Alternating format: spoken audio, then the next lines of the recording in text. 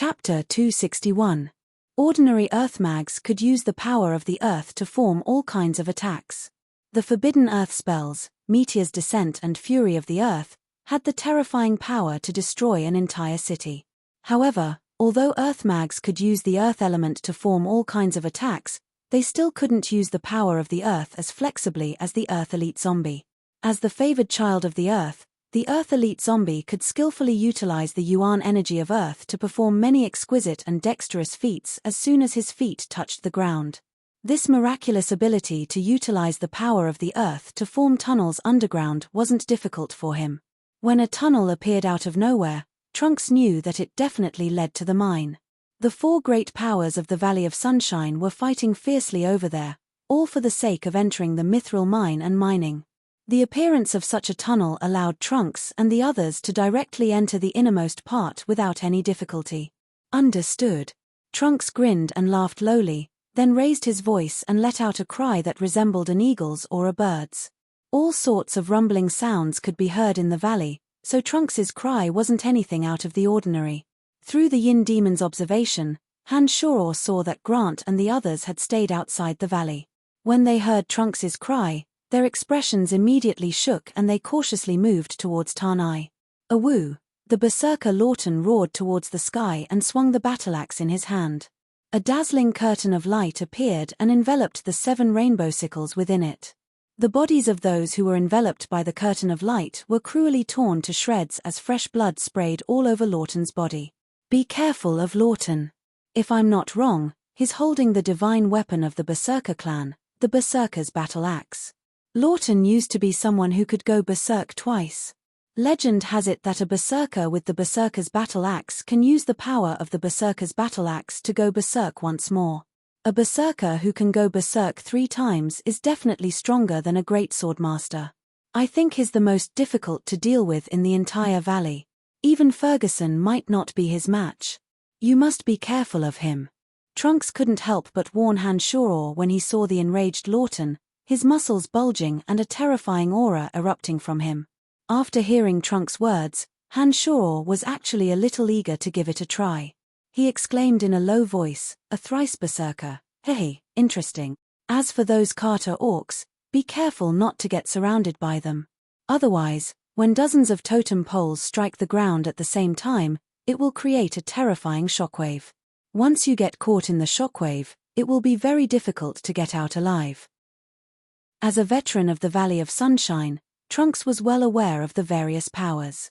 He couldn't help but remind Han Shoror when he saw that the Battle of Tanai Mountain had officially begun. "Don't worry, I know what I'm doing. Be careful when you go inside. I'll have the Earth Elite Zombie follow you all the way. Once your tracks are exposed, immediately leave through the tunnel. With the Earth Elite Zombie underground, your safety shouldn't be a problem." Han Shoror looked excitedly at the group of people fighting endlessly, a bloodthirsty impulse gradually rising from the bottom of his heart. He opened his mouth to speak to Trunks, then walked towards Tanai Mountain like a ghost. When the little skull that had been summoned by Han Shoror and the Earth Elite Zombie saw Han Shoror leave, it walked to the Earth Elite Zombie's side and patted his shoulder, then followed Han Shoror as usual. Gilbert didn't feel anything special when he saw this scene. After all, this wasn't the first time he'd seen these two creatures interact. However, someone like Trunks, who looked at things with common sense, cried out in surprise when he saw the little skull's strange actions. "Leader, what's wrong?" Grant and the others hurried over from outside as Trunks stared dumbly at the little skull's departing figure. Grant couldn't help but ask when he saw Trunks' strange expression. "No, nothing's wrong. Come down with me." Trunks shook his head with a wry smile and waved his hand at Grant, then jumped down into the tunnel. The Earth Elite Zombie was very intelligent. When it saw Trunks jump down, it walked into the depths of the darkness and helped Trunks lead the way. What's going on? Why is there a tunnel?" Grant couldn't help but turn pale with fright when he saw a dark, bottomless tunnel. "Don't ask so much, let's go." Gilbert shouted and followed Trunks into the tunnel. The group of mercenaries were all scratching their heads in confusion. After staring blankly for a while, they entered the tunnel one after another. When everyone had entered, the tunnel's exit magically closed, leaving no trace behind. At this moment, the valley was a complete mess. More than 100 elites from the 4 great powers of the Valley of Sunshine had suddenly started fighting. When Han Shoror, eager to make a move, approached the area, he discovered that the situation had taken an unimaginable turn, completely out of his expectations. Originally, because of the Earth Elite Zombie's sudden disturbance, the other 3 powers had charged towards the Rainbow Sickle Mercenary Band. Among them, the Cairo Mercenary Band had taken the lead, and Lawton was as valiant as a god of war, slaughtering the Rainbow Sickle Mercenary Band as if he was invincible. Even if the Cairo Mercenary Band had the advantage in numbers, if the House of Menlo and the Carter Orc tribe had attacked together, the Rainbow Sickle Mercenary Band would still be in trouble. However, the real situation wasn't like this. The House of Menlo and the Carter Orc tribe experts who had charged over with Lawton and the Cairo Mercenary Band suddenly changed sides when they approached the Rainbow Sickle Mercenary Band. Following Adam Monroe and Carter's roars, the experts from both sides had instead surrounded and killed the Cairo Mercenary Band. Waha, Lawton, oh Lawton, you can't imagine this, can you? The real target of today's battle is your Cairo Mercenary Band. It's rare for you to leave the Valley of Sunshine, so don't even think about going back, haha. Florida of the Rainbow Sickle Mercenary Band suddenly laughed wildly. His voice was loud and clear as he floated in the air, spreading to every corner of the valley. Times have changed, the Cairo Mercenary Band has been in charge of the Valley of Sunshine for too long. You should move your position no matter what. Adam Menlo, the patriarch of the House of Menlo, also spoke in a sinister voice as he flew towards Lawton on the back of his golden rock. The situation had suddenly taken an astonishing turn. It looked like the Cairo Mercenary Band, Adam Menlo, and the Orc tribe had long since come to a tacit understanding. The intense quarrel before was probably just a cover-up, and the 3 powers had secretly set their sights on Lawton's Cairo Mercenary Band. Those who had come with Lawton were the most elite berserkers of the Cairo Mercenary Band. Of the 50 or so people, 20 had the strength of a single berserk state, while 4, including Harris, had the strength of a second berserk state. Add to that the 4 archmages and 3 sword masters that the Cairo Mercenary Band had recruited over the years, most of the strongest people in the Cairo Mercenary Band had arrived. However, when faced with the sudden defection of the House of Menlo and the Orc tribe, the 6 berserkers who had entered the berserk state were instantly killed by the experts of the 2 powers behind them. On Florida's side, his grandfather, Ferguson, had already descended from the sky and was coldly observing Tanai's changes. He didn't join in the attack against Lawton. Aoo! Lawton roared wildly as the berserker's battle axe in his hand struck out in a disorderly manner. An enormous aura spread in all directions as the berserker's battle axe set off layers of light. Everyone who was enveloped by the light was crushed to pieces. Charge out with me! Lawton's roar resounded through the entire valley. He'd originally been charging towards the Rainbow Sickle Mercenary Band, but he suddenly changed directions and led the charge towards the House of Menlo. Adam Menlo, who was riding on the back of the golden-winged rock, swung the golden spear in his hand. The sharp aura of the sword caused the air to crackle. The super-rank golden-winged rock flapped its wings, forming tornadoes that surged into the midst of the Cairo Mercenary Band. A fire archmage from the House of Menlo released 3 fire serpents that were 5 meters long in a vivid and lifelike manner. The fire serpents danced wildly as they spread out. One of them rushed towards Lawton, while the other 2 slithered towards the Cairo Mercenary Band from the sides. The tender green vegetation on the rock walls rapidly melted wherever they passed. Adam, you old fart, if you want to die, then I'll send you on your way today. Lawton roared angrily as his body flew high into the air. The berserker's battle axe in his hand raised a curtain of light, and the fiery serpents turned into sparks before they could even approach his body. Silver light shot out from the berserker's battle axe like a waterfall flowing against the current, shooting towards Adam Menlo on the back of the golden-winged rock. Clang! Adam Menlo's golden spear accurately collided with the berserker's battle axe. Lawton used the momentum of his flying body to block the attack and fell powerlessly into the middle of the House of Menlo. Adam Menlo grunted and hurriedly urged the golden-winged rock to fly higher, seeming to be a bit afraid of the frenzied Lawton. Lawton roared angrily as he once again made his move. Landing in the middle of the House of Menlo actually made things easier for him. The Archmage who had released the fire spell Dancing Serpents of Fire didn't even have time to react before he was cleaved in half by the axe, fresh blood and innards splattering all over the ground. As soon as Lawton landed in the middle of the House of Menlo's troops, his berserk energy seemed to have found an outlet, causing several people to die a horrible death in an instant. However, the experts of the House of Menlo who had reacted all aimed their broadswords, spears, and crossbows at Lawton. Before Lawton could cause any more damage, all sorts of attacks swarmed towards him. Clang, clang, clang. Lawton fiercely waved the berserker's battle axe in his hand, blocking most of the attacks. However, a few arrows still pierced through his defense and landed on his back and shoulders. A spear appeared from a strange angle and cut a long and thin wound under his armpit, causing fresh blood to spurt out. However, Lawton, who'd entered the berserk state, didn't seem to know pain at all. His physical defense was also astonishingly frightening. The arrows and spears seemed to be extremely fast and ferocious. If an ordinary person were to take a hit, their body would probably be pierced through. However, Lawton only had his skin broken. Whether it was the arrows or the spears, they only pierced a fingertip deep into his flesh. As long as we kill Lawton, I, Florida, swear to withdraw from the struggle for the Mithril mine. Don't let him leave this place alive. Florida floated over from the other side, the exquisite magic staff in his hand constantly flashing with light. Rays of sword light slashed and shockwaves shot towards the Cairo mercenary band. Awoo! The orc chief, Carter, roared as he led a group of orcs who had been blessed with various shaman incantations and charged into the Cairo mercenary band from the side.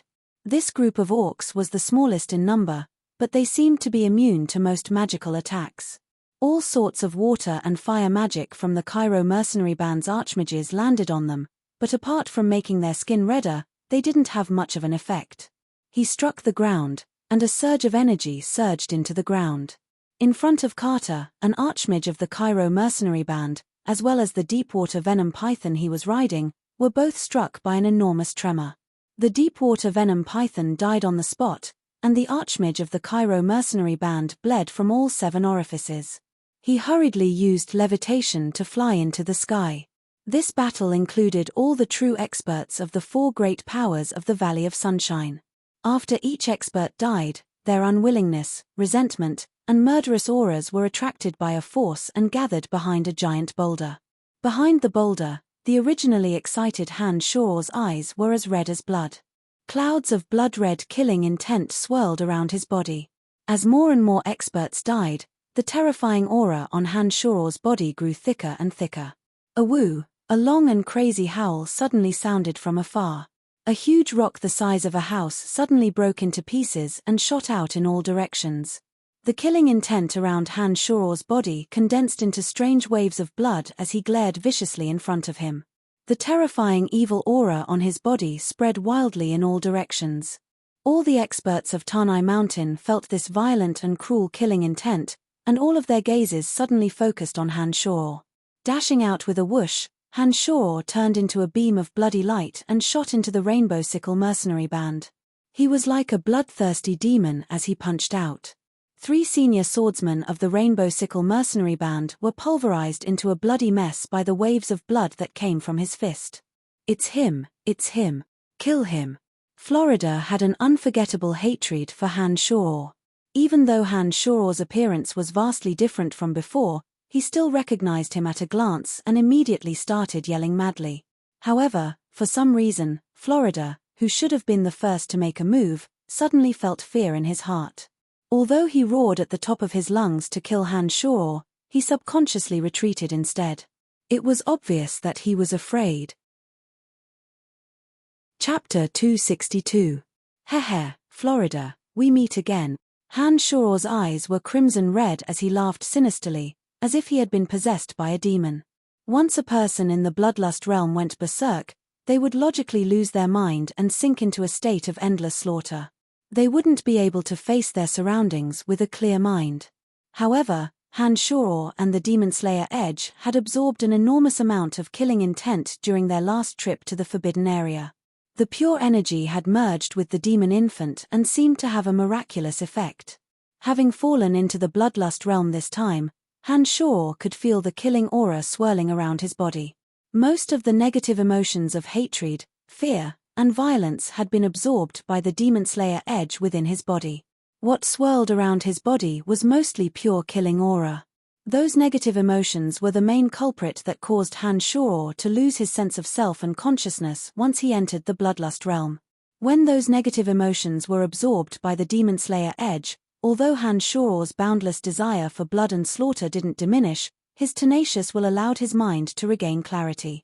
It wasn't like when he was in the forbidden area, where he almost killed Gilbert without distinguishing between friend and foe. You can't escape. You must die today. Kill him for me. Florida retreated far away until he thought he was in a safe place before saying hatefully, "You didn't die." On Florida's side, Grand Magus Ferguson of the Church of Light looked at Han Shao in shock and yelled, "You haven't died yet, how could I be that fast?" Heh. Han Shao threw his head back and cackled strangely. He was like an eagle spreading its wings and soaring high. A thick stench of blood spread from his body, forming an area filled with a bloody mist with him as the center. A terrifying and ruthless aura exploded from that area. The energy of the experts who had just died and hadn't disappeared were all drawn and gathered by the bloody mist. Han Shao's aura grew stronger and stronger, like a red cloud of fire, enveloping the light Grand Magus Ferguson. What magic is this? Even with Ferguson's insight, he still couldn't understand Han Shao's method of attack. However, he could instinctively feel the danger. The magic staff in his hand flashed brilliantly as the light magic illuminate was released. He, like Florida, hastily dodged backwards. When the light magic illuminate was released, it was as if a scorching sun had appeared out of nowhere in the sky. A large ball of blinding light surged towards Han Shao with a pure and holy power. It was a pity that universal illumination, which had the ability to dispel evil, had no effect at all on the strange noises caused by Han Shao's magical yuan. Han Shao's presence grew stronger and stronger as the people below died tragically. A large patch of bloody mist covered the area, and the 7 or 8 rainbow sickle mercenaries below suddenly felt an evil energy surge into their bodies. They all cried out in pain as their bodies swelled and exploded. Just who are you? You're even more evil than the Calamity Church. I won't let you go. The 7 or 8 rainbow sickle mercenaries didn't have any resistance at all as their bodies exploded in an instant. This made Ferguson furious as he pointed at Han Shao and roared, "Old fart, I reminded you last time, but you didn't listen." Although Han Shao's mind had returned to normal in the bloodlust realm, he still couldn't suppress his desire to kill. He commanded the demonic cloud to envelop the rainbow sickle mercenary band with a cruel voice. A banner of blood fluttered in the air as the thick, murderous aura around Han Shao's body surged into it. The banner released a thick mist of blood that was entwined with the image of 100 evil spirits bearing their fangs and brandishing their claws. The Bloodseether was a demonic treasure that Han Shao had refined in 3 months of closed-door cultivation. It was specifically used in the bloodlust realm. The Bloodseether contained the existence of Han Shao's life essence and could transform the murderous aura on Han Shao's body into a mist of blood that would cause one's blood to burn and explode. Now that it had been released by Han Shao, it immediately displayed its wondrous effects through the transformation of the murderous aura. As the number of people dying around them increased, the terrifying aura around Han Shao's body grew stronger and stronger. Those who were enveloped by the bloody mist couldn't control the boiling of their blood, and all of them died a horrible death. Use wind magic to blow away the blood mist. Hurry.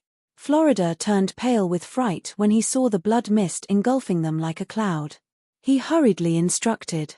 The wind mags on the other side immediately released hurricanes and tornadoes as soon as he'd finished speaking. The fierce wind whistled through the air, wreaking havoc in everything like knives. The bloody mist formed by the Bloodseether was indeed blown away by a dozen small tornadoes and couldn't be condensed as freely as before. No demonic treasure was perfect. Han Shao wasn't surprised that the blood mist on the Bloodlust banner would be blown away by wind magic, nor was he discouraged in the slightest. While Florida was shouting and the remaining experts of the Rainbow Sickle mercenary band were attacking together, Han Shoror's body flew backwards and quickly landed in the air above Lawton's head. Lawton, I'll help you break out of the encirclement. That cursed shop belongs to me.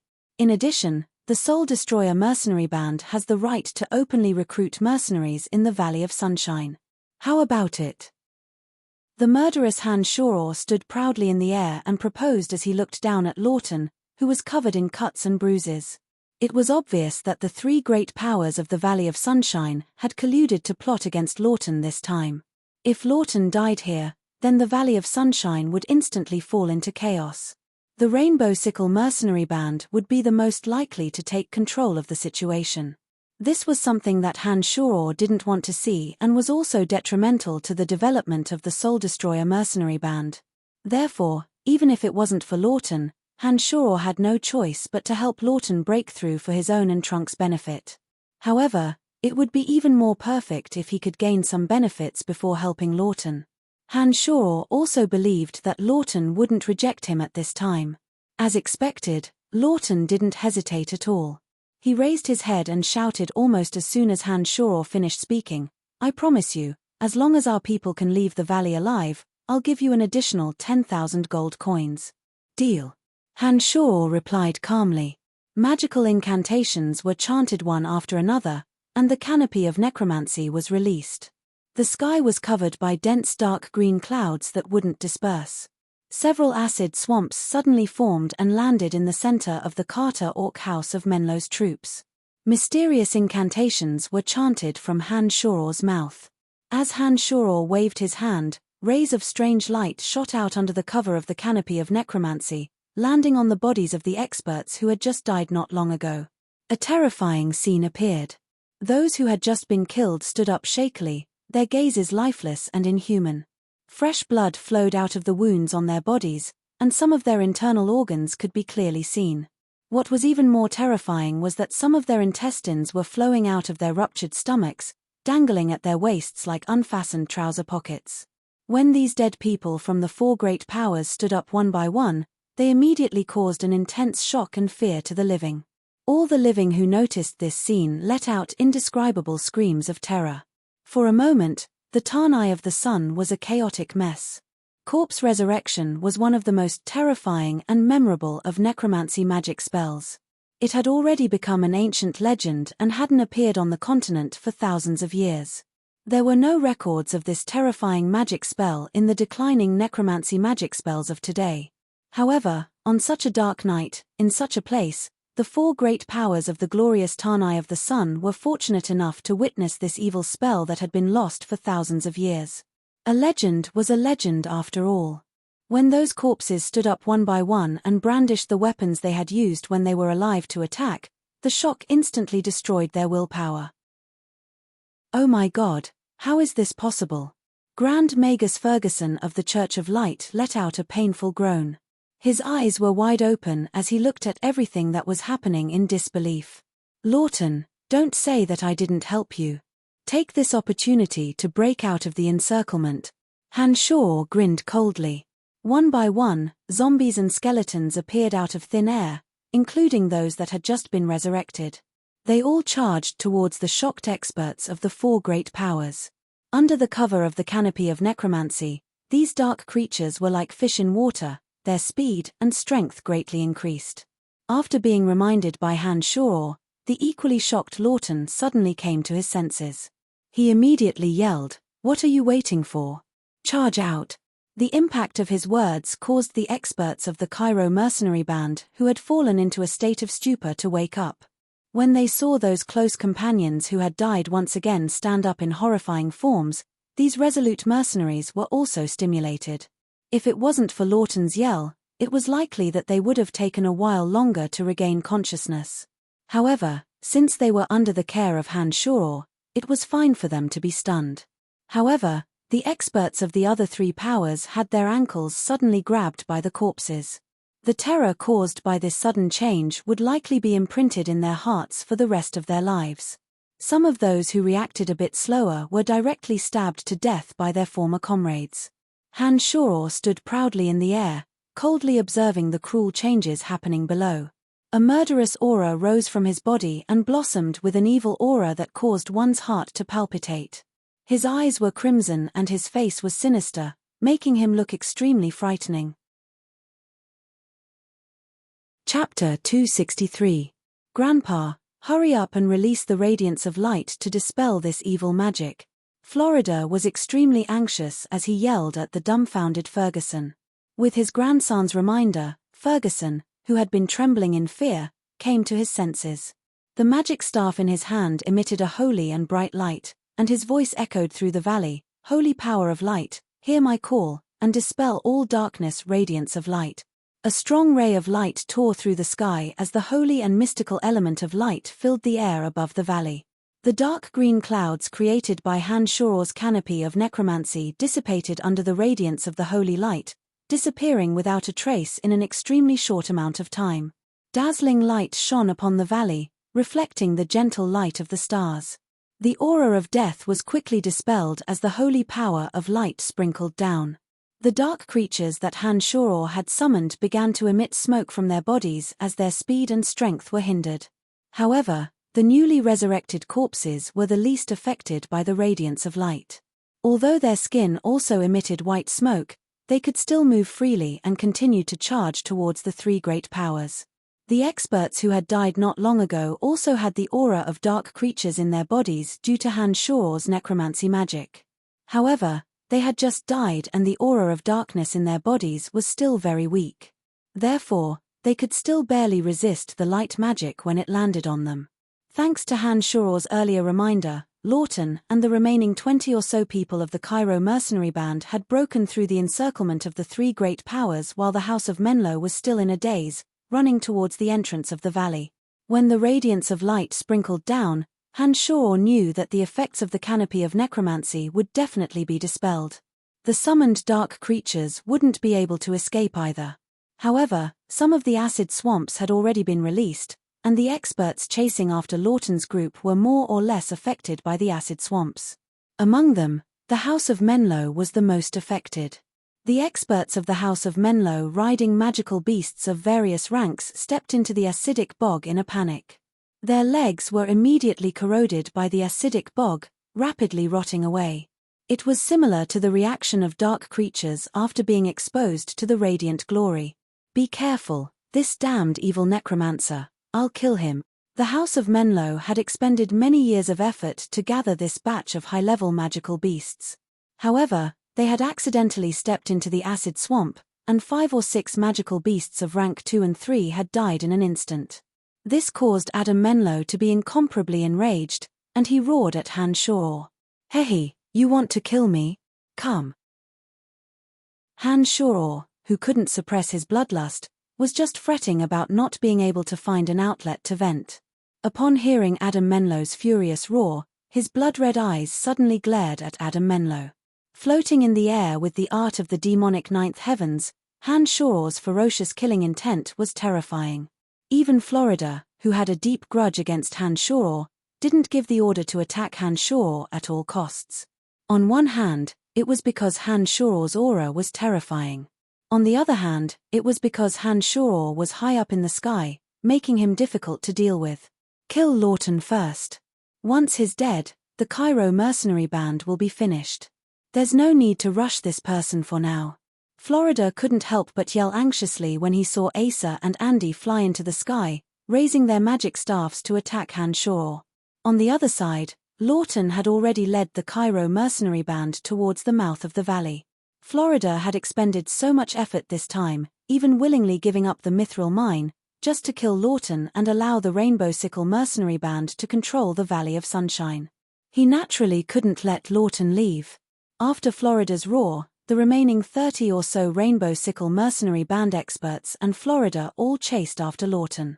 Andy, who had flown into the sky with Asa to deal with Han Shoror, looked at Han Shoror standing proudly in the sky and finally turned to chase after Lawton with Florida. However, Asa, whose arm had been severed by Han Shoror with the Demon Slayer edge, didn't listen to Florida's orders. He continued to stare fiercely at Han Shoror and flew towards Han Shoror with the patriarch of the House of Menlo, Adam Menlo. Behind Asa was Grand Magus Ferguson, who had released the radiance of light. He was also hovering in the air like a willow leaf as he floated over. Shoot! Adam Menlo rode on the golden rock and wielded a dazzling golden spear as he aggressively charged towards Han Shoror. At the same time, he ordered the experts below him. The experts of the House of Menlo had been killed by Lawton's berserker axe and Han Shoror's necromancy magic. There were only 30 or so people left. Under Adam Menlo's orders, bolts of crossbow bolts and spinning axes shot towards Han Shoror, who was standing high in the sky. The 3 yin demons enveloped the entire scene, and Han Shoror could clearly see any abnormality. When the experts of the House of Menlo flew into the sky, a trace of a disdainful smile appeared on Han Shoror's lips. He only looked down with a cold smile and didn't take any action.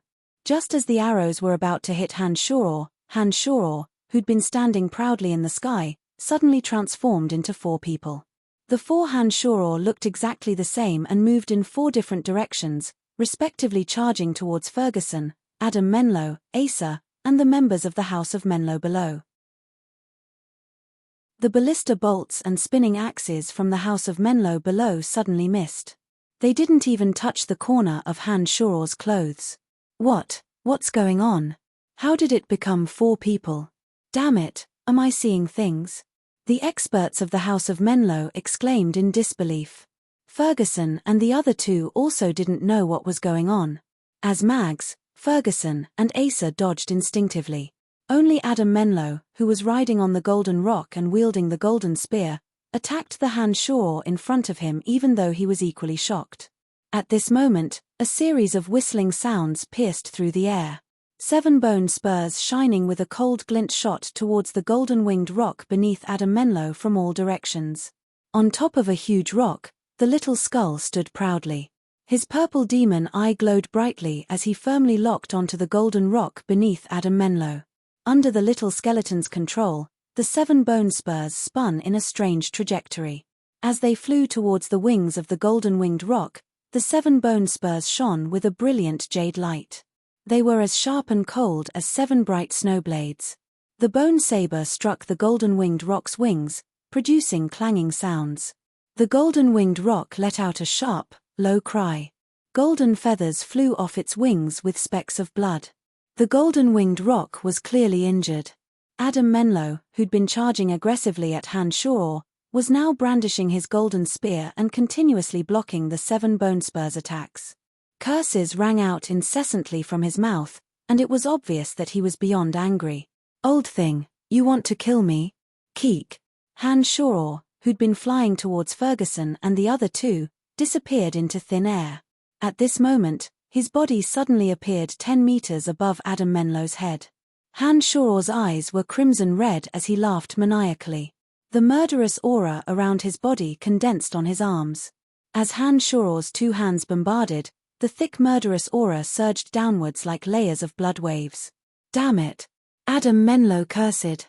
The golden spear that had been blocking the 7 bone spurs had no choice but to immediately lift up. He exerted his Sky Knight's fighting aura to the limit, forming a silver light screen to block the invasion of the blood waves. However, the blood waves formed by the murderous aura contained a terrifying power. The thick murderous aura covered the sky and covered the earth. It was as heavy as a mountain pressing down. The light screen formed by the condensed fighting aura was only able to resist for the time of 2 breaths before it was suddenly broken by the blood waves. With a loud rumble, the blood waves poured down like the waters of the Milky Way, violently shooting towards the body of the golden-winged rock that was tightly wrapped around Adam Menlo. The 10-meter-tall golden-winged rock was directly smashed into the ground from the sky, causing the earth to shake and the mountains to shake. When the experts of the House of Menlo below saw that their patriarch and the golden-winged rock had been forcibly struck down from the sky by Han Shoror, they were all extremely frightened. They gave up on chasing Lawton and instead swarmed towards the area, immediately surrounding the blooded golden-winged rock as soon as they arrived. Seeing that the experts of the House of Menlo had already surrounded Adam Menlo and the golden-winged rock, Han Shoror, who was frozen in the air, didn't make a move against Adam Menlo, who was trapped by the golden-winged rock. The terrifying aura on his body and his crimson eyes returned to normal. Han Shoror's true strength was enough to face a Sky Knight or Great Swordmaster head-on. If Little Skull was added to the mix, then he would have a better chance. However, the reason why he'd been able to happily strike down Adam Menlo and the Golden-Winged Rock was because he'd borrowed Tarnai's murderous aura.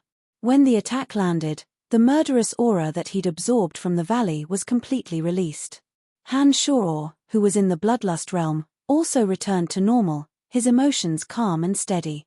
After the 3 Yin demons concealed themselves, they once again turned into bright lights that observed the surroundings, reflecting the entire valley into their hearts. Chapter 264. This person, just who is he? This is too terrifying. Even the head of the House of Menlo has been taken down, including the super-rank magical creature, the Golden Rock. How terrifying. Just what martial technique is he using? Why can't I see it at all? He must have the strength of a sacred sword master, otherwise it's impossible for him to be so strong. On the outskirts of the valley, a few of the smaller powers of the Valley of Sunshine who were hiding trembled as they watched the chaotic battle, all of them exclaiming in low voices. Awu, Chief Lawton of the Cairo mercenary band, stayed behind alone after charging out of the encirclement. Following a series of roars, the berserker's battle axe in his hand flickered with a silver light under the moonlight. Lawton's exposed muscles shone with a silver luster as his eyebrows and thick chest hair turned from black to silver. Cracking sounds rang out from his 2-meter-tall body as if his bones had been stretched, causing him to grow from 2 meters to 2.5 meters tall. He had originally been holding the berserker's battle axe with one hand, but now he gripped it tightly with both hands. An enormous aura radiated from the berserker's battle axe, accompanied by Lawton's roars as he fiercely chopped down at the pursuing Rainbow Sickle mercenary band. The glaring silver light shot forward, causing the ground to crackle wherever it passed. The Rainbow Sickle mercenaries at the very front weren't able to defend against the silver light's assault at all. Their bodies were sliced cleanly by the silver light as it passed through them. The silver light was extremely fast as it continued unimpeded towards Florida and the others after slicing through several mercenaries. The shocked Florida flew into the sky in a panic, cold sweat beading on his forehead. A berserker going berserk 3 times. Oh my God, Lawton is too crazy. He should be holding the divine weapon of the Berserker clan, the Berserker's battle axe. No wonder, it looks like Lawton's strength has increased. What a terrifying fellow. Nonsense, how could he wield power in the Valley of Sunshine if he wasn't strong enough? Those who were hiding in the shadows couldn't help but exclaim when they saw Lawton go berserk again, reaching the legendary level of 3 berserk transformations that very few berserkers could achieve. Shoot him. Arrows, battle axes, and spears all shot towards Lawton's body under Florida's command. Several bolts of lightning as thick as an arm shot towards Lawton from the sky. Fire snakes danced wildly, ice arrows whizzed, and spikes shot out from the ground, all converging towards Lawton. A concentrated barrage of attacks descended, scorching the area. The ground cracked, the plants burned, and the arrows and spears were scattered all over the ground. The dust slowly scattered after the wind blades passed, but Lawton still stood proudly with the berserker's battle axe in his hand. The thrice berserk Lawton didn't seem to fear pain. Although his body was charred black with many cracks, he didn't suffer any serious injuries. He was still able to stand stably in the face of the magical attacks of so many experts, including several archmages. Such strength was terrifying to the extreme. Aoo! Lawton howled at the moon. He actually still had the strength to charge towards the Rainbow Sickle mercenary band and the Carter Orcs after the barrage of attacks. He's a strong man, a berserk warrior who has gone berserk 3 times. His body is actually immune to most magic and physical attack. Han Shoror, who was standing in the air, couldn't help but exclaim in admiration as he watched Lawton's actions in amazement. The berserker's battle axe radiated silver light in all directions as Lawton threw it out. The berserker's battle axe twirled in the air, and the archers who were shooting arrows in the back were immediately sent flying into the air. The berserker's battle axe spun in a strange circle and flew back into Lawton's hands. It actually contained a bit of the essence of the law of magic control. However, the berserker's battle axe couldn't spin for long and it fell back into his hands after flying in a circle. It wasn't like the Demon Slayer Edge that could follow his will and keep circling in the air. With a low chuckle, Hanshoro suddenly shot out the Demon Slayer edge while everyone's attention was on Lawton. A streak of purple light shot out and whistled towards Thunder Archmage Asa. Asa hated Hanshoro the most, but because Hanshoro had split into 4, he had no choice but to stay far away to avoid being killed by Hanshoro. Attracted by Lawton's howl, he turned his head to look at Lawton, but didn't expect that Hanshoro's attack would arrive. He was scared out of his wits. Last time, I cut off your right hand. This time, I'll cut off the head on your neck. Hanshoro laughed sinisterly as he charged towards Asa. At this time, the Rainbow Sickle mercenary band and the Carter Orc tribe were using all their strength to deal with the thrice berserk Lawton. The experts of the House of Menlo were firmly protecting the patriarch, Adam Menlo. Only Light Grand Magus Ferguson was nearby. As Asa dodged in fear, Ferguson suddenly turned around and chanted a radiant protection spell. A ball of sparkling white light tightly wrapped around Asa. Seeing that his entire body was protected by the radiant protection spell, Asa suddenly let out a sigh of relief. Just as he was about to release another bolt of lightning to protect himself, he suddenly cried out, "Mr. Ferguson, be careful." The Demon Slayer edge that had been shooting towards Asa suddenly changed direction when it reached him, rapidly stabbing towards Ferguson, who had just released the radiant protection spell. At the same time, Hanshoro also changed direction, coldly staring at Ferguson as he flew, not even sparing Asa a glance. Ferguson suddenly realized that Hanshoro's attack on Asa was just a pretense to get him to help. He finally understood that Hanshoro's true target wasn't Asa at all. He had been scheming against him from start to finish. After Ferguson understood this fact, a layer of deep fear suddenly enveloped his heart. He hastily chanted the radiant protection spell, tightly wrapping his entire body. Clang clang clang. The Demon Slayer edge bombarded Ferguson's body, emitting a pleasant metallic sound. Layers of cracks appeared on the radiant protection. Ferguson hastily mobilized his mental strength to fuse with the element of light, doing his utmost to repair the cracks on the radiant protection. Heh, old fart, I already warned you when you chased me last time, but you still attacked and almost killed me in the river. You didn't think that this day would come, did you? You just released a radiant glory spell that consumed mental strength, so your mental strength is already exhausted. Let's see how long you can last with the next 2 radiant protection spells. Hanshoro approached like a ghost, the Demon Slayer edge sinking into Hanshoro's body. Hanshoro frantically circulated his demonic yuan and condensed it into 2 fists. Hanshoro laughed in a low voice as he unceremoniously swung his iron fists, fiercely pounding on the radiant protection ball of light. The violent bombardment was as loud as the beating of a drum. The protection of light rapidly cracked under the bombardment. The Light Grand Magus of the Church of Light, Ferguson, almost had the urge to vomit blood. He had never felt such a lack of the element of light as he did at this moment. He had overdrawn his mental strength to condense it. A deep fear was branded into Ferguson's heart as Hanshoro's fists bombarded him. Only now did Ferguson realize how sinister Hanshoro's schemes were. He finally understood why Hanshoro still needed to release the canopy of necromancy to summon so many dark creatures even with him, a Light Grand Magus. It turned out that Hanshoro had schemed against him from the very beginning and treated him as his true target. All of this was because he had joined forces with Maxine to attack by the river last time. Hanshoro had expended a great deal of mental strength to release the Radiant Glory spell, then feigned an attack on Asa so that he could once again use the Radiant Protection spell that consumed a great deal of mental strength. Only then did Hanshoro truly close in on Asa.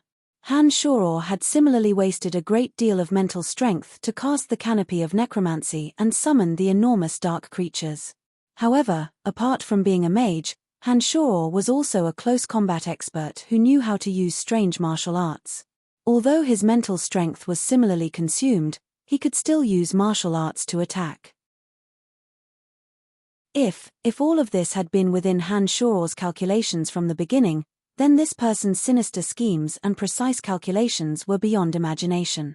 Ferguson had never been as afraid of a person as he was at this moment. You still dare to chase me? Damn it. Who the hell do you think you are? You can decide my life and death, you old fart. You only know how to protect your own. I'll make it so that you won't be able to chase me in the future." As he cursed, Han-Shor bombarded the radiant protection spell. Under the double blows to his soul and body, Ferguson finally couldn't take it anymore. A large mouthful of blood sprayed from his mouth onto the radiant protection spell. The sparkling white radiant protection was dyed red with blood, and the cracks grew larger and larger. "Florida, what the hell are you still chasing for? Your grandpa is about to be beaten to death." On the other side, Asa continuously chanted lightning spells to bombard Han-Shor, but Han-Shor kept changing his position to avoid them. Fist after fist bombarded the radiant protection spell without pause. Seeing that Ferguson was already vomiting blood, Asa finally couldn't help but curse loudly. A thrice berserker couldn't maintain his berserk state for too long. Lawton had already turned to escape. On the other side, Florida was about to give chase with all his might when he heard Asa's curses. He couldn't help but look back in panic when he heard Asa's curses. "Goodbye, old fart." Under Florida's gaze, Han-Shor smirked and smashed his fist onto the cracked radiant protection. The radiant protection had long since been overwhelmed and shattered in a ball of purple light. A blood-stained Ferguson suddenly appeared and powerlessly fell to the ground. He was obviously dead. Keek, cackling crazily, Han-Shor flew higher and higher, swaggering away under Florida's murderous gaze. Chapter 265. Han-Shor left the valley and immediately hid in a pile of thick bushes, using his consciousness to contact the Earth Elite Zombie's little skull. Whoosh whoosh whoosh. A thin white light flickered in and out of existence under the illumination of the moonlight. It sped through the mountain valley like the wind and quickly landed next to Han-Shor. It was the little skeleton wielding the bone dagger. The little skeleton's 7 bone spurs returned to its back as it carried the bone dagger leisurely, like a child playing in a garden. It didn't take the chaotic battle in the valley seriously at all. It was obvious that it was at ease. As Han-Shor's consciousness connected, Han-Shor felt the Earth Elite Zombie swim towards his feet from the depths of the valley. 10 seconds later, the earth beneath Han-Shor's feet loosened and the silly Earth Elite Zombie drilled out. "Where are they?" Han-Shor hurriedly asked when he saw the Earth Elite Zombie come over. The Earth Elite Zombie was stunned and thought for a while rubbing his head. He once again dove into the ground and moved towards Tanai. However, the Earth Elite Zombie's speed was a bit slower this time. Han-Shor focused his eyes and noticed that the Earth Elite Zombie had just drilled out of the ground, had split open a tunnel wide enough for one person to pass through. It looked like the Earth Elite Zombie had immediately dropped everything and tunneled into the ground after being summoned by Han-Shor. He obviously didn't care about the safety of Trunks and the others. After listening to Han-Shor's question, the Earth Elite Zombie finally realized that he was the one leading the way. Therefore, he began to use his talent to dig another tunnel on the way back and forth. The Earth Elite Zombie could freely swim in the depths of the earth, but the others didn't have this miraculous talent. Therefore, a tunnel leading to this place was necessary. When the Earth Elite Zombie used his advantage as a favored child of the Earth to start digging a tunnel to the valley, his speed obviously wasn't as fast as traversing the Earth alone. The 3 Yin demons were in the distance. One of them was following the leader of the Cairo mercenary band, Lawton. Lawton's body had returned to its second berserk state, and he was leading a group of Cairo mercenary band experts in fleeing towards the Valley of Sunshine. After the fierce battle in the valley, the Cairo mercenary band had suffered great losses. 10 of their experts had been killed, which made Lawton furious to the extreme.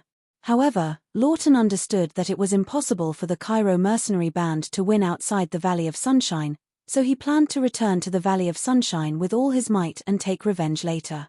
The other Yin demon was still in the mountain valley. Due to the light Grand Magus Ferguson being beaten to death by Han-Shor, Florida had received a great deal of shock. He was currently hugging Ferguson's corpse and bawling his eyes out, completely forgetting to continue leading his men in pursuit of Lawton. Ferguson had doted on his grandson the most and had paved a bright path for his growth. It was because of Ferguson's identity in the Church of Light that Florida had the confidence to compete with Lawton for the position of ruler of the Valley of Sunshine. However, This grandfather who had protected and educated him since he was young had suddenly been beaten to death by Han Shoror. It was hard to say if he would still be able to borrow the power of the Church of Light in the future. To Florida, his grandfather's death was something he couldn't bear emotionally on one hand, but it was also related to his own practical benefits on the other. With the two working together, this ruthless and scheming Rainbow Sickle mercenary band leader couldn't help but sob bitterly. Not far from Florida, a group of people from the House of Menlo had heavily surrounded the wounded patriarch Adam Menlo. Under Han Shoror's shocking attack, Adam Menlo had first used all his fighting aura to defend himself, but was then firmly wrapped up by the golden-winged rock and managed to escape death. However, although he had escaped death, his companion of dozens of years, the golden-winged rock, wasn't so lucky. The golden-winged rock had almost been turned bald by the little skull's bone knife. More than half of the golden feathers on its wings had been severed. When facing Han Shoror's shocking attack, the golden-winged rock had instinctively protected Adam Menlo. His enormous body had suffered a heavy blow and his injuries were extremely serious. At this moment, Adam Menlo's mood was extremely dispirited and also extremely angry. Trembling, he touched the bald and blood-stained wings of the golden-winged rock and roared furiously, "I want to kill him, I must kill him." The small powers that had been hiding around Tarnai had seen the shocking changes that had happened to Tarnai. Han Shoror's violent actions tonight had already been branded into their minds, causing the name of the Soul Destroyer mercenary band to resound. Because of Han Shoror's actions tonight, it was clear that he had an extremely close relationship with the Soul Destroyer mercenary band. No one dared to underestimate the strength of the Soul Destroyer mercenary band. Han Shoror used the 3 yin demons to observe the surroundings. After a while, the Earth Elite Zombie once again leapt out of the ground. This time, the Earth Elite Zombie tugged on Han Shoror's sleeve and pointed at the underground tunnel, looking as if he was waiting for a commendation. Patting the Earth Elite Zombie's shoulder, Han Shoror smiled and said, "Well done, you did the right thing this time." "What did you do the right thing?" Trunks followed up and jumped out of the tunnel, chuckling as he asked.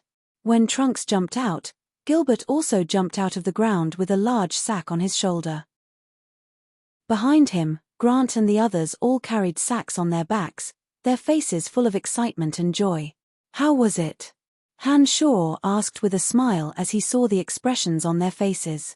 He knew that they must have had some gains. It was very difficult to enter inside. Some of the sharp rocks were as sharp as knives. If it wasn't for your help, I'm afraid we wouldn't have been able to enter at all. We killed a few people from the Rainbow Sickle mercenary band in passing and robbed them of the ores they were mining. We dug up some more and brought it all up here. Trunks seemed to be in an extremely good mood as he chuckled and explained. It looks like the Rainbow Sickle mercenary band has indeed started to take action with their geographical advantage. Florida actually dared to say that he would kill Lawton and that the Rainbow Sickle mercenary band had given up on the Mithril mine. How shameless. Oh, right. How big is this mine and how much has been mined?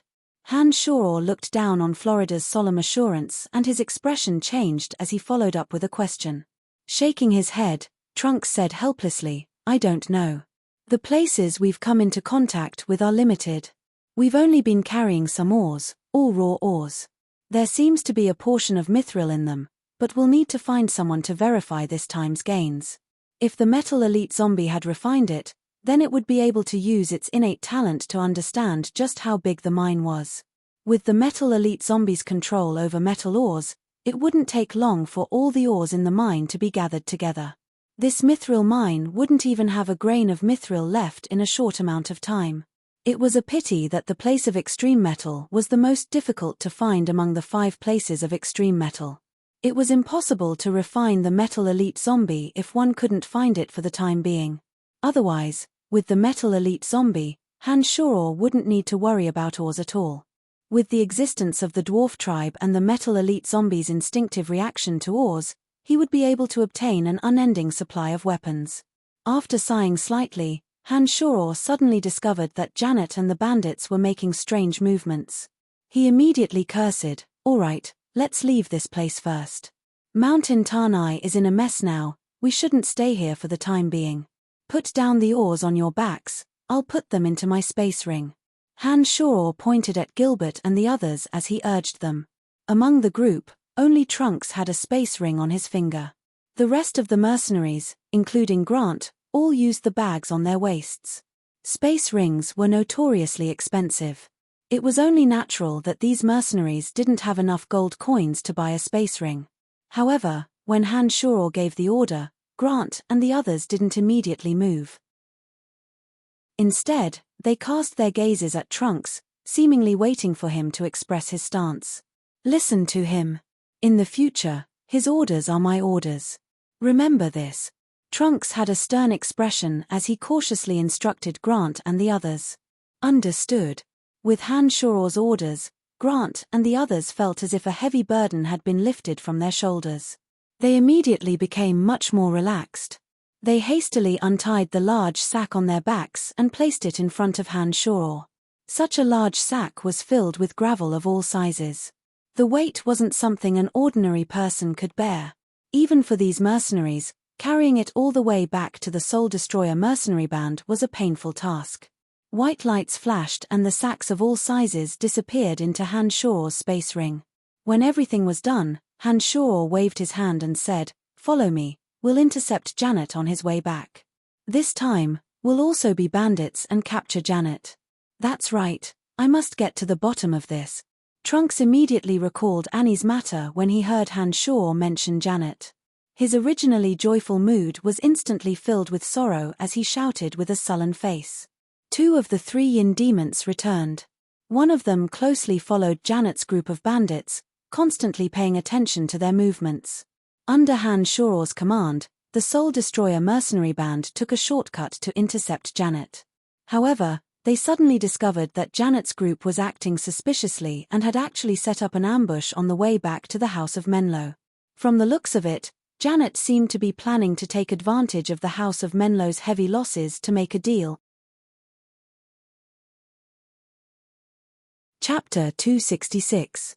When Janet's group of bandits had concealed themselves and planned to strike the House of Menlo while they were down, she didn't know that she herself had become someone else's prey. Adam Menlo was injured, and the golden-winged rock had transformed into a golden-haired middle-aged man with cuts all over his skin. Under the protection of the House of Menlo elites, he gradually retreated in the direction of the House of Menlo. Arriving at a place covered with lush shrubs and several towering trees, Janet's group, who had long since been lying in ambush, immediately charged out with a battle cry. The old man beside Janet released a wind support spell, Acceleration, which landed on the bandits' bodies. The valiant bandits flew towards the House of Menlo, brandishing their weapons and starting to attack. This was out of Han Shoror's expectations. He'd originally thought that Janet was lying in ambush to seize the opportunity to plunder. He hadn't thought that Janet would immediately give the order to kill the House of Menlo when she saw them appear. It looked like her goal this time wasn't to plunder. "Adam, you old thing, you deserve your bad luck. You actually dared to plot against me, you must be tired of living." Janet didn't make a move. She shouted in high spirits, her pretty face filled with pride and excitement. "Kill them and the House of Menlo will be finished. Let's see if they still dare to cause trouble for us." The bandits shouted loudly as they brandished their weapons and attacked fiercely. The experts of the House of Menlo, who had already suffered heavy losses, were chased into a sorry state. In this trip to the valley, the major powers didn't send out too many people, perhaps because they had a mutual understanding. The House of Menlo originally had a few dozen experts, but after being killed by Lawton's berserk transformation and the ambush of the corpse resurrected by Han Shoror, there were only a dozen or so members left.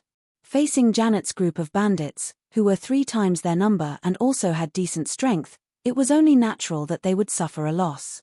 "Protect my father. Our people are nearby. As long as we return to our territory, these damned bandits won't be able to leave alive," a skinny, brown-haired mage shouted as he waved the magic staff in his hand. Sharp spikes suddenly shot out from the ground where Janet and the other bandits were charging. These bandits, who had been buffed by the wind support spell Acceleration, were extremely fast. They didn't care about the changes under their feet at all and were hit one after another. Some of their ankles were directly pierced through. "Damn it, shoot them to death." Janet roared and ordered the archers behind her. Swish. Swish! The sound of arrows piercing through the air rang out as streaks of silvery arrows fell upon the house of Menlo, immediately causing chaos amongst them. Even the Earth Mage who had cast the Earth Spike was affected by the rain of arrows and had no choice but to cast an earth wall for defense. Han Shoror could clearly see the battle between Janet and the House of Menlo through the Yin Demon. At this time, Han Shoror and the others were hiding in the shadows tens of meters away, carefully listening to the intense battle and waiting for Han Shoror's orders. Let them fight amongst themselves.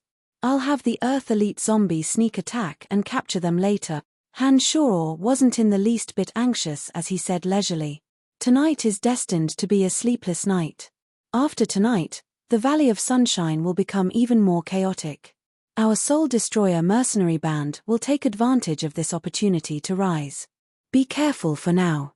After my violent actions tonight, I think the Rainbow Sickle mercenary band and the House of Menlo will deal with us first without a care in the world.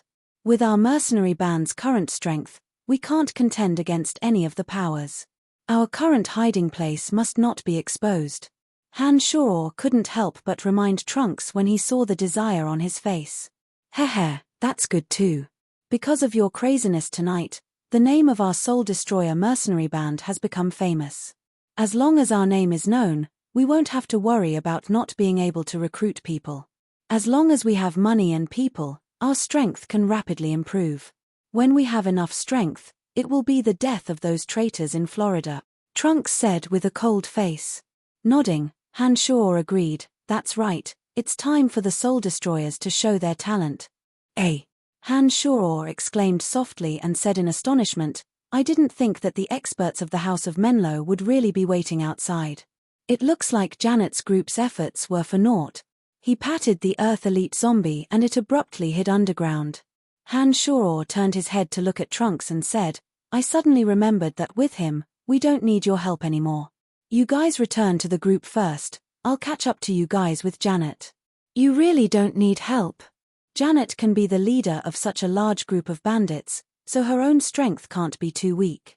Plus, there's a group of bandits surrounding her. Are you sure you can succeed? Trunks asked in astonishment. Don't worry, there won't be any problems. Han Shoror smiled confidently and gave the order to return with Gilbert and Little Skull. He and the Earth Elite Zombie hid in Janet's direction. This night was destined to be chaotic. The experts of the four great powers of the Valley of Sunshine had tacitly entered the valley, but they had all set up an ambush outside the valley. As the four great powers had all suffered losses in their campaigns against each other, the smaller powers that originally didn't dare to act rashly had long since harbored resentment after being suppressed by the four great powers. Add to that the fatal temptation of the Mithril mine, no one could predict if they would do something crazy. Even though Trunks and the others were very familiar with the terrain of the Valley of Sunshine, Han Shoror was still worried that they would be in danger on the way.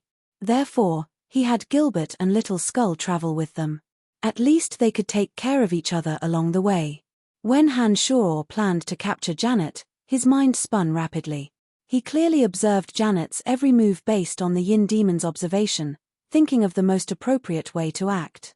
Quick, chase after them and get rid of them. If we miss this chance, there won't be another one. Janet wielded a huge mace, her petite body as fast as lightning as she chased after the fleeing clansmen of the House of Menlo.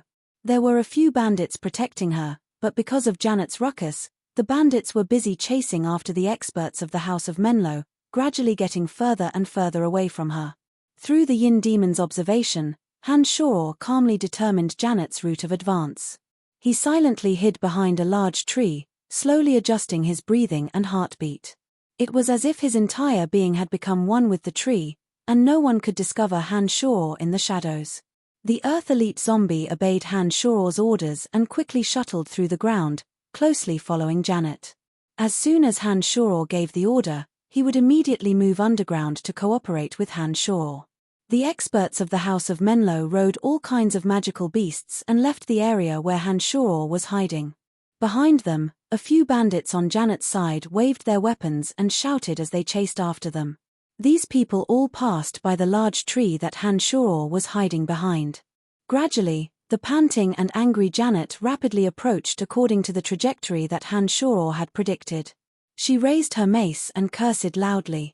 Vulgar words and vulgarities rang out incessantly, without the restraint that a girl should have. Suddenly, Han-Shoror, who had been hiding all this time, suddenly leaped out like a ghost. He was like a shadow in the darkness, instantly entering Janet's line of sight. Janet, who was cursing incessantly, saw a black shadow suddenly appear from the darkness. She immediately waved her mace in horror and smashed it over. The mace flew over at high speed with a strange whistling sound. Its momentum was extremely shocking. Clang! The sound of metal clashing rang out as an enormous force flowed through the mace and into Janet's body. It was as terrifying as a flash flood. This caused Janet, who was flying at high speed, to uncontrollably stagger backwards. "It's you."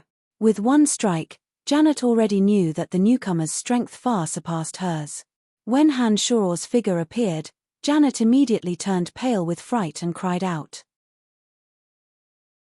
Seeing that the newcomer was Han-Shoror, Janet, who had just seen Han-Shoror's strength while hiding in the darkness, knew that her strength was inferior to Han-Shoror's. She didn't even think about it and hurriedly retreated. She opened her mouth and yelled, "Men, take him down." As Janet retreated, she didn't know that the Earth Elite zombie had already set up an ambush. A pair of arms suddenly stretched out from the ground and accurately grabbed onto Janet's retreating ankles, preventing her from evading. Janet was scared out of her wits, frightened by this sudden turn of events. She trembled and screamed, "Help, what's holding on to me?" "It's too late." With a light shout, Han-Shoror had already arrived in front of Janet.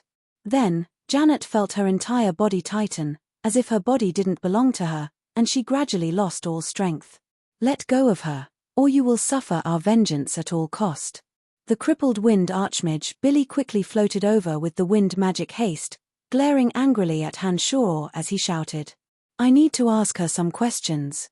"I won't take her life, don't worry," Han-Shoror said to the rapidly approaching archmage Billy as he carried the unconscious Janet.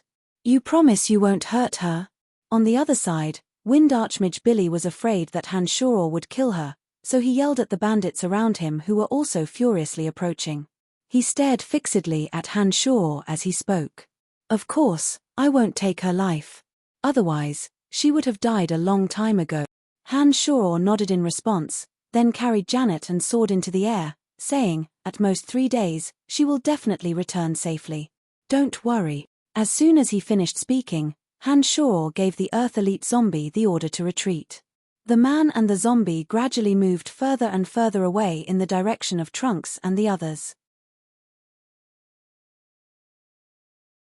Chapter 267. On the way, Han-Shoror met up with Trunks and the others.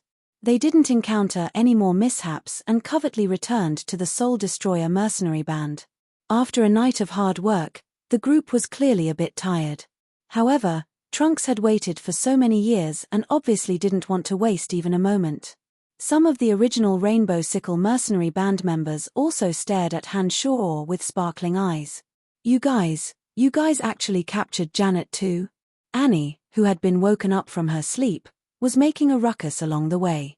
However, when she saw the unconscious Janet with her head drooped, her expression suddenly changed. Patting Janet's cheek, Han-Shoror's magical yuan flowed into her body. Just as he was about to wake the unconscious Janet up, he suddenly furrowed his brows in surprise. Making a soft "A" sound, Han-Shoror's large hand pressed against the back of Janet's neck. 5 strands of magical yuan wandered through Janet's body like gossamer threads. He suddenly discovered that Janet's body structure was different from that of an ordinary person.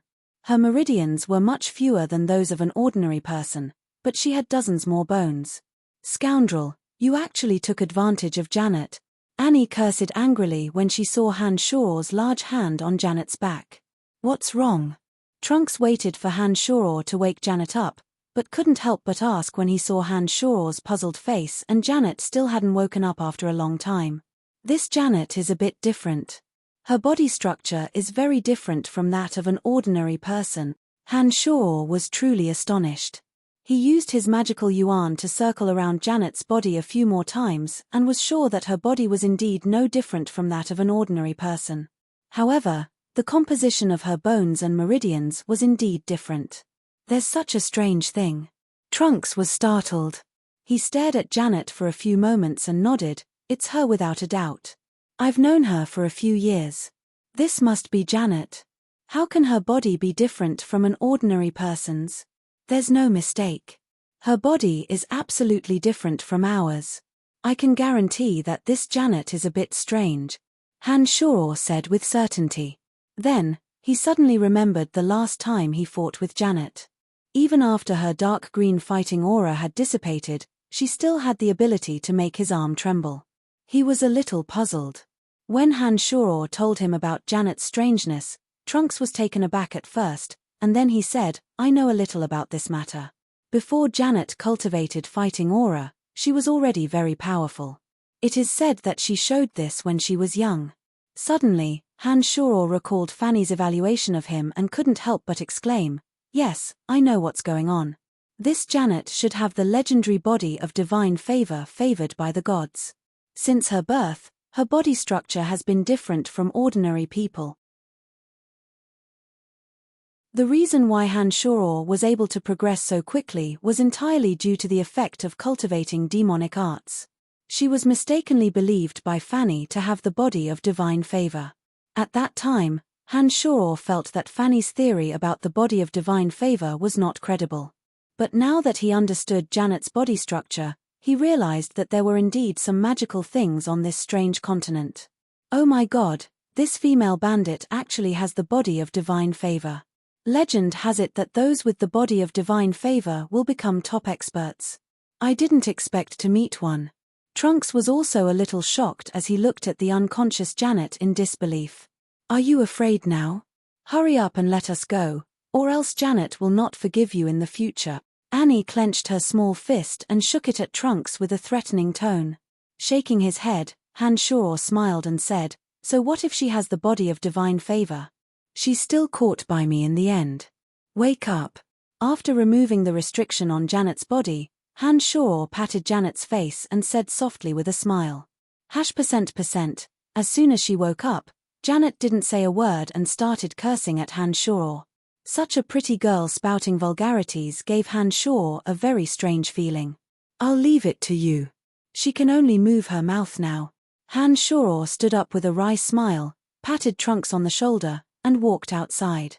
As soon as Han Shoror left the cave, Odysseus and the others also tactfully walked out, leaving Trunks and some of his former comrades behind to interrogate Janet about Annie's past. Brian, long time no see. Let's have a few drinks tonight, Odysseus immediately suggested to Han Shoror with a smile as soon as he came out. At night, the place was still covered in thick fog, but for some reason, the thick fog that originally shrouded the area gradually dissipated at night, and the bright moonlight just happened to shine down.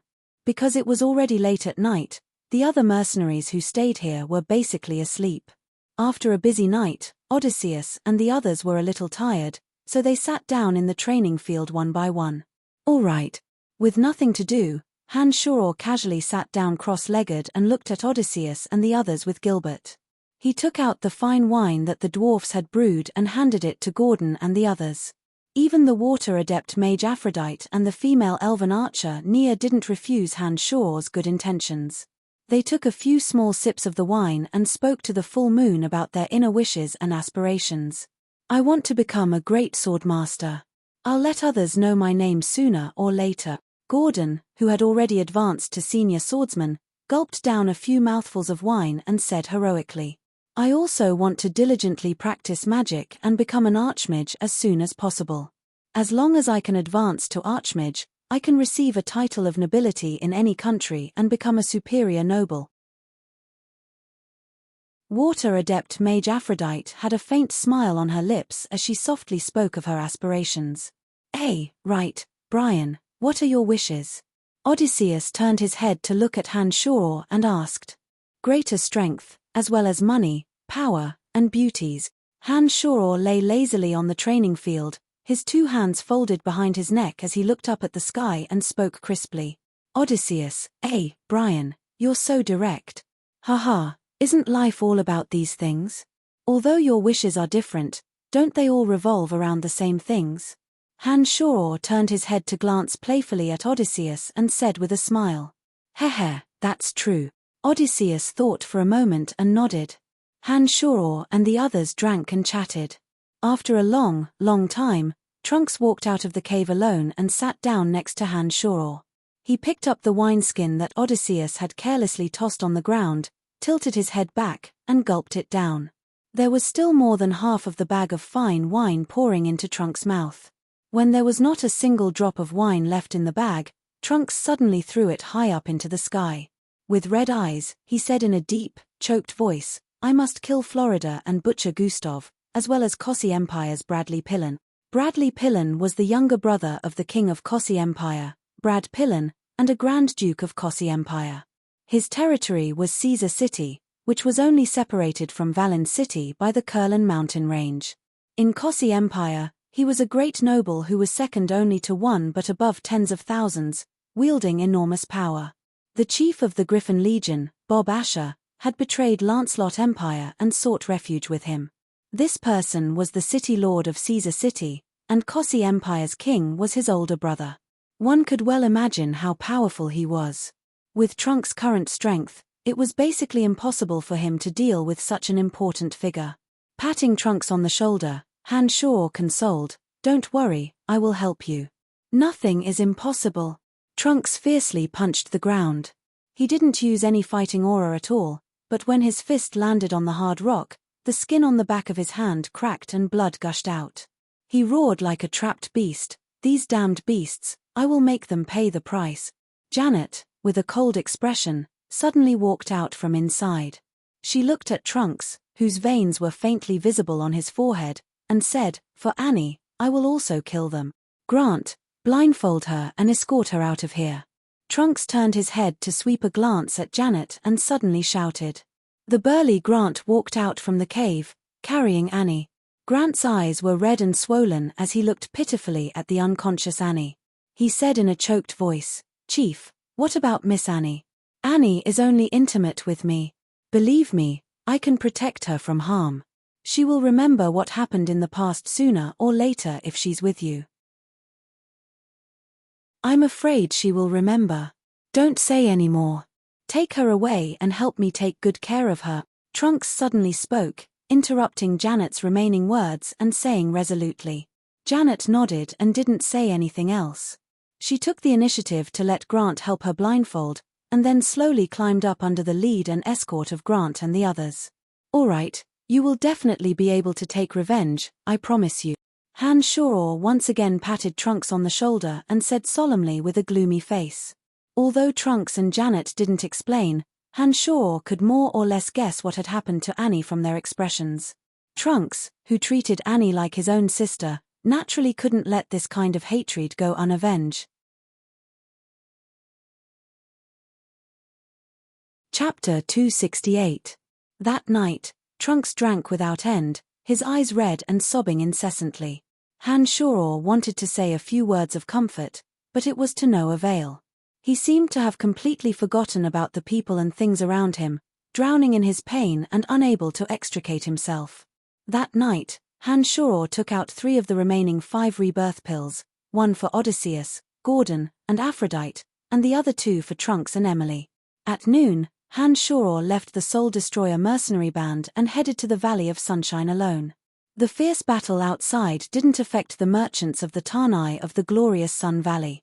They had woken up early and were still busy, completely unaware of what had happened last night. When Han Shor arrived at the fence, a few members of the Cairo mercenary band recognized Han Shor and respectfully welcomed Han Shor inside. Looking around, Han Shor discovered that the merchants of the Valley of Sunshine hadn't changed much, but the Cairo mercenary band's soldiers were much more serious than usual, walking up and down the streets at a much higher frequency. Along the way, everyone from the Cairo mercenary band who met Han Shor respectfully nodded at Han Shor in greeting.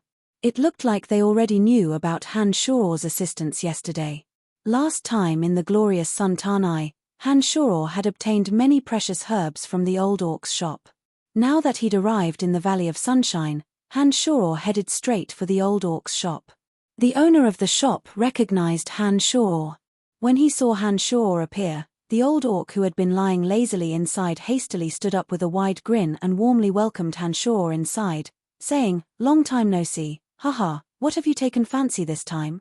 Han Shoror's eyes sparkled with pleasant surprise as he scanned the store.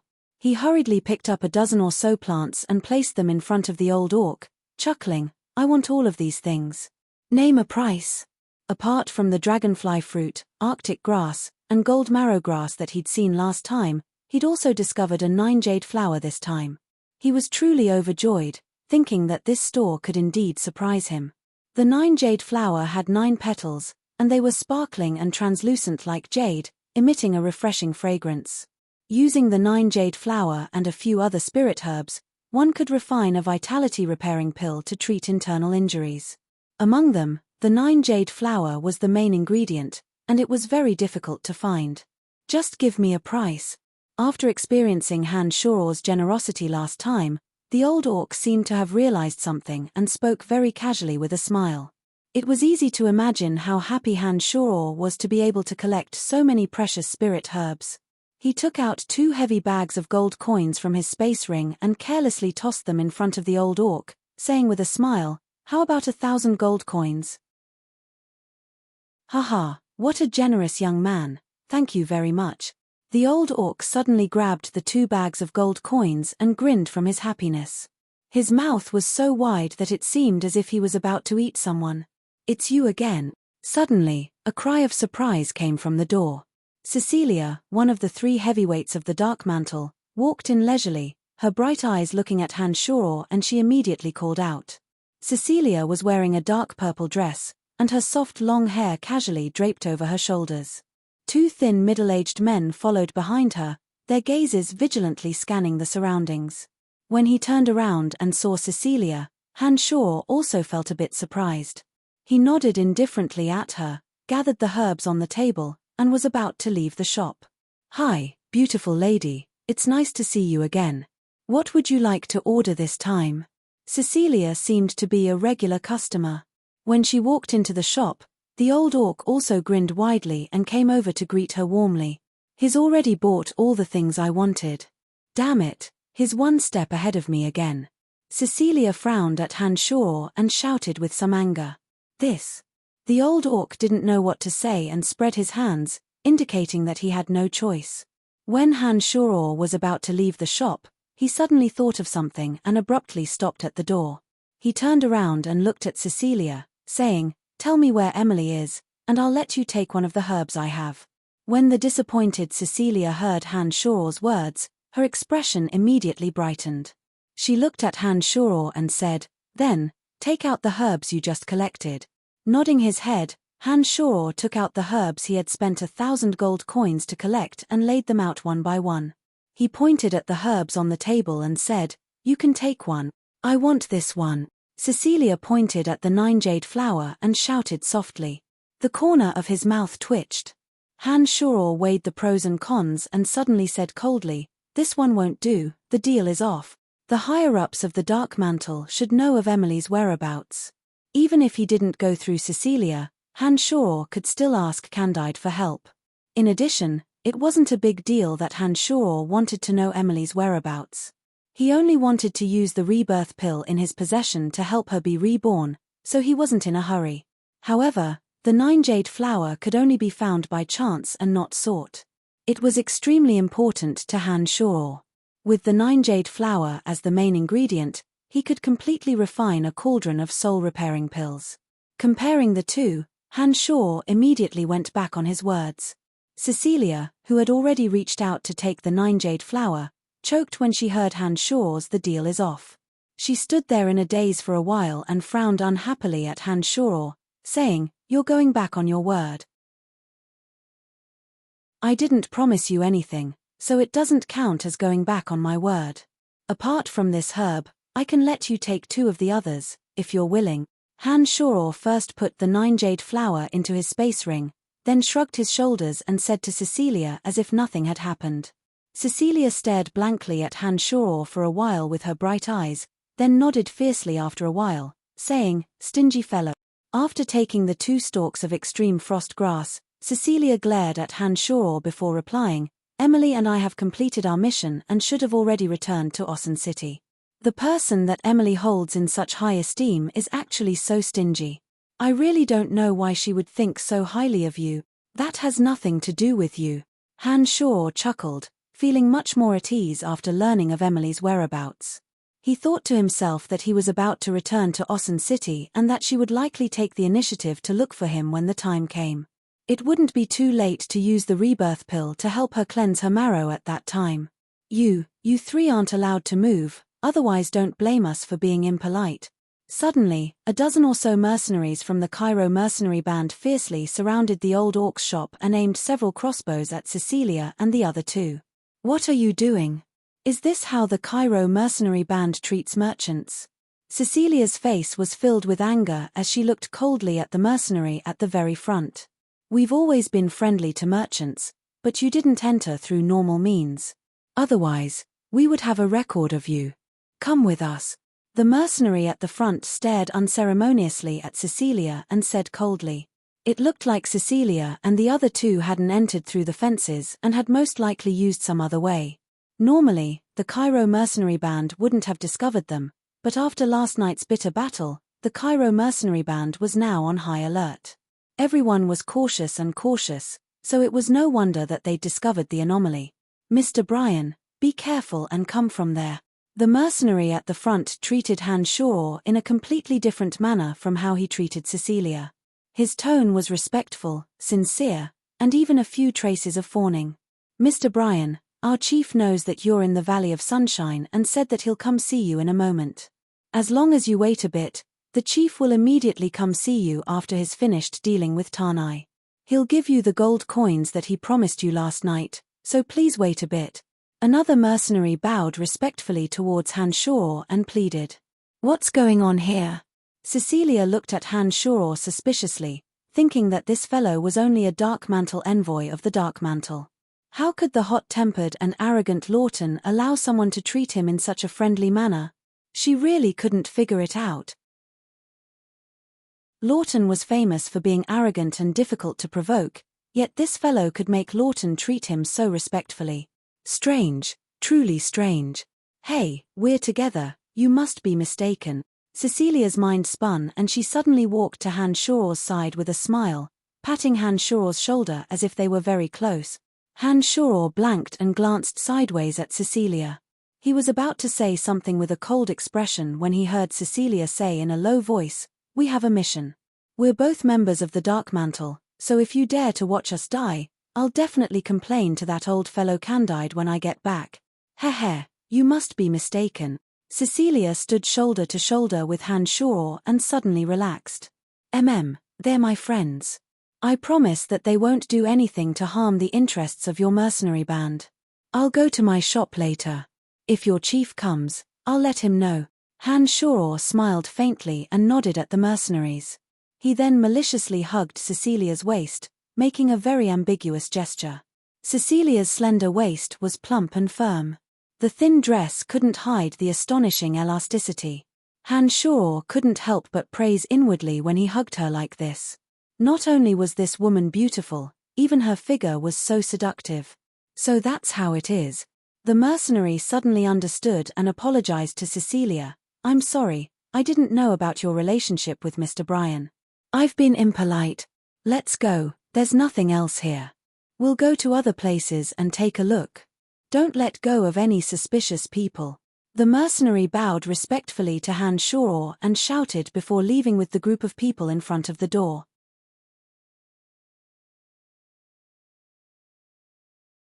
Chapter 269. Turning her head, Cecilia glared at Hanshaw with her eyes wide open. She said coldly, "Let go of me." Laughing awkwardly, Hanshaw withdrew his hand and walked away, pretending that nothing had happened. He said carelessly, "I meant well. The Valley of Sunshine has been quite chaotic lately, you'd better be careful. Don't worry about me, you despicable fellow." Cecilia said hatefully and rudely. How could such a despicable fellow be valued by Lawton? How strange. Hanshaw didn't pay any more attention to Cecilia and strode off, heading straight for the shop with the place of extreme water. He arrived 10 minutes later. Nothing had changed since they'd left. Apart from a few rooms filled with dust, the formation hadn't changed at all. The rich water chi in the place of extreme water was still the same. It looked like no one had lived here after they'd left. The materials needed to refine the water elite zombie were still a bit lacking and were currently being collected by Phoebe. Han Shoror knew that he wasn't in a hurry, so he casually sat down on a chair in the middle of the yard after walking around and waited for Lawton's arrival. When it was afternoon, Han Shoror, who had been studying a scroll of magic, suddenly put it away and narrowed his eyes as he looked towards the door. After a while, the boorish and strong bald man Lawton walked in alone with the sound of footsteps. Lawton's complexion wasn't too good, appearing a bit pale. His eyes were swollen and bloodshot, looking like he hadn't slept all night. "Thank you so much for last night." Lawton raised his spirits and forced a smile when he saw Han Shoror. The Cairo mercenary band had suffered heavy losses last night, and even Vice Chief Harris was still gravely injured. In order to prevent the three great powers from taking advantage of this opportunity to stir up trouble, Lawton had spent the entire night gathering all the experts of the Cairo mercenary band in the Valley of Sunshine. He was being extremely cautious. "Heh, Mr. Lawton and I can be considered friends. The Church of Light and Florida have a grudge against me, so it's only natural that I help you." Han Shoror was still lazily lying on the chair, his two hands tapping on the chair's handle unintentionally. He had a relaxed smile on his face and didn't mention the last time he left without saying goodbye. Lawton didn't pursue the matter. He took out a land deed and a crystal card from his space ring and placed them on the stone table in front of Han Shoror.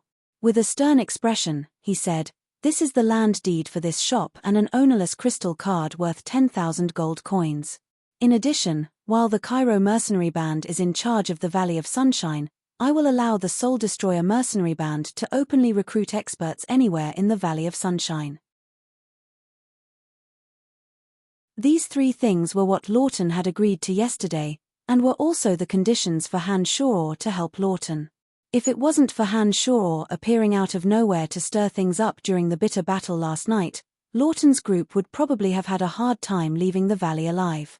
Lawton was a straightforward person, straightforwardly showing off his rewards as soon as he arrived. Smiling and nodding, Han Shoror stored the land deed, gold coins, and crystal card into his space ring. He looked at Lawton and said, "Last night, I killed Ferguson and heavily injured Adam Menlo. The grudge between them and I can no longer be resolved. Now that we have a common enemy, I'm afraid there will be many opportunities for us to cooperate in the future. Of course, I admit that I've always underestimated you. Only someone who can kill Ferguson and heavily injure Adam Menlo is qualified to truly cooperate with me, Lawton. As long as the Soul Destroyer mercenary band cooperates with me in this power struggle in the Valley of Sunshine, I guarantee that the Soul Destroyer mercenary band will have great development." Lawton looked at Han Shoror with sparkling eyes, as if he knew the true relationship between Han Shoror and the Soul Destroyer mercenary band. "Trunks will discuss this with you. I'm only his friend and have no right to decide on the matters of the Soul Destroyer mercenary band."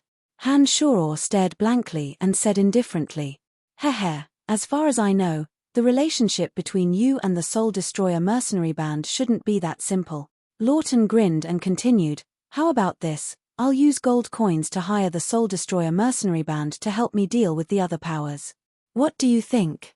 You can discuss this matter with Trunks, heh." Han Shoror said with a lazy smile. He then lightly exhaled and said, "Oh right, I just had a friend who may not have entered the Valley of Sunshine through the proper channels. I hope you won't find trouble with her for my sake." "No problem." Lawton immediately agreed and didn't ask any further questions. He then thought for a moment and stared deeply at Han Shoror, saying in a low voice, "You killed Ferguson and even used a terrifying corpse resurrection spell. I think that no matter how magnanimous the Church of Light is, they won't let you off. You're on your own now. Since I dared to kill him, I'm not afraid of their revenge. You can rest assured about this. In addition, we'll have the opportunity to cooperate in dealing with Florida. Oh right, I'm afraid that the House of Menlo will also be added to the mix. When the time comes, if I want to make a move, perhaps I'll look for you." Then you'd better act quickly. If you're slow, I'm afraid you won't have the chance. Thick killing intent overflowed from Lawton's bloodshot eyes. After last night's suffocation, it looked like Lawton intended to retaliate. With the strength of the Cairo mercenary band, if Lawton disregarded everything and launched a bloody revenge, it would definitely be extremely tragic. Then I wish you good luck. Hanshaw didn't say anything else. After saying this, his eyes seemed to be leisurely basking in the sun. Seeing Hanshaw like this, Lawton knew that he no longer had any interest in talking. He nodded tactfully and said, "All right then, I still have matters to attend to. Goodbye. Take care, I won't see you out." Hanshaw replied with his eyes closed. Not long after Lawton left, Hanshaw suddenly opened his eyes and looked at the roof. He said faintly, "Since you've come, why don't you come down?" There was no sign of life, as if Hanshaw was talking to himself. His face darkening, Hanshaw said unhappily, "Lady Cecilia, do you want me to invite you down?" The area finally reacted when he said this. Cecilia's figure suddenly appeared out of thin air on the empty roof illuminated by the sunlight. She looked at Hanshaw with a face full of surprise and exclaimed softly, "Even Lawton didn't discover me. How did you discover me? All right, tell me what you're doing here. Could it be that your mission this time has something to do with Lawton?" Hanshaw didn't answer Cecilia's question and went straight to the point. Hanshaw had stopped talking with Lawton when he discovered Cecilia's arrival. Therefore, Cecilia had no idea what Hanshaw and Lawton were talking about. "Tell me, how did you know I was up there?" Cecilia looked down at Hanshaw from above and spoke with the tone of a superior asking a subordinate. "I'm sorry, you have no right to know.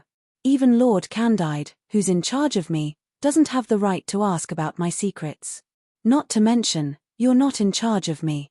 In addition, my place doesn't welcome you, so please leave." Cecilia's attitude displeased Hanshaw the most. When he saw her arrogant attitude, he immediately chased her away. You dare speak to me like this?" Cecilia was greatly shocked. She pointed at Hanshaw, her delicate body trembling with anger. It seemed that no one had ever treated her so rudely before. She was clearly shocked and angry to the extreme. She stomped her foot fiercely and said angrily, "I'm not leaving. Let's see what you can do to me." At this moment, a distant call came from the dark forest into Hanshaw's heart. This call from the depths of his heart was like the cheering of his closest family member. Hanshaw only stared blankly for a moment before reacting with great joy. He understood that the Wood Elite Zombie in the Holy Land of Forest Troll had already been completed. He was currently using his own blood essence to call out to it. "If you're not leaving, then I'll leave." Hanshaw couldn't be bothered to pay any more attention to Cecilia. He immediately stood up and hurriedly left the shop. He closed the door behind him and headed straight for the outside of the Valley of Sunshine. "You've gone too far. You've gone too far. A mere moon emissary actually dares to be so arrogant." Cecilia yelled furiously when she saw that Hanshaw had left without hesitation, as if avoiding a god of plague. It seemed that she had been greatly agitated. No one stopped Hanshaw when he left the Valley of Sunshine. The members of the Cairo mercenary band all nodded their heads in a friendly manner, displaying the utmost respect. An expert who could kill a light Grand Magus and heavily injure the patriarch of the House of Menlo, as well as lend a helping hand to their Cairo mercenary band. This kind of character immediately won the Cairo mercenary band's favor.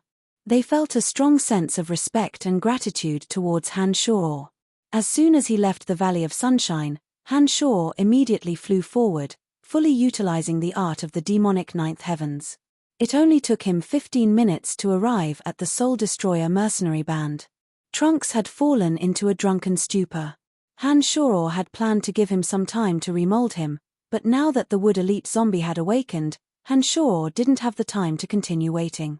Hanshaw didn't care that Trunks was sleep-talking and directly rushed to the cave he was in. He casually picked up a bag of wine that had been scattered on the ground and poured the rebirth pill into Trunks' stomach. Firmly holding the struggling Trunks in place, Hanshaw forcibly used his magical yuan to help Trunks refine the rebirth pill in his lower abdomen. He walked out and said to Grant, "Send him to the toilet. He'll end up like Odysseus and the others. You guys keep a good eye on him." Understood. Grant didn't know what was going on, but he understood that Hanshaw wouldn't harm Trunks. He nodded in agreement.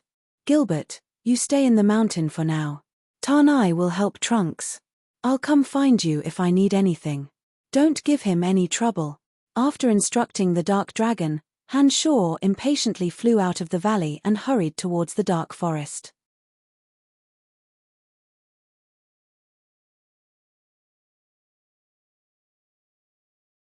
Chapter 270. The Dark Forest, the Holy Land of the Forest Troll. Under the scorching sun, a streak of rainbow light streaked across the sky, like a flying arrow tracing the passage of time. It didn't make any sound as it rapidly fell into the Holy Land of the Forest Troll. After 4 months, the originally lush and luxuriant place of Extreme Wood had undergone earth-shattering changes. All of the towering ancient trees had withered as far as the eye could see. There wasn't a trace of green life in the withered shrubs and weeds on the ground. The originally lush and luxuriant place of Extreme Wood no longer had a single green leaf. Plants didn't grow on the ground, revealing dry and hard soil. It was a scene of desertification as far as the eye could see. Due to the formation and the existence of the Wood Elite Zombie, the yuan energy of Earth that had originally swirled around the entire area had all gathered towards the Wood Elite Zombie in the center of the formation. The yuan energy of the plants that had absorbed a large amount of yuan energy of wood had flowed into his body under the influence of the Wood Elite Zombie's energy, causing the plants to wither. Landing on the ground, Hanshaw used the Yin Demon's vision to see some forest troll stationed in the distance. They were probably there to protect this holy land. An intimate call came from the roots of the largest withered tree. The Wood Elite Zombie, who had Hanshaw's blood essence in his body, had already sensed Hanshaw's arrival based on the connection between the two. "Come out." Hanshaw followed the secret method and shot out rays of black light into the area where the Wood Elite Zombie was hidden. Rumble, the ground trembled, and the withered old tree suddenly exploded. After the tree fragments flew in all directions, the roots revealed a dark cave. Inside was where the old tree's roots were buried. With a whoosh sound, a green shadow leaped out from the dark cave. The Wood Elite Zombie was covered in green armor. This green armor seemed to be formed from tree trunks, sparkling with a faint green light. The Wood Elite Zombie was tall and skinny, looking like a tree branch. His oily green eyes were filled with joy as he stared at Hanshaw. Following the Wood Elite Zombie's appearance, a thick mist of yuan energy of wood followed. The yuan energy that had been tightly bound and absorbed by the Wood Elite Zombie gradually dispersed bit by bit, injecting a fresh breath into the desertified area. Hanshaw understood that following the Wood Elite Zombie's departure, the place of Extreme Wood would slowly return to normal. The withered plants here could also blossom with vitality again. In less than a year, the place of Extreme Wood would be able to return to its original lush state. After chanting an incantation, the little skeleton and the Earth Elite Zombie appeared at the same time. When the little skeleton saw the Wood Elite Zombie appear, he immediately walked in front of the Wood Elite Zombie with his head held high. He hopped on his heels and patted the Wood Elite Zombie's shoulder, as if he was a general inspecting his soldiers. Surprisingly, the Wood Elite Zombie seemed to be a bit afraid of the little skull. His oily green eyes sparkled, and he took the initiative to bend his knees to make it easier for the little skull to pat his shoulder. The simple-minded Earth Elite Zombie walked to the Wood Elite Zombie's side and foolishly touched the Wood Elite Zombie's shoulder, wanting to express his sympathy like the little skull. However, the Wood Elite Zombie glared at him with his green eyes. The Earth Elite Zombie was dumbfounded for a moment, withdrawing his right hand from the Wood Elite Zombie's shoulder and patting his own left shoulder in the end. It was a bit comical. "Let's go, let me see what you've mastered." Hanshaw turned his head to look at the Wood Elite Zombie, then started walking outside. After walking for a while, they left the place of Extreme Wood and arrived at a forest by the river. As soon as he arrived, the green light in the Wood Elite Zombie's green eyes grew unceasingly. The trees around him danced in the wind. The branches of the towering ancient trees were as soft as ribbons, following the green light in the Wood Elite Zombie's eyes like snakes. All the plants around Han Shoror seemed to be under his control, either dancing in the wind or growing rapidly. The wood elite zombie, on the other hand, was like a performance, disappearing as soon as he leaned against a large tree. Han Shoror had long since known that the wood elite zombie could manipulate plants. Then, a thought struck Han Shoror as he thought of the druid Caspian's special ability. He felt that there were many similarities between the two, and couldn't help but feel a bit strange. With the wood elite zombie's existence, Han Shoror's strength would increase again when he entered the dark forest in the future. In the incomparably dense dark forest, the wood elite zombie was like a specter, able to control the plants of the dark forest at will. He could simply lean against a large tree and enter the trunk. If he attacked, no one would be able to catch him. If he retreated, no one would be able to catch him. Not bad, not bad. All right, you three, go back. After watching for a while, Han Shoror nodded and left a dark seal on the wood elite zombie, sending the three back to the other dimension. It's been 3 months. I wonder why the fire elite zombie still hasn't recovered. Forget it, I'll leave for now. He'll probably summon me when he's better. Han Shoror thought for a bit and returned to the cemetery of death. He didn't plan on exploring the place of extreme fire. After all, the Lord of the Flames was in the place of extreme fire. He shouldn't recklessly charge in if he wasn't confident. After returning to the cemetery of death, Han Shoror wasn't in a hurry to leave immediately. He once again walked deeper into the cemetery of death. The previous few times, Han Shoror had been obstructed at the entrance of the lower level because his mental strength wasn't enough. Now that Han Shoror felt that his strength had greatly improved, he decided to try again. He easily made his way through the passageway to the first level. When he reached the second level, Han Shoror tried to force his way through the invisible barrier. An inexplicable force abruptly pierced into Han Shoror's mind, and a heart-wrenching pain instantly spread.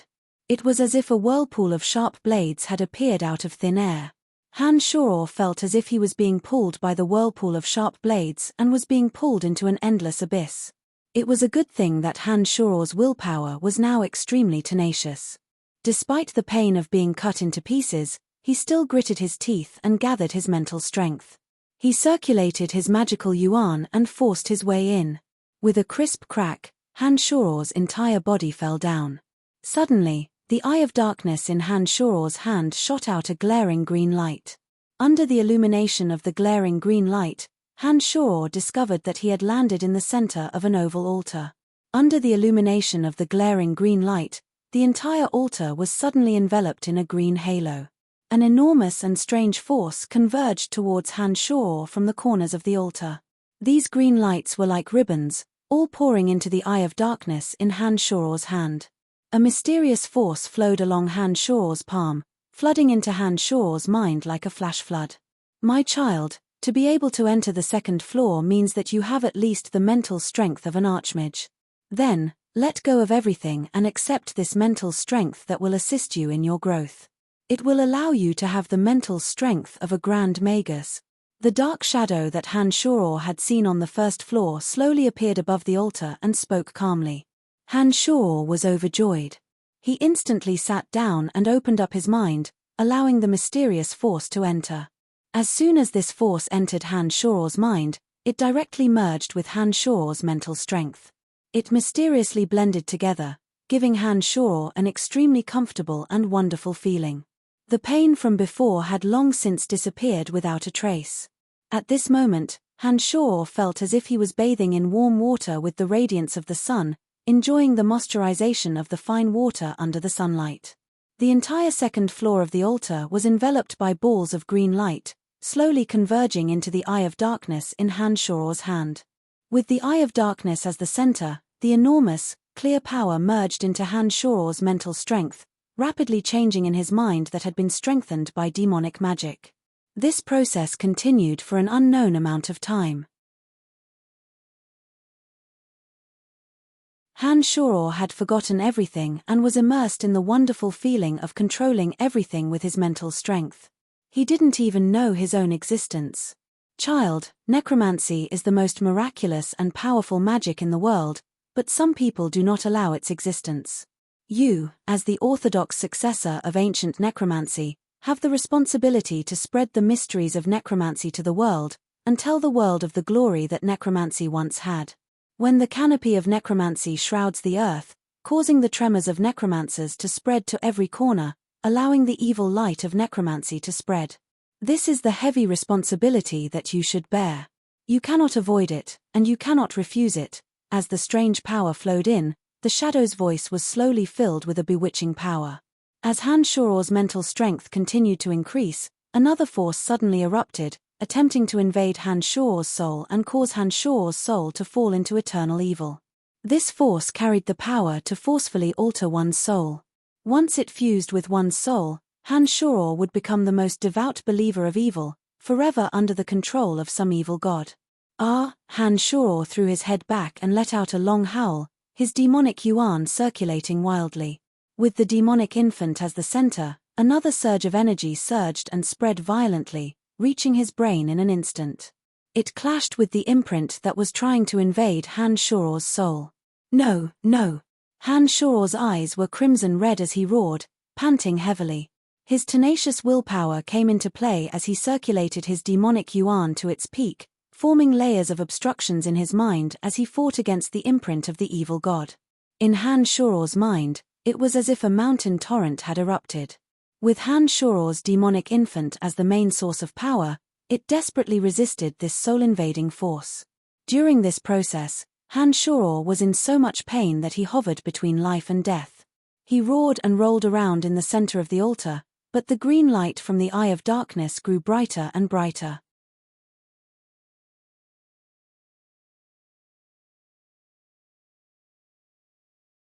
Chapter 271. Roar. On the oval-shaped altar in the second level of the Cemetery of Death, Han Shoror let out a heart-wrenching roar. His entire body was shrouded in a dense green light, and his head in particular had a jade-like luster. It was so green that it looked like the most magnificent emerald. During this process, Han Shoror's mental strength was still growing at a crazy rate. However, the evil god's imprint that came from an unknown place wanted to invade the depths of Han Shoror's soul and make Han Shoror have an undying belief in the evil god. This was a soul imprint, just like the one that Han Shoror had planted on the Little Skull Earth elite zombie. Once the soul imprint was planted, Han Shoror would no longer have a sense of self. This was absolutely not what Han Shoror wanted. Even though his mind felt like it was being sliced by 1,000 knives, Han Shoror still persevered with his eyes wide open. He roared like a madman, trying to relieve the pressure of the pain through this method. However, as the green light on the altar grew brighter, the power of the evil god's imprint grew stronger and stronger. In a trance, the figure of a 3,000-meter-tall giant appeared in Han Shoror's mind. The giant's pitch-black body shrouded the entire horizon. Its green eyes were like two enormous crescent moons, looking down on the weak ant-like beings with a disdainful gaze. An enormous pressure filled the space between heaven and earth, causing Han Shoror to be unable to breathe. That endless aura carried an aura of eternity, like the Milky Way and stars that had existed for hundreds of millions of years. Submit, there will be no pain, and you will obtain eternal life. A spiritual imprint suddenly rushed into Han Shoror's mind, repeatedly tempting Han Shoror. It seemed that as long as he let go of his soul and accepted this imprint, he would no longer feel pain, and would have endless life. No, Han Shoror howled mournfully as he clutched his head with both hands and rolled on the ground. Suddenly, the Demon Slayer edge hidden within Han Shoror's body abruptly released a terrifying killing intent. The negative emotions of fear, hatred, and destruction converged into a wave of energy and instantly surged into the demon infant's defenses. The Demon Slayer edge within Han Shoror's body shrunk into a streak of light, carrying with it all the energy in Han Shoror's body, and suddenly bombarded the 3,000-meter-tall giant in his mind. Peeper. The crisp sound of glass shattering rang clearly in Han Shoror's mind. The 3,000-meter-tall giant that had appeared in his trance shattered into specks of starlight and abruptly converged within the Demon Slayer edge. In just an instant, the heart-wrenching pain receded like a receding tide, and the crazy growth of the mental energy in his brain abruptly stopped. The green light screen above the entire altar also disappeared without a trace. The Eye of Darkness was no longer in Han Shoror's hand. In its place was a skeletal staff with a green handle and 3 skulls at the top. The skeletal staff was 1 meter and 30 centimeters long, and its entire body was made of a beautiful green jade-like material. The 3 skulls didn't look like human skulls, and were respectively yellow, blue, and purple in color. The yellow skull had 3 eye holes, the blue skull had a single horn, and the purple skull was covered with finger-sized holes. Although the 3 skulls had strange shapes, they were only the size of a fist, and each looked more sinister and evil than the last. The 3 skulls perfectly fused with the handle of the staff, facing 3 different directions at the back of the staff's head. Slowly, Han Shuor's panting gradually calmed down, and he actually fainted, collapsing on the ground and not moving. However, when Han Shuor fainted, the 3 skulls of different shapes and colors on the skeletal staff in his hand simultaneously shot out 3 rays of yellow, blue, and purple light. The 3 rays of light were like ribbons, landing at the corners of Han Shuor's mouth and nostrils. Due to the heart-wrenching pain, Han Shuor couldn't endure the blood flowing out of the corners of his mouth and nostrils. The wisps of boiling blood were guided by the power of the 3 rays of light, dripping into the 3 skulls of different colors. As Han Shuor's blood flowed into the 3 skulls, the 3 skulls grew brighter and brighter. Finally, the blood from Han Shuor's nostrils and mouth was absorbed by the 3 skulls. The radiant light from the skeletal staff slowly dissipated, and the skeletal staff also returned to normal. After an unknown amount of time, Han Shuor slowly regained consciousness. His entire body was sore and powerless, and his meridians and bones seemed to have been shattered. There wasn't a single part of his body that didn't hurt. On the contrary, his brain, which had experienced the pain of the explosion, felt very comfortable and clear. When Han Shuor lowered his head, he saw the skeletal staff. Han Shuor was shocked, his eyes filled with confusion. He had no idea where this skeletal staff had come from. Where's the Eye of Darkness? In the next moment, Han Shuor discovered that the Eye of Darkness that had been in his hand had disappeared, causing him to turn pale with fright. The Eye of Darkness was a tool used to enter and exit the Cemetery of Death. Once the Eye of Darkness disappeared, the only way to leave the Cemetery of Death under the boundary was through the transportation matrix. This would be very troublesome. Suddenly, Han Shuor glanced at the skeletal staff. He discovered that the emerald green color of the skeletal staff was very similar to the Eye of Darkness, and felt a very familiar feeling when he held it in his hand. With a thought, Han Shuor tried to use the skeletal staff in the same way he had used the Eye of Darkness. A green halo then shot out from the handle of the skeletal staff. Han Shuor immediately understood what was going on when he saw that familiar halo. After staring at the skeletal staff for a while, Han Shuor became more and more amazed the more he looked at it. However, when he recalled the incident of the evil god invading his soul, Han Shuor first stored the skeletal staff into his space ring with lingering fear. He didn't dare to test the effects of the skeletal staff when his magical yuan was exhausted and his body was extremely weak. Closing his eyes, Han Shuor carefully recalled everything that had happened before he fainted. He couldn't help but rejoice, thinking that this cemetery of death was indeed not simple. When the evil god's imprint invaded his soul, the image of the giant that had appeared was something that Han Shuor had never dared to imagine. Han Shuor was certain that the image of the giant was the appearance of the evil god. Han Shuor completely understood what the evil god's imprint wanted to do to him. This caused Han Shuor, who had finally escaped from the cleansing of his soul, to be more cautious of this cemetery of death. In the next moment, Han Shuor suddenly recalled the words of the shadow, "Let go of everything and accept this mental strength that will help you grow. It will let you possess the mental strength to become a grand magus." The ecstatic Han Shuor immediately released an ordinary skeletal summoning spell. 8 ordinary skeletal warriors immediately appeared above the altar. Feeling the smoothness and vastness of his mental strength, Han Shuor was overjoyed and immediately understood that his mental strength had received an astonishing increase. The same necromancy magic would have different effects depending on the strength of the mental strength.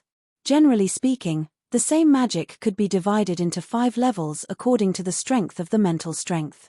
Take the simplest skeletal summoning spell as an example. A magic apprentice that had just entered the Hall of Magic would have an extremely weak mental strength and could only summon one skeletal warrior when releasing the skeletal summoning spell. However, when a journeyman mage used it, due to the great increase in their mental strength, they would be able to release the second-level skeletal summoning spell and summon 2 skeletal warriors at once. This time, Han Shoror was able to summon 8 skeletal warriors at once. This meant that Han Shoror's skeletal summoning spell had already reached the 4th level. This was sufficient proof that Han Shoror's mental strength had received an astonishing increase. According to the understanding of necromancy magic books, Han Shoror understood that only a Grand Magus mental strength could reach the 4th level of the skeletal summoning spell. It's true, it's actually true. My mental strength has reached the level of a Grand Magus in an instant. Although this cemetery of death is strange, there are truly some miraculous places. Han Shoror was wild with joy. Although his body was still very weak, he still couldn't help but laugh loudly. Struggling to sit up, Han Shoror's eyes sparkled as he looked around. He discovered that apart from the oval-shaped altar in the center, the space of the 2nd floor was half the size of the 1st floor. The surroundings were completely empty, and there were no other special items. There were also no secret rooms to store any items. The altar beneath Han Shoror was the center of the entire 2nd floor. A mysterious magic matrix had been set up. This magic matrix alone occupied the entire 2nd floor. Apart from this, there were no other items. It seemed that this 2nd floor was for the purpose of cleansing the soul and instilling that powerful mental strength. After resting for a while, Han Shoror walked out of the 2nd floor of the Cemetery of Death. He sat cross-legged in front of the magic matrix in the center and slowly gathered his depleted magical yuan, slowly recovering his lost strength. After around 5 days, Han Shoror let out a long sigh of relief. He murmured in high spirits, "The invasion of this evil god's soul is quite useful. Not only did it allow my mental strength to break through to the level of a Grand Magus, but even my demonic arts have greatly improved." Han Shoror wasn't in a hurry to leave. He stayed in the Cemetery of Death and immersed himself in the study of necromancy magic. Although he had the mental strength of a Grand Magus, some necromancy magic still needed to be practiced one by one. Fortunately, Han Shoror had absorbed the memories of Archmage Clarendon last time. When he truly began to learn Archmage-level magic, Han Shoror's memories played a great role. Neglecting sleep and food, Han Shoror practiced necromancy magic in the Cemetery of Death as if he was possessed. He repeatedly released every Archmage-level necromancy magic and only stopped when his mental strength was completely exhausted every day. Every time he meditated, his mental strength would increase by a small margin. After 10 days, Han Shoror had skillfully used several of the necromancy magic that Claude had mastered. However, there were 2 new necromancy magic recorded in the necromancy magic that he had obtained from the Cemetery of Death. Han Shoror understood that it would be difficult to master them in a short period of time. Therefore, he didn't waste any more time and left the Cemetery of Death through the transportation matrix.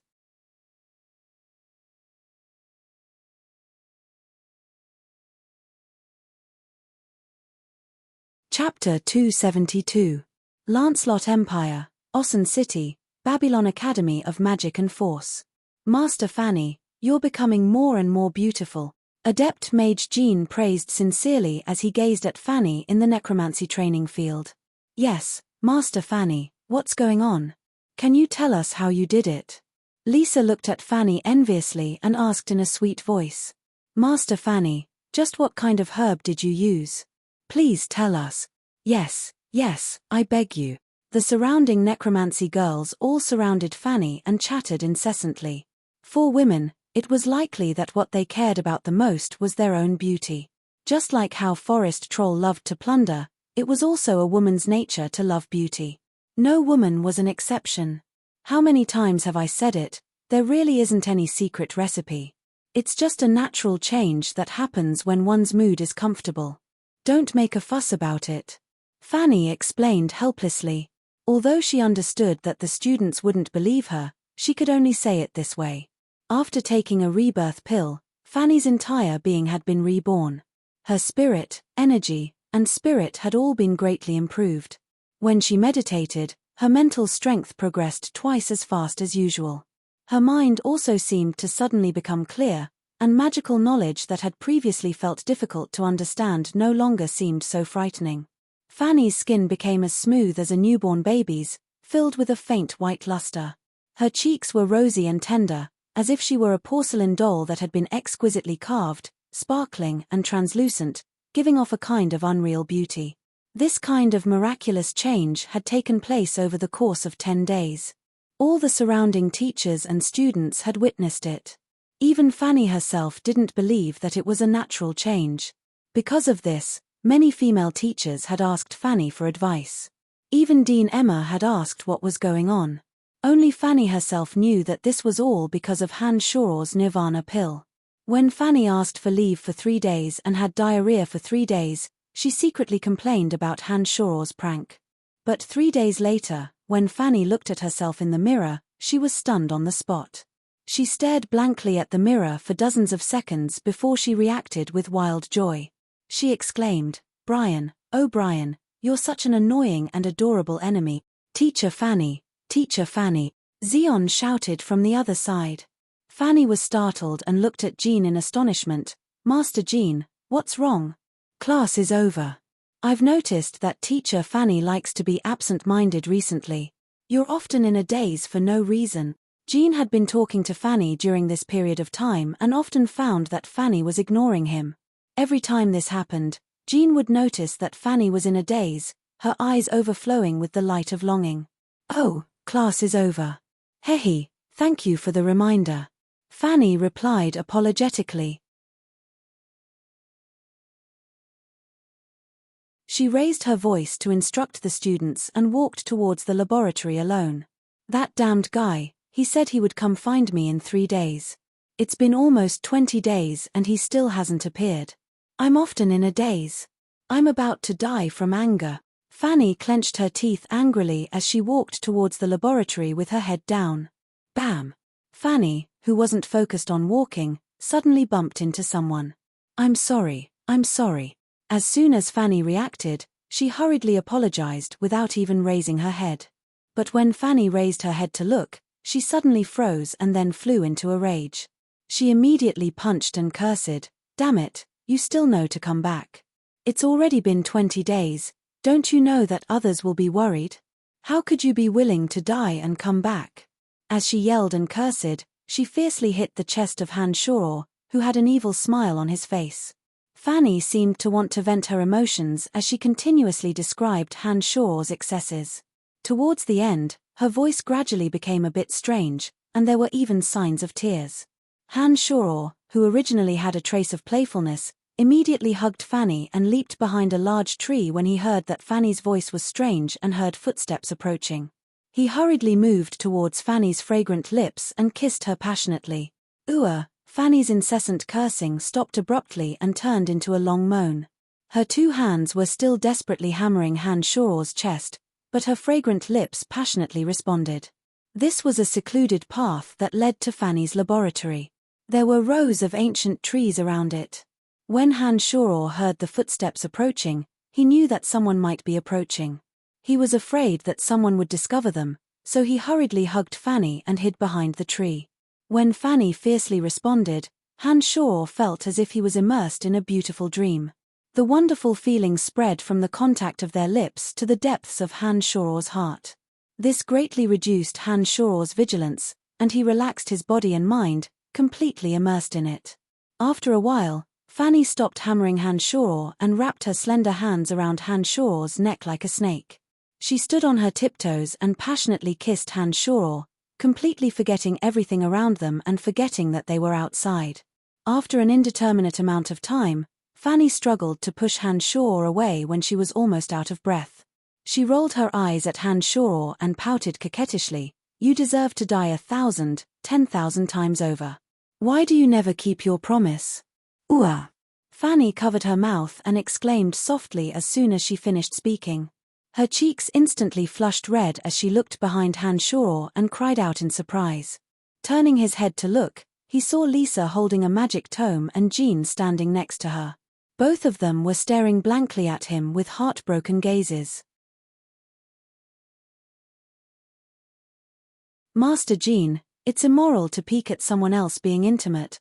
Han Shoror was still relatively calm and didn't let go of Fanny as he slowly turned to look at Jean with displeasure.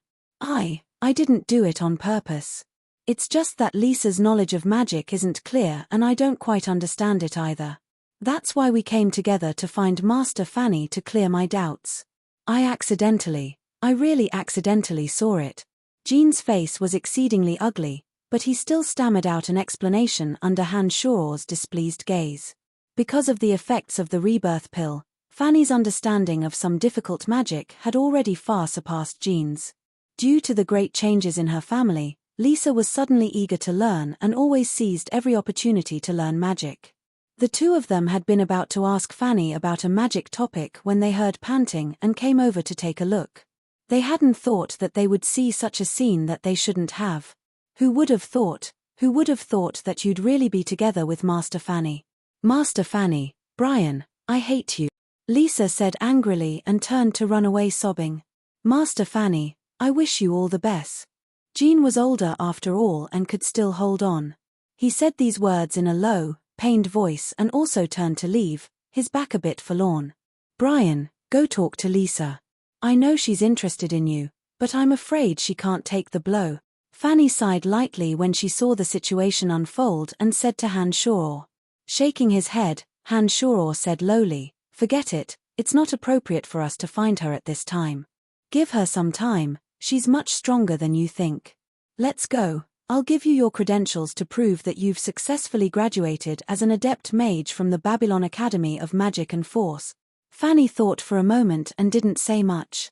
She allowed Han Shoror to carry her to her lab and handed a notebook with a magical imprint to Han Shoror.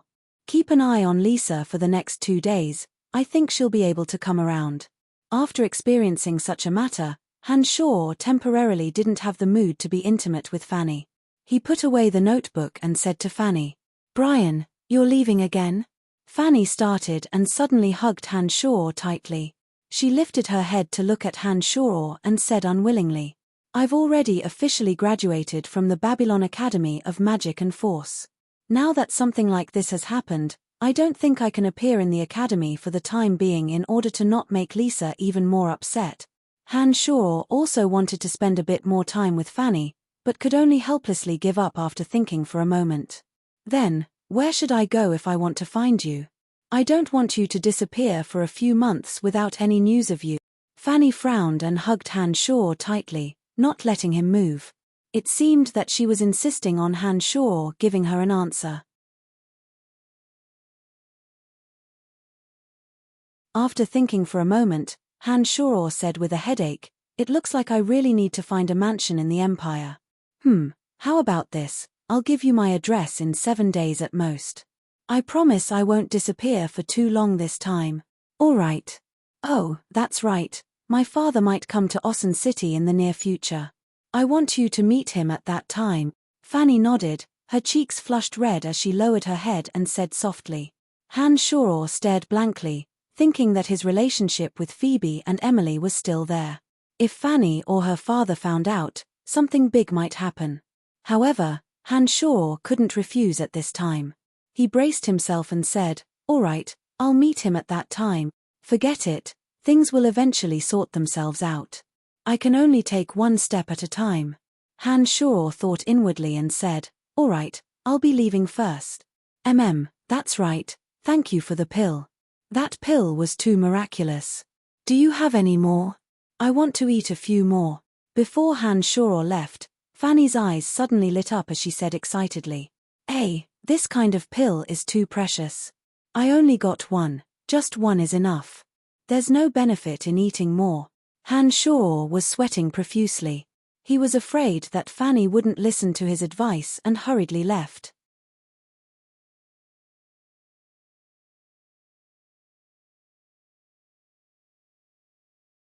Chapter 273. After leaving the Babylon Academy of Magic and Force, Han Shoror directly went to Lawrence's house to find Lawrence. The two of them walked towards the northern city guard together.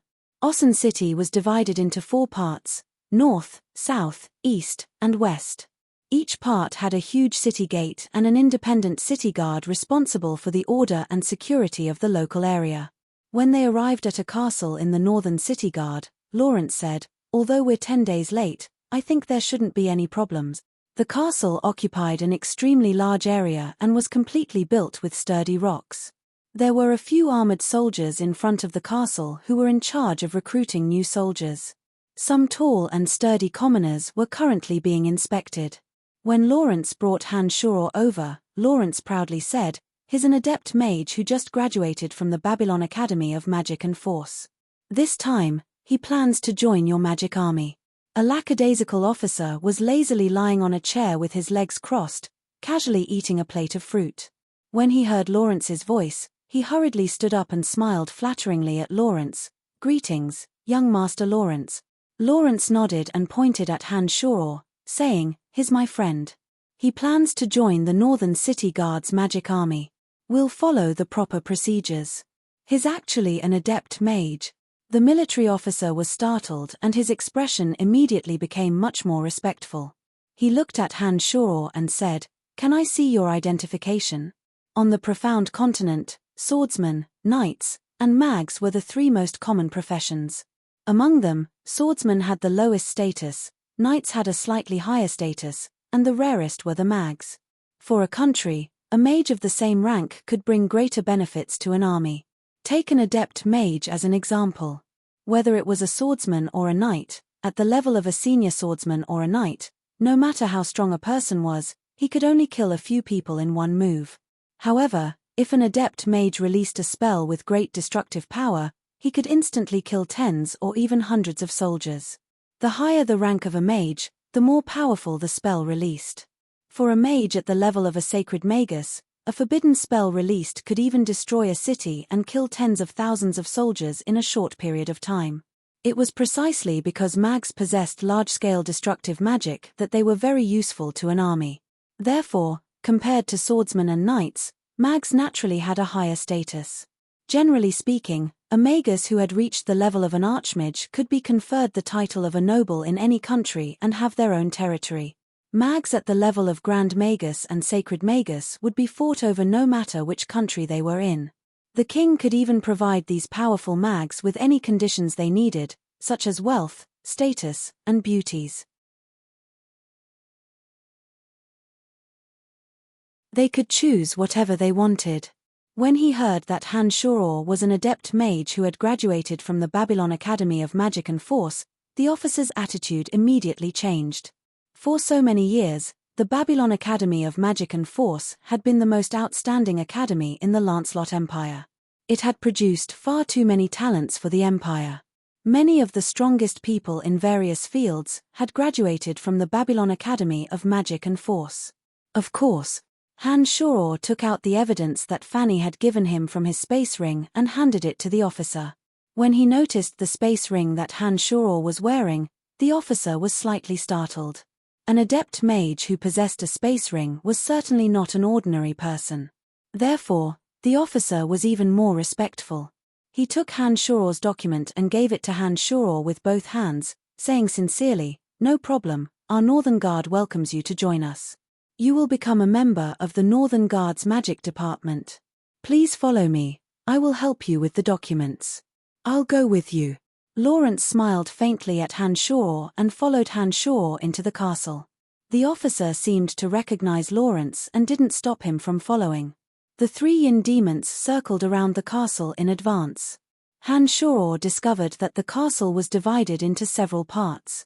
The rooms at the bottom were for ordinary soldiers, which could probably house close to 1,000 soldiers. The second floor was for ordinary officers, while the third floor was for high-ranking generals and the members of the magic department. Han Shuro noticed that there seemed to be a storehouse for weapons and rations underground. Although this castle was within Ossen City, its defenses weren't weak. There were soldiers stationed in every direction on the 10-meter-tall walls, and there were also some heavy weapons for defense. There were even 3 magic towers. This was the headquarters of the Northern Guard, but most of the soldiers were scattered outside. The scattered Northern Guard was divided into 3 parts. The majority of them were training in a dense forest, another was responsible for defending the northern gate, and another was responsible for patrolling the northern part of the city to prevent private fights from happening within the city. Before coming here, Han Shoror had already understood the relationship between Lawrence and the highest commander of the Northern Guard, Count Boris Karlin, so he wasn't worried in the slightest. The military power of the Lancelot Empire was in the hands of the nobles. For example, Lawrence's uncle, Boris Karlin, was a count of the empire. The Karlin family was also considered a large family in the Lancelot Empire. Lawrence's father in name, Evive Karlin, was Boris Karlin's older brother, and was a marquis of a higher rank. Because of his relationship with Lawrence, Evive Karlin was the closest to the Emperor's light faction.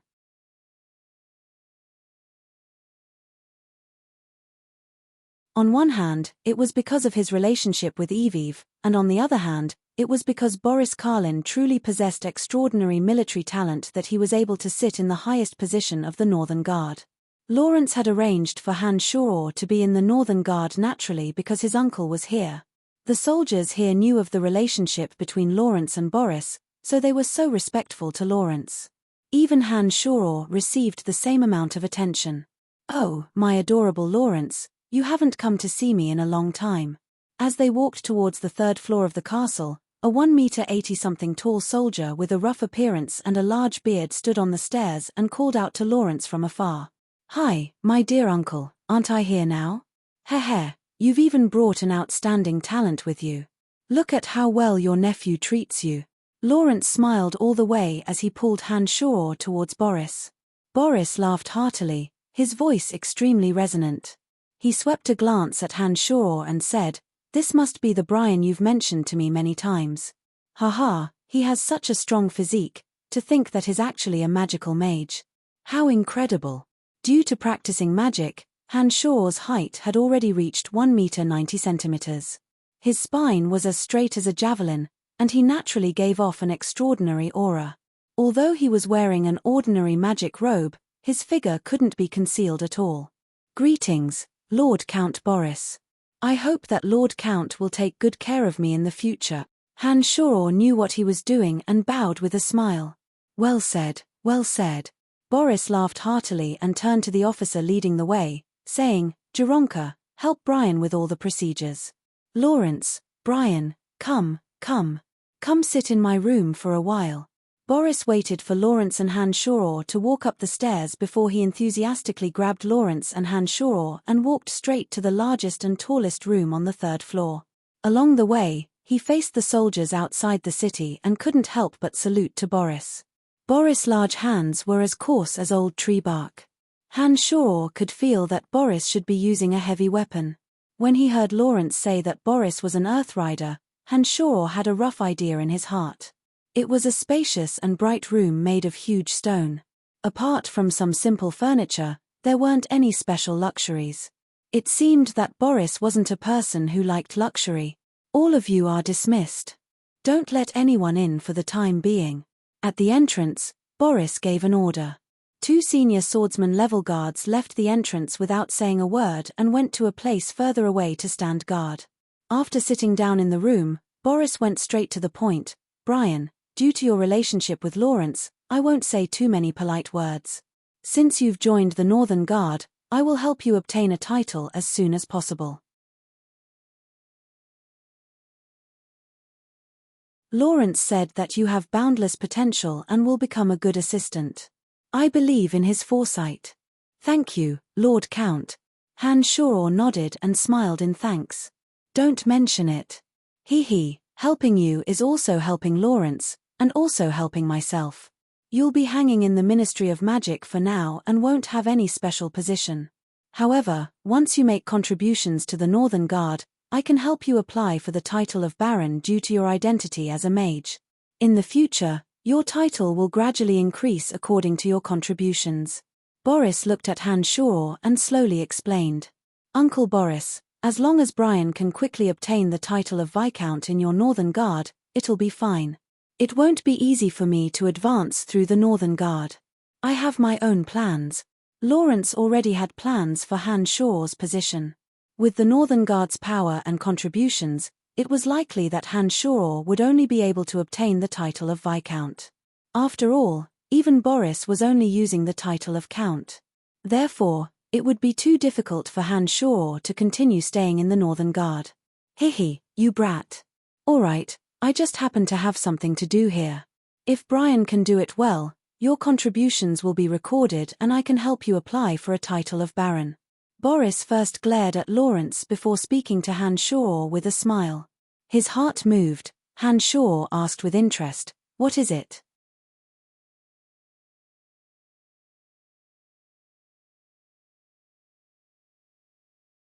Chapter 274.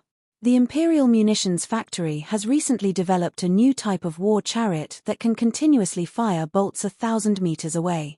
This secret factory is located in the wilderness to the north of the city. It was originally under the protection of our Northern Guard, but on a night half a month ago, a group of assassins suddenly sneaked in and killed the guards of the Northern Guard as well as a dozen or so manufacturers. They also stole the manufacturing blueprints for the war chariot. When His Majesty heard of this, he flew into a rage and gave me a deadline of 1 month to capture these people at all costs and retrieve the manufacturing blueprints for the war chariot. I've been worrying about this matter. If you can be of use in this matter, I guarantee that you will receive the title of Baron. Boris seemed to be extremely worried when he mentioned this matter. His hearty laughter had long since disappeared. Yes, I'm also thinking of a way to deal with this matter. If I can't capture those people within a month and retrieve the manufacturing blueprints for the war chariot, it may affect my uncle's career. Lawrence sighed lightly. He was also a bit worried. To Lawrence, Boris was someone he could rely on. Whether or not he could distinguish himself in the struggle for the throne mainly depended on the strength of those who supported him. Among them, First Prince Charles currently held the most power and also had the most supporters. Lawrence was the weakest because of his identity as an illegitimate child. If even his relatives lost their power, it would definitely affect Lawrence's future position. After thinking for a while with his brows furrowed, Han opened his mouth and said, "It's been half a month. Could those people have already left the imperial capital? If they have left the imperial capital, trying to capture them would be like searching for a needle in a haystack. That shouldn't be the case." I reported this matter to His Majesty at the first instant. Lord Candide, one of the 3 heavyweights of the Dark Mantle, is also paying attention to this matter. The 4 city gates are strictly guarded both openly and secretly, not letting a single suspicious person leave. The culprits shouldn't have been able to leave Ossen City yet. Boris had a solemn expression as he spoke in a low voice. "So it's like this. Then did Lord Candide tell you who was responsible for this matter?" Some of the high-ranking officials of the Empire were well aware of the existence of the Dark Mantle. Among them, Candide was the most mysterious and the most difficult to contact. Han understood the rules of the Dark Mantle. For such a major incident to occur, it must have been done by an enemy nation. It was impossible for the Dark Mantle to not send someone to deal with it. That was why he asked. Boris shook his head with a wry smile. "I only know of Lord Candide's name, but I have never had the opportunity to meet him."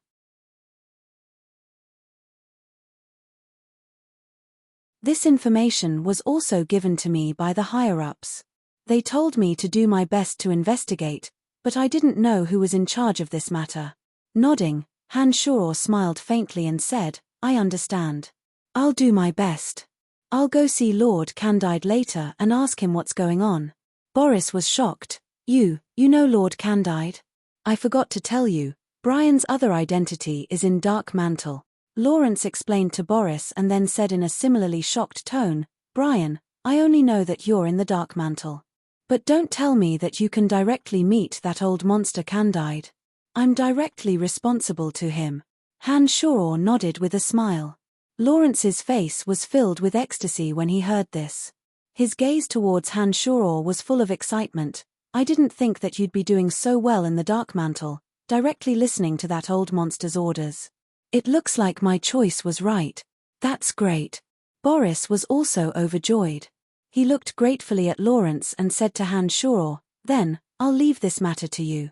As long as you can accomplish this, I'll take care of your Baron title with your Adept Mage qualifications. I'll do my best." Han Shaw didn't dare make any promises.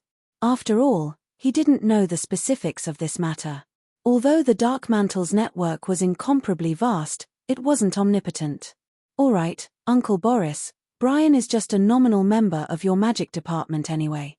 You don't need to arrange anything else for him. He won't come to the Northern Guard if there's nothing important. We'll be leaving first." Lawrence stood up and didn't beat around the bush with this uncle, getting straight to the point. "Don't worry, I know what to do. Helping him is helping you, and also helping myself. I know what I'm doing." After learning of Han Shaw's identity in the Dark Mantle, Boris naturally wouldn't keep Han Shaw in the army to do miscellaneous things. He also understood that Han Shaw had come purely to accumulate military merits and would only use the Northern Guard as a springboard for promotion. He definitely wouldn't stay in the Northern Guard for long. After leaving the Northern Guard with Lawrence, Lawrence asked Han Shaw, "Are you confident in this matter?" "This matter concerns my uncle's future. I'll leave it to you. I'll try my best. After all, I don't know the specifics yet," Han Shaw replied. Just as he was about to board Lawrence's carriage, he suddenly frowned and said, "Lawrence, be careful on the road." Suddenly startled, Lawrence asked in a low voice without batting an eyelid, "You mean, someone wants to kill me? You board the carriage first. I won't leave with you, but I'll protect you in secret." Han Shaw nodded, indicating that Lawrence shouldn't act rashly and alert the enemy. "All right, then I'll be leaving first," Lawrence said loudly. With a smile on his face, he walked straight to the carriage as if nothing had happened. As soon as Lawrence boarded the carriage, Han Shaw turned and walked towards another street. After walking a few dozen meters, he arrived next to another carriage parked at the corner of the street and said in a low voice, "Chester, why are you here?" Chester, who was dressed as a coachman, turned his head when he heard the familiar voice. He suddenly exclaimed in surprise, "Brian, why are you here?" Suddenly, the carriage was lifted by a pair of slender hands. The charming Emily suddenly covered her mouth and exclaimed in joy, "Scoundrel, what are you doing here?" It had been a long time since they'd last met, but Emily was still as beautiful as ever. Her long hair was coiled up high, and she wore a long purple dress.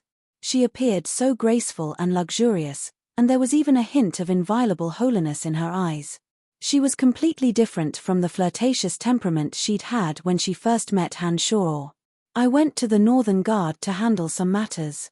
I just saw Chester looking around, so I came to take a look." "What are you two doing here?" Han Shaw frowned and hurriedly asked. "The Northern Guard lost the blueprint for the war chariot. I'm in charge of this mission, so I sent someone to understand the situation." Emily's relationship with Han Shaw allowed her to speak of the mission that should be kept secret without any misgivings.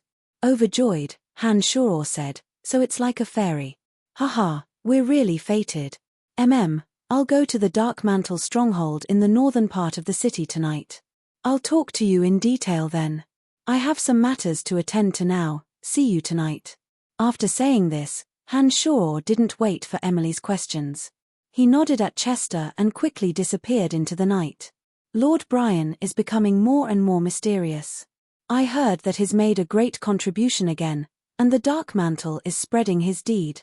Chester couldn't help but say in admiration when he saw Han Shaw disappear in the blink of an eye. "He only knows how to act mysterious. Why isn't that guy back yet? Let's quickly finish up our business and return to the northern stronghold as soon as possible."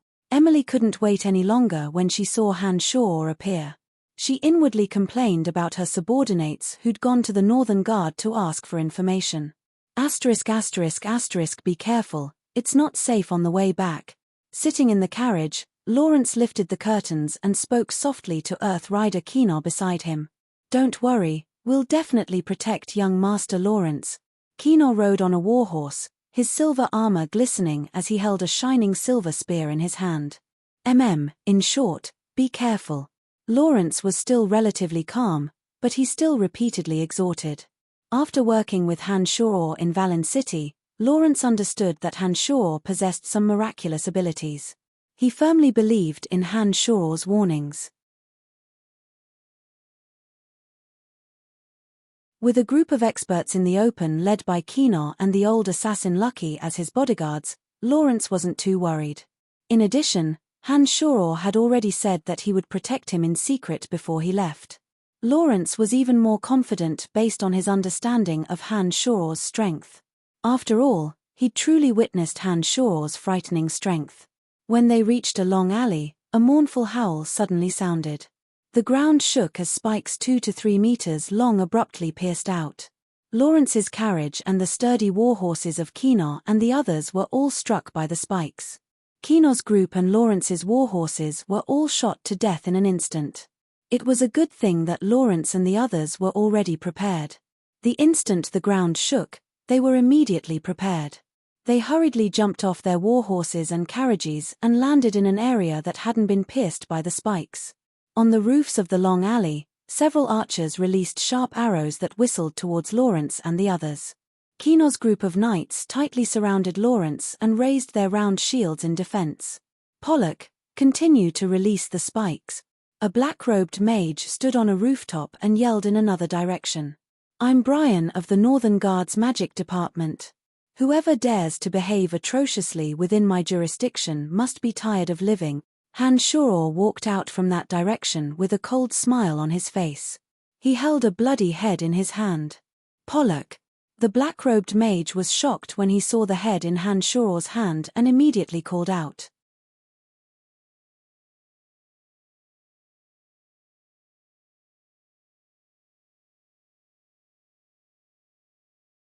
Chapter 275. There were a total of 10 assassins this time, 3 mags, 4 archers, and 3 swordsmen. Of the 3 swordsmen, 1 had the strength of a swordmaster, and the other 2 were senior swordsmen. Apart from the Earth Adept mage that had been killed by Han Shoror, there was also a Space Adept mage, as well as the black-cloaked Dark Archmage. The black-cloaked mage felt a sudden chill in his heart when he saw Han Shoror appear with Pollock's head in his hand. Pollock had been right next to him, but he hadn't seen anything before being killed. This meant that the assassin's strength was definitely extraordinary. "Kill this person first." The black-cloaked mage shouted loudly and was about to chant a spell. Suddenly, the large tree next to the black-cloaked mage started to sway strangely. The branches turned into sharp arrows and shot towards him like a peacock spreading its tail. He didn't have time to react before the dozens of branches pierced him like a hedgehog, blood flowing all over his body. The black-cloaked mage's eyes were still wide open even at the moment of his death as he looked at the tree that had suddenly turned into a murder weapon. He couldn't understand how an ordinary tree could become a murder weapon that could kill without batting an eye. The 2 senior swordsmen, dressed in black, jumped down from the roof, intending to kill Han Shoror first. The funny thing was that 3 cracks had appeared on the ground where they'd landed. The 3 who'd been about to charge towards Han Shoror were like flies that had walked into a trap. They screamed as they were swallowed by the 3 cracks. The few remaining people were extremely anxious as they watched the strange changes unfold. The assassin with the strength of a swordmaster said in a low voice, "Retreat." The 4 archers and the Space Adept mage felt as if they'd been granted amnesty when they heard the swordmaster's words. They hastily turned around to flee. "You want to leave? Heh, today is my first day on the job. I'm going to use you guys to make a contribution." Han Shoror followed them unhurriedly and said with a smile. The swordsman jumped up and stepped on a small tree next to him. Unexpectedly, the small tree suddenly came to life. A few branches wrapped around the swordsman's ankle like snakes. More branches, like the tentacles of an octopus, slowly flew up and constricted the lower half of the swordsman's body. The swordmaster's face was full of fear as he brandished the long sword in his hand, intending to chop off the soft tree trunk. However, at this moment, the old assassin Lucky, who had been hiding in the dark, approached like a ghost, already aiming at the struggling swordmaster.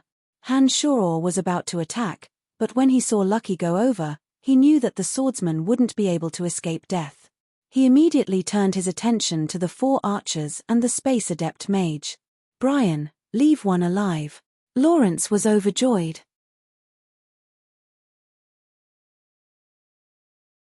He had never expected Han Shoror to be so miraculous. Facing so many experts, Han Shoror was still so calm and unruffled. He didn't know what method he had used to toy with his opponents. Hey! Someone's killed someone. Close the door, close the door. Although this alley was remote, there were still people living in broad daylight. When they heard Han Shuor's shout, they opened the windows on the side to take a look.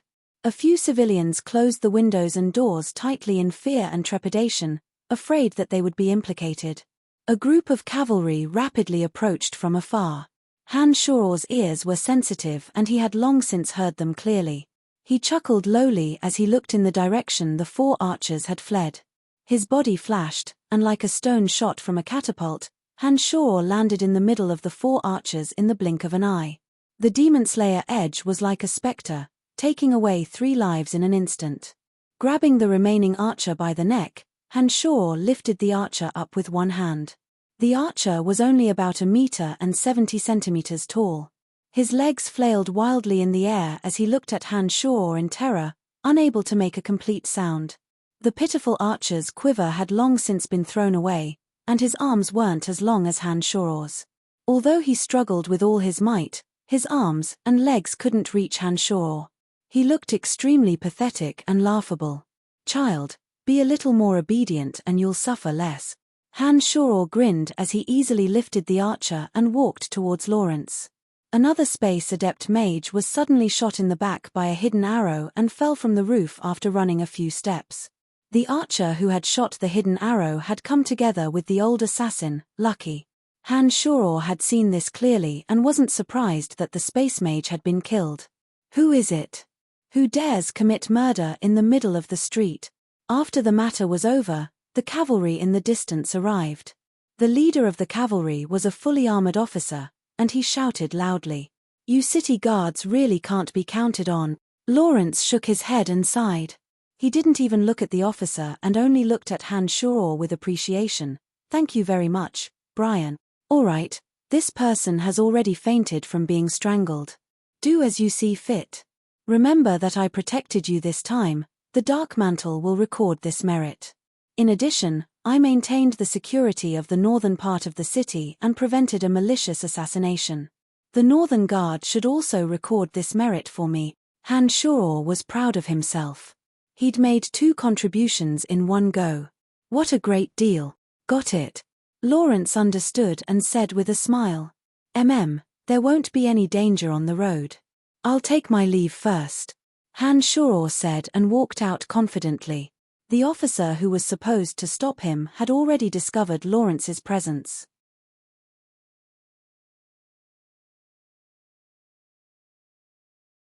He didn't dare say anything when he saw Lawrence and Han Shuor chatting intimately, allowing Han Shuor to leave calmly. At the northern stronghold of the Dark Mantle City, Han Shuor arrived as promised at night. Emily had been waiting for a long time. When she saw Han Shuor appear, she immediately dismissed Chester and warmly chatted with Han Shuor. After separating from the Valley of Sunshine, the two told each other about their own situation, all the way to the theft of the Northern Guard's blueprint. "Do you have any leads?" Han Shuor asked Emily. "I'm keeping an eye on this matter. I can be sure that those people definitely haven't left Osun City. That's because the Dark Mantle has been secretly investigating this matter ever since it happened. We've stationed our people at all 4 city gates. The people from other countries have been left behind in the Empire, so it's impossible for them to escape. Recently, we've discovered a few groups of suspicious people, but we can't be sure if they're the ones who did it. I'm doing my best to investigate this matter. As long as we can determine which party did it, not a single one of them will be able to escape from our Osun City. Wait for my news. Although this matter is troublesome, since it happened within Osun City, the Dark Mantle will definitely handle it appropriately." Emily's expression was solemn as she spoke in a low voice. "Keep these 2 things well. They will definitely be helpful to your strength." Han Shuor took out a magic staff with 3 amethysts from Embark cotton, as well as the notebook he had memorized, and gave it to Emily. For me." Emily felt a bit dizzy when she saw Han Shuor give these 2 things to her. Emily was very clear on how valuable these 2 things were. Embark Cotton's notebook recorded his understanding and feelings towards dark magic. It was a sacred object that no dark mage could ever hope for. There was also the magic staff left behind by Embark cotton. The dense dark element on it was extremely frightening. Its value was even more immeasurable. When Hanshoro described the instance where he left the notebook, Emily had a faint feeling in her heart. But when Hanshoro really gave these two priceless items to Emily, she still couldn't believe it. Her heart trembled violently. That's right. When you obtain these two items, she belongs to you. But regarding this magic staff, you have to prepare an excuse to avoid Candide's suspicions.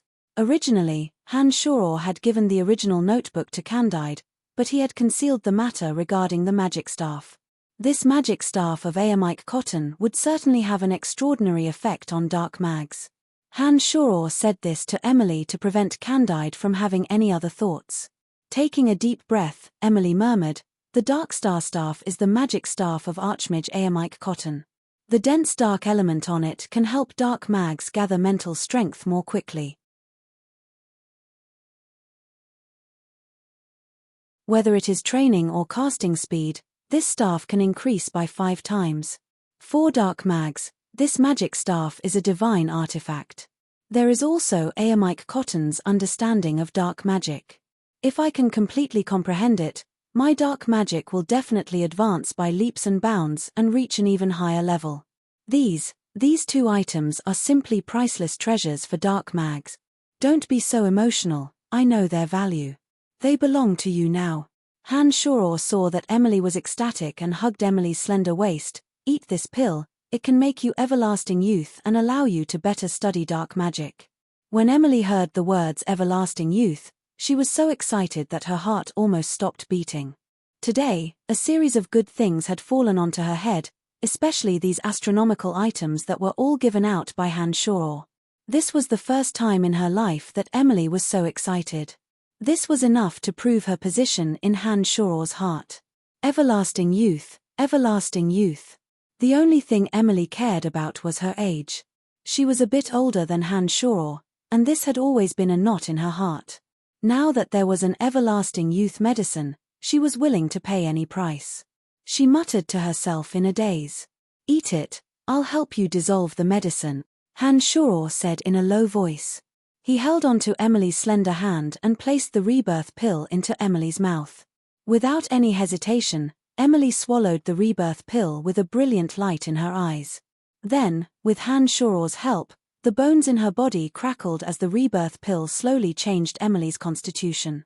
Just like Fanny, Phoebe, and the others, when Emily had the urge to go to the toilet, Hanshoro explained the side effects of the rebirth pill to her, and only then did he feel reassured and leave.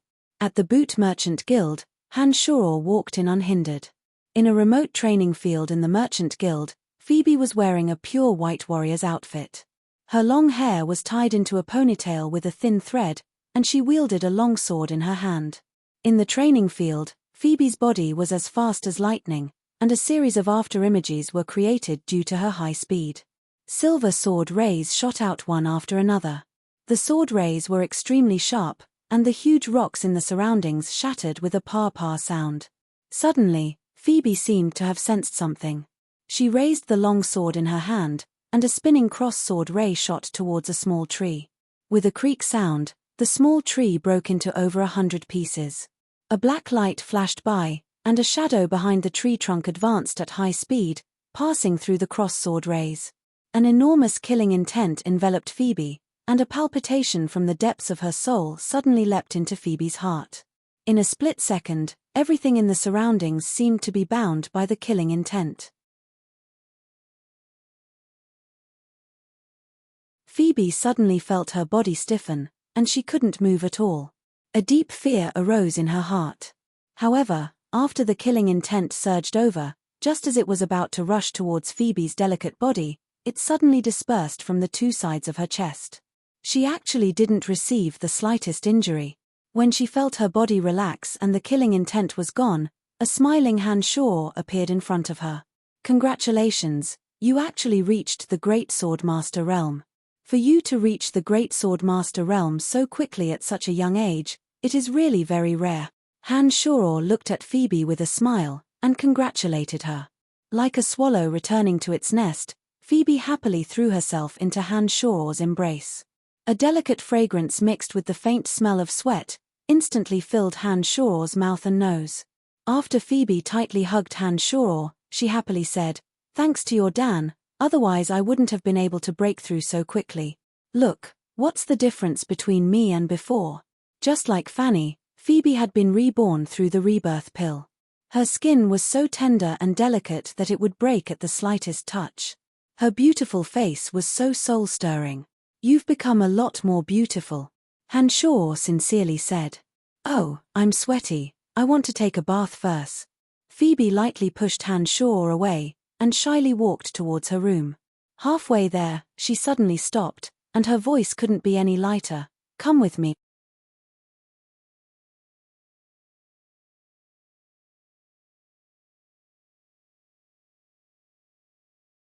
Chapter 276. In a luxurious residence on the west side of Ossun's city god's palace, the empire's crown prince, Charles, was currently pressing a voluptuous, beautiful woman onto the table. He was vigorously rocking her from behind. The beautiful woman's shining white buttocks were swaying, enjoying Charles's thrusts like a bitch. After a while, Charles's two legs trembled as he let out a loud cry. His entire body softened like cotton, directly lying on the beautiful woman's body as he moaned, "Darling, you're really charming. Your Highness the First Prince, please help me with my younger brother's matter." The beautiful woman didn't move as she laid there, allowing Charles to continue groping her body as she spoke in an affectionate and soft voice. "Don't worry, the entire empire will be mine in the future.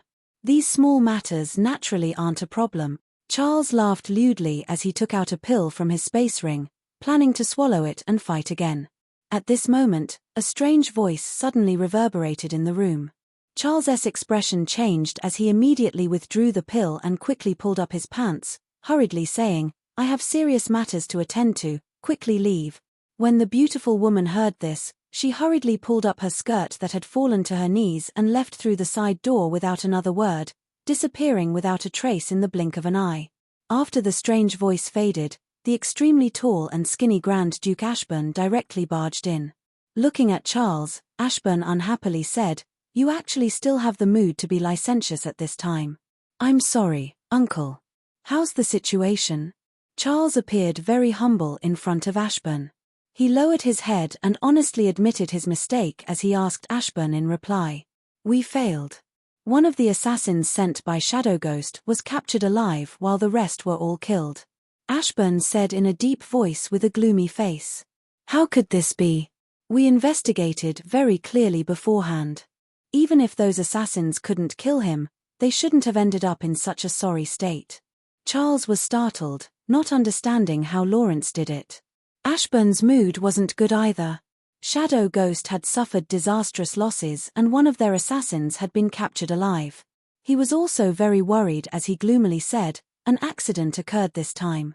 That Brian who caused a ruckus previously seemed to have played an important role. Otherwise, the situation definitely wouldn't be this bad." "The boyfriend of the owner of the Boot Merchant Guild, Phoebe? How is that possible? He's just an advanced magician. What can he do with his strength?" Charles found it hard to believe. He had seen Hanshaw in the Northern Rose Garden and felt that Hanshaw's strength was nothing to be afraid of. This person isn't simple. After Aubrey returned from the Boot Merchant Guild, his body went cold and hot for a few days and he fell seriously ill. Even with Aubrey's strength, he was still tricked. This shows that he definitely isn't that easy to deal with. This time, he came out to stir up trouble again. "It seems like we should get rid of him first so that he doesn't get in the way." Duke Ashburn paced back and forth as he thought for a moment before speaking coldly. "I'll listen to Uncle's orders." To Charles, this uncle of his was an important support. Ashburn, who held great authority, was extremely important to his throne. In addition to their familial relationship, Charles didn't dare to disobey Ashburn's words. Nodding his head, Ashburn said, "Phoebe's master, Sacred Sword Master of Cross Coral Ascot, came looking for me a while ago. That old fellow has yet to express whether he supports Lawrence or not. It's not advisable to become enemies with him at the moment." That old fellow is rather clear about some of the experts in my hands. Because this Brian has a close relationship with Phoebe, I can't let my people take action. Shadow Ghost has suffered disastrous losses this time. I'm afraid that they won't be able to mobilize experts in a short period of time. Only you can kill him, no problem. A while ago, Great Swordmaster Leah Kane of the Brut Merchant Alliance offended the lightning sacred Magus Reynold Dealer of the Brut Merchant Alliance. He couldn't stay in the Brut Merchant Alliance any longer and fled to our empire. It just so happens that he's relying on me. He'll arrive in 2 days. Currently, no one knows about this matter. If he takes action, this matter will definitely be settled. That madman? Ashburn was startled. He then nodded his head and laughed sinisterly. Then I'm relieved. ****** In the dead of night, in the room of the master of the Boot Merchant Alliance, Phoebe. The sound of water splashing could be heard from the depths. Phoebe's cheerful voice was clear and melodious. Hey, is it comfortable? In a spacious bath, steam pervaded the entire room. The bath was filled with flower petals, emitting a faint fragrance. Han Shoror was wearing shorts as he lay on the edge of the bath. Phoebe had a light muslin wrapped around her entire body. She sat sideways beside Han Shoror and was currently massaging Han Shoror's muscles. Han Shoror squinted his eyes as he lazily lay there. He said disappointedly, "It's comfortable, but it's different from what I imagined. I thought you wanted me to come in with you to do something else with me, H. I knew you would let your imagination run wild. Massaging you like this is already good enough. I've never massaged anyone's back or waist before. You should be content." Phoebe's hair was coiled up high. A few strands of messy hair naughtily landed on her fragrant shoulders. The muslin was unable to block the spring scenery, and her fair jade-like skin revealed a natural rosy glow. Before coming here, Han Shoror had already vented on Emily's body. However, it was still unbearably swollen.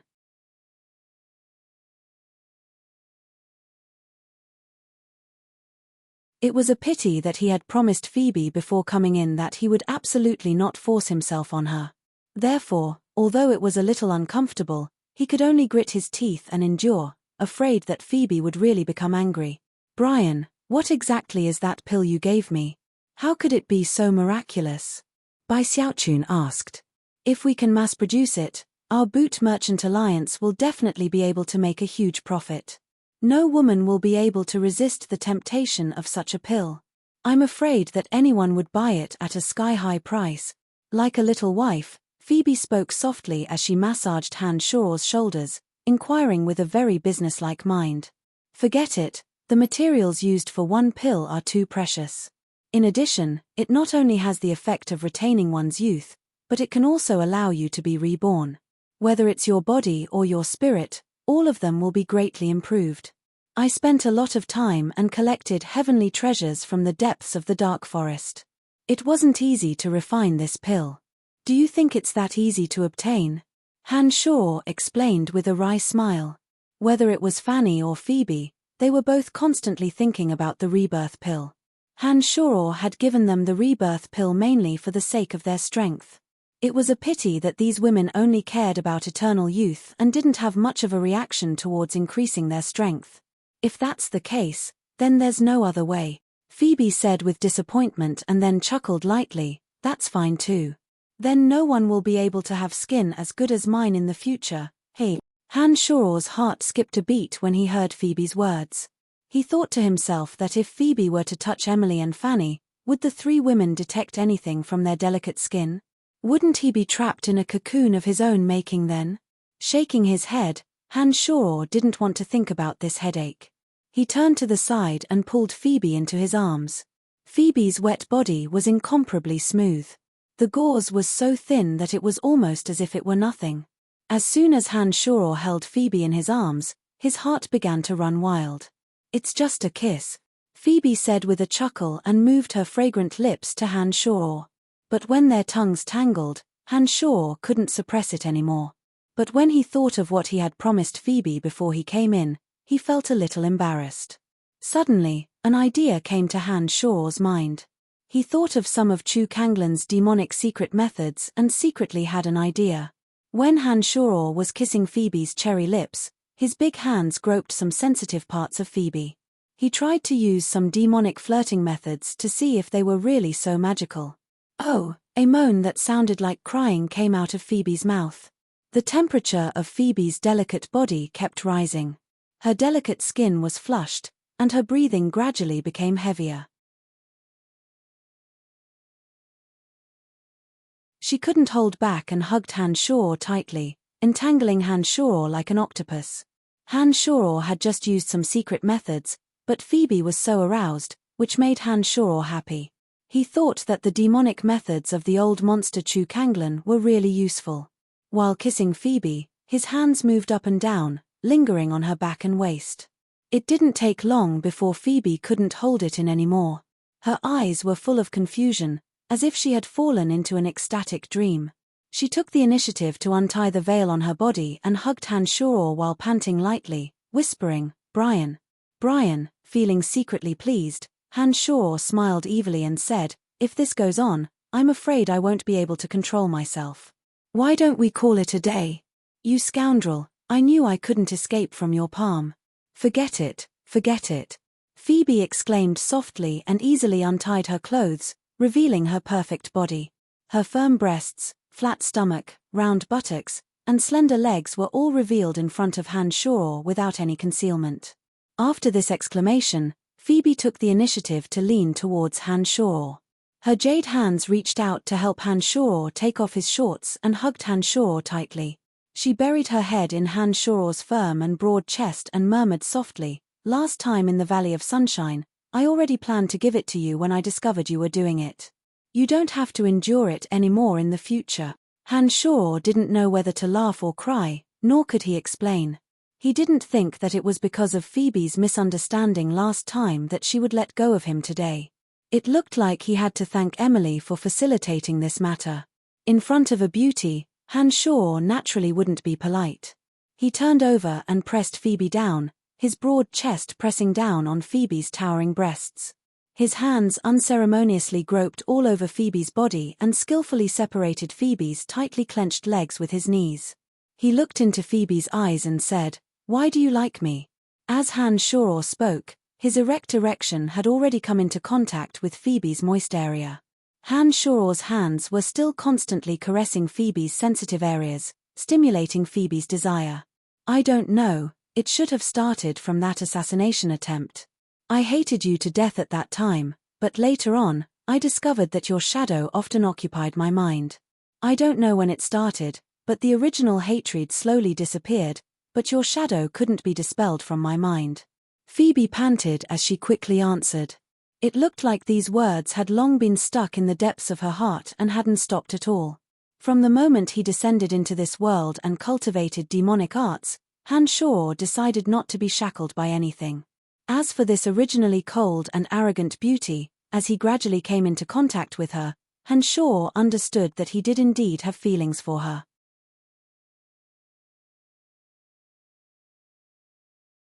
Although it wasn't as infatuated as it was with Fanny, he really felt that he couldn't leave her. After Phoebe said this, Hanshoro closed his eyes and fell silent for a while. His hands unconsciously continued to release demonic arts' secret flirting skills. He didn't know how stimulating these secret flirting skills were. In addition, Phoebe was secretly in love with him. Before he took action, he heard Phoebe's loud cry. The next moment, Hanshoro felt that his lower body was wrapped by a warm and moist wonderful place. After a long time, Hanshoro sat lazily in the bath, and Phoebe sat on Hanshoro's thick thighs like a kitten. Her hands were wrapped around Hanshoro's neck, and her head was buried in Hanshoro's chest, looking lazy and powerless. "Does it hurt?" Just now, Phoebe's performance could only be described as crazy. Feeling that it was Phoebe's first time, Hanshoro couldn't help but ask. I don't know. I felt like I had gone crazy. I didn't feel any pain at all. When I woke up, I was already like this." Phoebe was extremely bashful and said in a low voice like a mosquito. As soon as these words came out, Hanshoro was taken aback. He secretly thought that demonic arts' secret flirting skills were really overbearing. Even a woman with a firm mind like Phoebe couldn't bear it and fell into a state of madness. If ordinary women were to be played like this, wouldn't they all lose their rationality and beg to be ravaged like a slut? I'm very sleepy and tired. I'll rest for a while first. Phoebe was indeed tired. She had taken the initiative in the previous pleasure and crazily asked for Han Shoror's grace. In addition, it was her first time, so it was inevitable that she would feel extremely tired. Well, you rest first.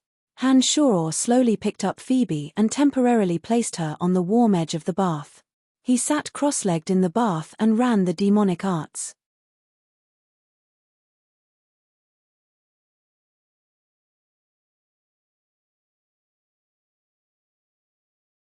Chapter 277. Lancelot Empire, Ossen City, East City, Magic Guild. The eastern part of Ossen City was a gathering place for commercial organizations and various guilds. Apart from various shops, the Magic Guild, Swordsman Guild, Archer Guild, Thief Guild, and Mercenary Guild were all located in the eastern part of the city. These large and small guilds had transcendent statuses and were spread throughout the entire profound continent. Not a single country lacked one. They were an appraisal organization for all professions. Any mage or swordsman, as long as they passed the guild's test and appraisal, could obtain the corresponding rank and be recognized by any country in the entire profound continent. The Magic Guild's building was like a spire, looking like a magic tower from afar. Unlike the Swordsman Guild and the Mercenary Guild, the Magic Guild appeared deserted, with very few people entering. Mags were the most mysterious group of people on the profound continent. Their numbers naturally couldn't compare to the vast number of swordsmen and knights. Therefore, the number of mags that came to the Magic Guild to take the appraisal test was much smaller. Phoebe was too tired and had yet to wake up. After Han Shoror carried her to the bed and put her down, he went alone to the Magic Guild in the eastern part of the city at daybreak. Currently, Han Shoror possessed the mental strength of a Grand Magus, but he was still just an archmage. The necromancy magic that Clarendon grasped had been transferred to Han Shoror through the occupation of his soul. Han Shoror had grasped it after staying in the Cemetery of Death for a few days and practicing day and night. However, apart from the magic skills that Claude had grasped, the necromancy magic book that he had obtained from the Cemetery of Death also recorded the two magic spells, Plague and Soul Tremor. Plague was the same as corpse resurrection. It was the most notorious and terrifying large-scale destructive magic of necromancers for thousands of years. The reason why necromancers were so terrifying was because of the plague magic. Plague was purely a type of destructive magic. This magic didn't have a large area of effect, but what was frightening was its ability to spread quickly. As long as one person in a village or town was infected with the plague magic, unless that person was immediately burned and buried, the plague magic would follow them wherever they went. More and more people would be infected, their bodies rotting and dying. As long as a village, town, or even an empire didn't have a quick response strategy, it was very likely to become a hellish place. If it was used in conjunction with corpse resurrection magic, an archmage-level necromancy magic could resurrect all those who had died from the plague, creating a terrifying zombie army out of thin air. Han Shoror didn't plan on practicing the plague magic for the time being.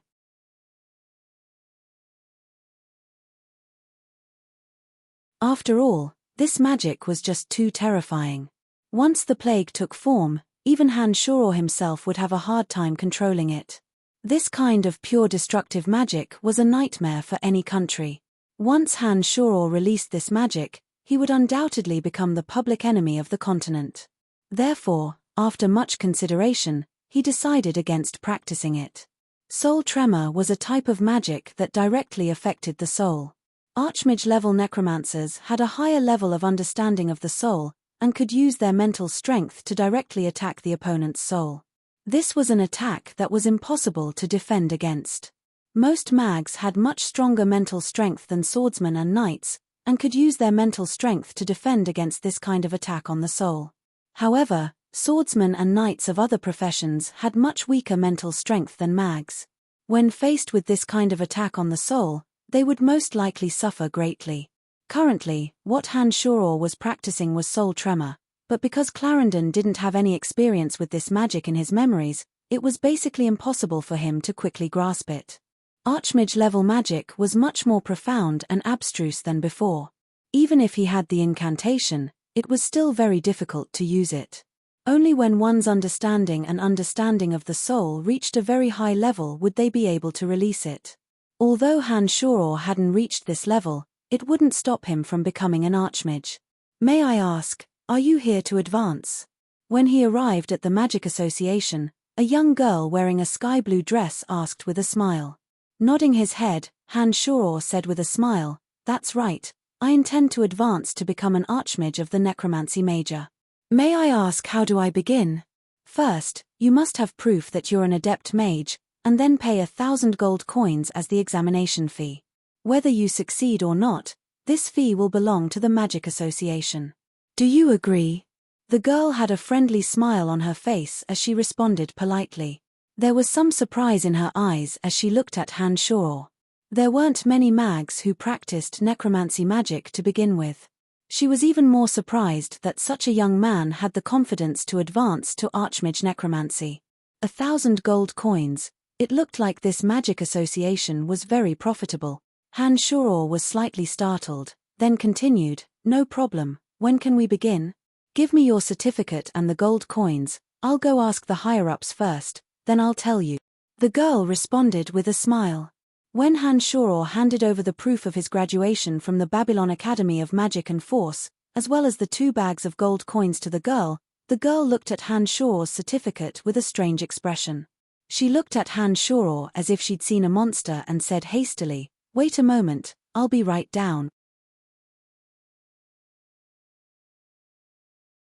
As soon as she finished speaking, the girl lifted her long skirt and ran towards the top of the magic tower. Her expression was extremely strange, causing Han Shoror to be a bit surprised. The entire Magic Association had a total of 5 floors, and each floor had a large-scale boundary that was brimming with dense magical elements. Although Han Shoror was a bit suspicious of the girl's behavior, he didn't release the Yin demons to spy on her because of the existence of the magical boundary. After a while, a white-haired, amiable-looking old man hurriedly walked down the stairs. From the magical insignia on his chest, it could be seen that he was an Earth Grand Magus. There were a few mags behind the old man, including 2 water and thunder archmages and 4 adept mags. "I'm Ars Hossein, the person in charge of the Magic Association in the Lancelot Empire. I'm fully responsible for the advancement exams for mags in the Lancelot Empire. May I ask if you intend to advance to the rank of Necromancy Archmage?" The old man came over with Han Shoror's certificate, his eyes sparkling as he looked at Han Shoror. He seemed a bit surprised.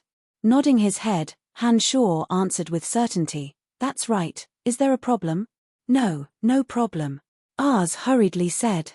He then looked at Han Shoror's certificate and said, "In less than 2 years, you advanced from a magic apprentice to an adept mage. This is a miracle, especially since you practice necromancy magic. If I wasn't familiar with your Dean Emma and recognized that this certificate was made by her, I would definitely think that you forged the certificate. So that's how it was." Han Shoror was astonished. He smiled faintly and said, "Then, can I begin?" Of course. Our Magic Association's exam is different from your academy's. We only need to test your mental strength. Then, you can release your most powerful magic and we will be able to determine whether you pass or not." Ars' attitude was surprisingly good as he said amiably, "Follow me to the 2nd floor, we will be taking the test there." There was a blue boundary in the center of the 2nd floor. The solid walls were engraved with all kinds of magical symbols. When they reached the 2nd floor, Ars took out a magic stone used to measure mental strength and handed it to Han Shoror, saying, "Inject your mental strength into it. We can use the data on it to determine whether or not your mental strength meets the standard." The magic stone slowly lit up as Han Shoror slowly injected his mental strength. When Han Shoror saw Ars reveal a satisfied expression, he stopped injecting his mental strength and passed the Archmage's mental strength test without any mishaps. "Not bad, your mental strength has indeed reached the Archmage rank. Next, you can stand inside the boundary and release your most powerful necromancy magic. We can use this necromancy magic to determine whether or not you have indeed reached the Archmage rank." R's attitude towards Han Shoror was even more friendly as he kindly pointed at the boundary. With the extent of Han Shoror's brain development, the speed at which his mental strength condensed and released was more than 10 times that of ordinary mags. Last time at the Babylon Academy of Magic and Force, Han Shoror already understood that when other people took the mental strength test, the magic stone would light up little by little. However, because Han Shoror's brain was different from ordinary people, the speed at which his mental strength condensed was extremely fast. The magic stone lit up to its brightest in almost an instant. This time, during the test of the magic stone, Han Shoror deliberately slowed down his mental strength bit by bit. He also didn't completely release the mental strength of a Grand Magus in order to avoid unnecessary trouble. He still passed without any mishaps. There's no need to stand inside the boundary. Our necromancy major doesn't need to go through so much trouble. Han Shoror smiled faintly and chanted a necromancy incantation. An extremely valiant evil knight clad in pitch-black armor appeared out of thin air. It rode a warhorse with 2 fire-breathing eyes and carried an enormous bone spear. Evil knights could only be summoned by necromancers of the Archmage rank. This was a publicly acknowledged fact in the necromancy major. When Han Shoror's evil knight appeared, it basically proved his Archmage rank. This was more convincing than the powerful magic of other mages. Heavens, from a magic apprentice to an Archmage in less than 2 years. That's too unbelievable. Oh right, why would Dean Emma be willing to let you leave the Babylon Academy of Magic and Force? Their necromancy major shouldn't have a necromancer of the Archmage rank.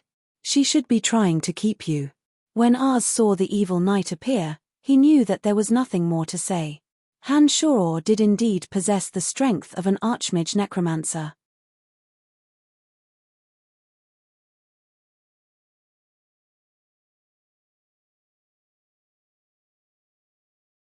Chapter 278. Then, can you help me confirm my qualifications now?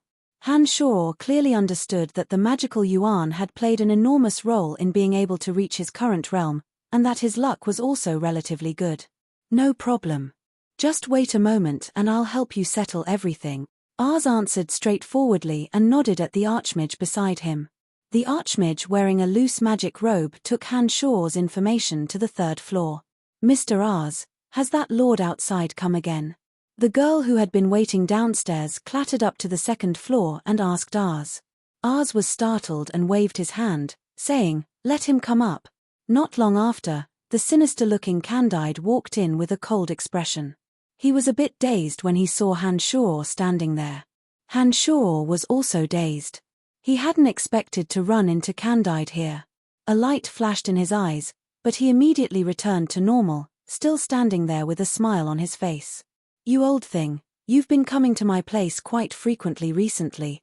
Ars seemed to have known Candide for a long time. He laughed heartily and said to Candide, "If there wasn't anything else, I wouldn't be bothered to come to your place." "What, is there something else?" Candide shot a glance at Ars and then looked at Han Shoror. He said with a frown, acting as if he didn't know Han Shoror at all, "Hehe, there's nothing else. Lancelot Empire's Babylon Academy of Magic and Force has produced yet another amazing magical genius. He advanced from a magic apprentice to an Archmage in less than 2 years.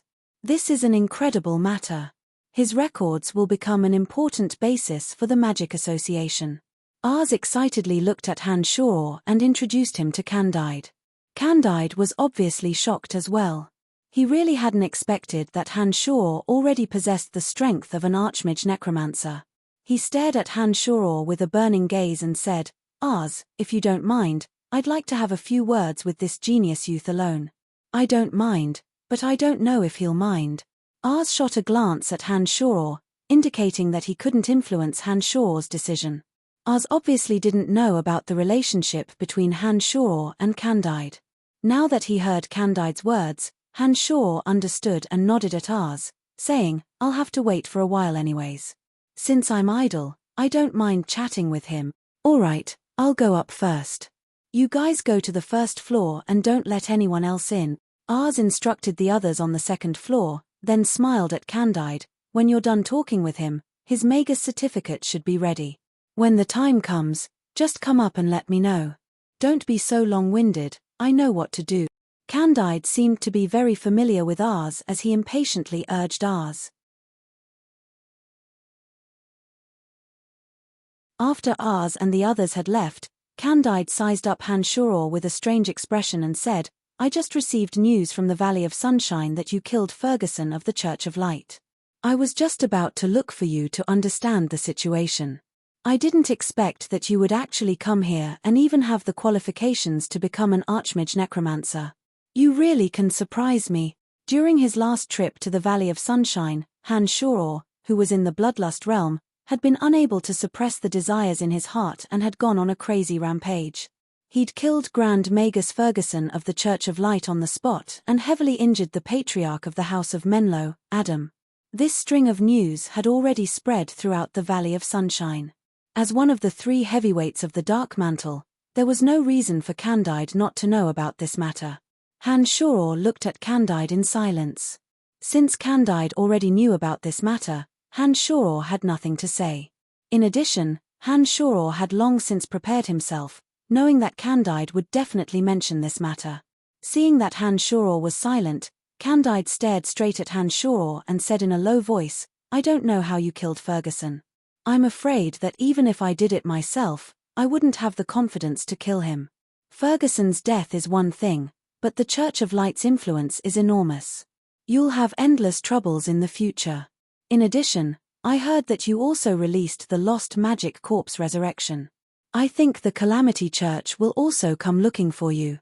These 2 churches have a wide range of followers throughout the Profound Continent.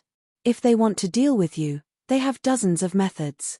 How do you plan to deal with them? Different situations call for different measures. If they dare to make a move against me, I'll kill them all until they give up. Hanshuror's face was callous.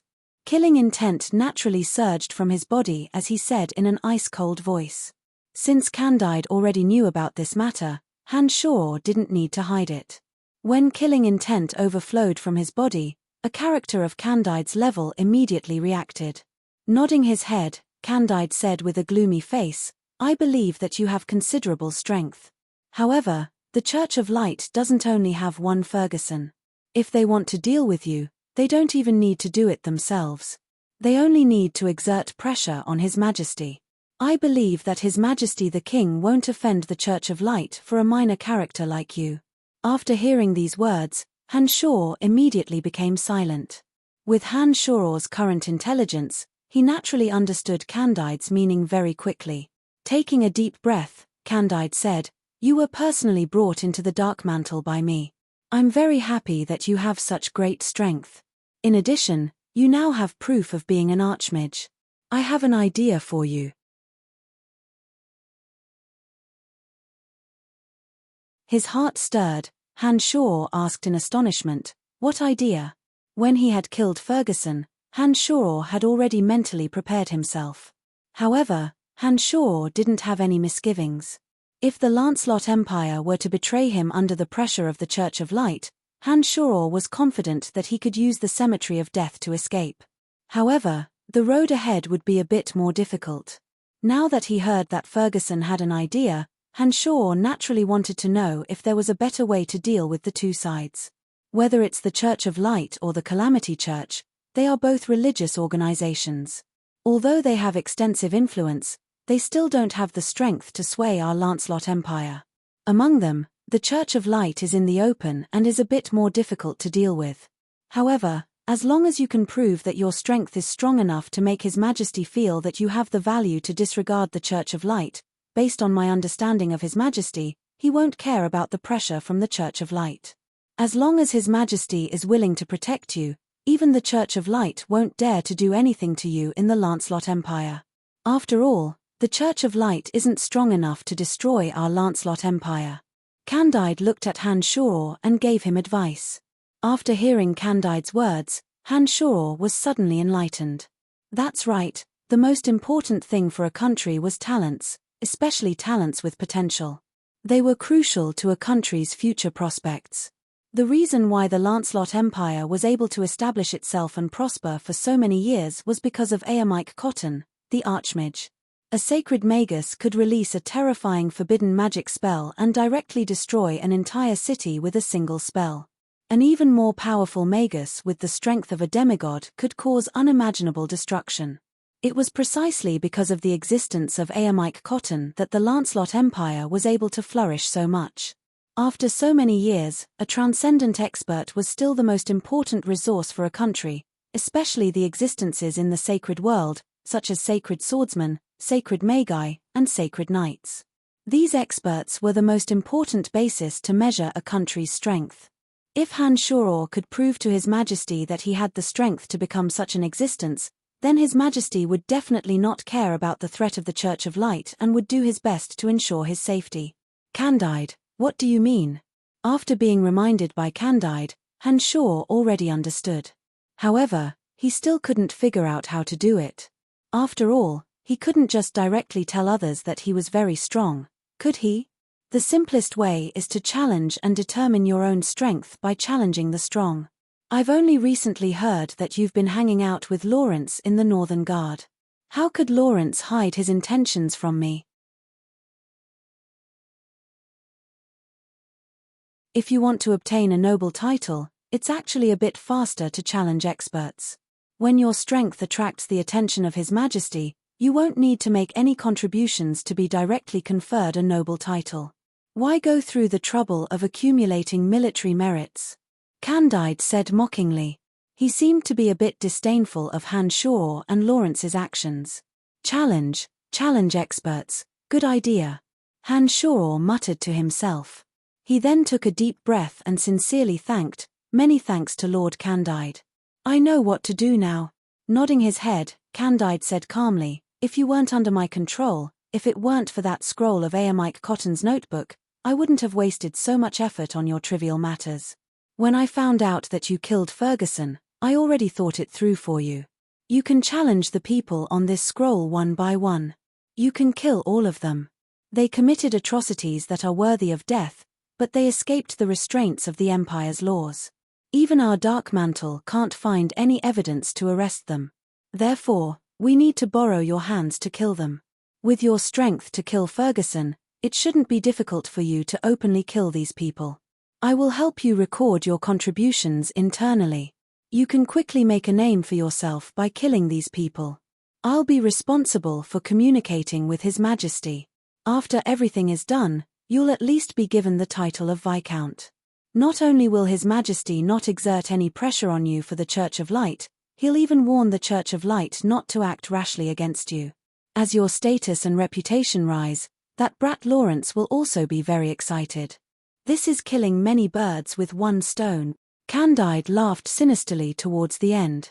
It seemed that he had already considered this matter and was very proud of this idea. Lord Candide, why do I feel like I'm being used by you? Han-Shoror was speechless. He understood that this method was indeed feasible. However, seeing Candide's sinister smile, Han-Shoror felt that Candide was only helping him on one hand, and using Han-Shoror to eradicate dissidents was his main goal. Glaring at Han-Shoror, Candide said, just treat this as a mission. I'll help you record your contributions. Heh, these damned bastards, they think they can escape from my palms. This time, I'll make all of you die together. Understood. Seeing the sinister sneer on Candide's face, Han-Shoror knew that Candide already had a plan. He nodded his head in agreement. All right, I still have some magical knowledge that I need to discuss with that old thing ours. Embark Cotton's notebook is really too profound. Even I have a hard time comprehending it, and I actually still have to ask that old thing. Candide grumbled and walked upstairs. When he reached the top of the stairs, Han-Shoror clearly saw that Candide had released a spell.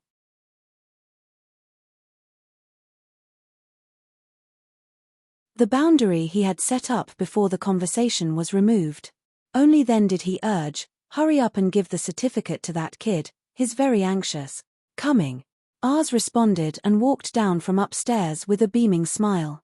He arrived in front of Han-Shoror and handed over the small booklet proving his identity to Han-Shoror. He said with a smile, congratulations, Brian. With the certification of our magic association, you are now an archmage. Thank you. Han-Shoror replied with a smile. He glanced at the gloomy Candide and cursed in his heart before going downstairs. Congratulations, you're really amazing. You've become a rare Archmage necromancer at such a young age, the girl in charge of reception said in admiration when he reached the first floor. Han Shoror flashed a radiant smile at the girl, nodded, and left the Guild of Magic. The girl blushed under Han Shoror's brilliant smile. Her heartbeat was much faster than normal. She thought to herself, he's so tall, and so handsome and young. With a height of 1.9 meters, Han Shoror had a strange demonic aura due to his training in magical yuan. It was only natural that he would attract the attention of the opposite sex. My first target is Colbert. He has the strength of a swordmaster and has raped and killed 7 girls. He currently lives in the outskirts of Bimson City, and is the mayor of Billow Town. He has the title of Baron. Han Shoror walked out of the Magic Association and took out Candide's piece of paper.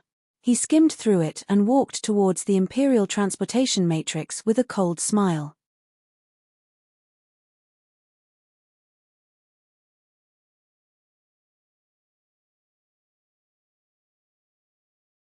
Chapter 279. Lancelot Empire. On the outskirts of Bimson City, a small town called Billow.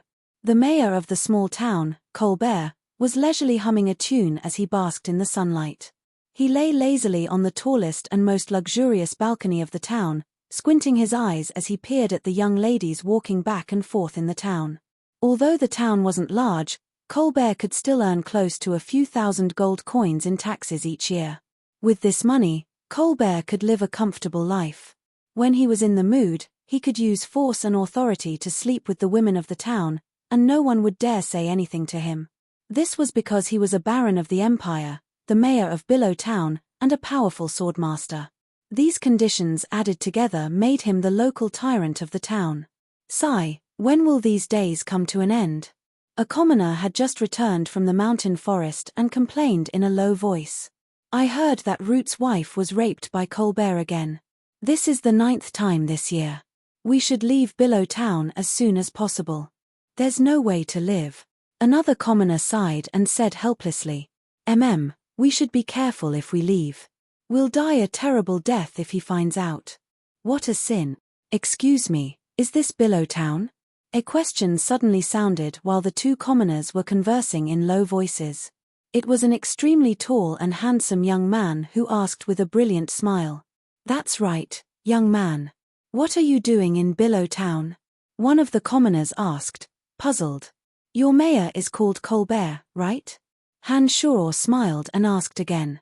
Nodding, the commoner's expression changed as he said in disgust, You know our mayor? What do you do? I'm looking for him for a few matters. Where does he live?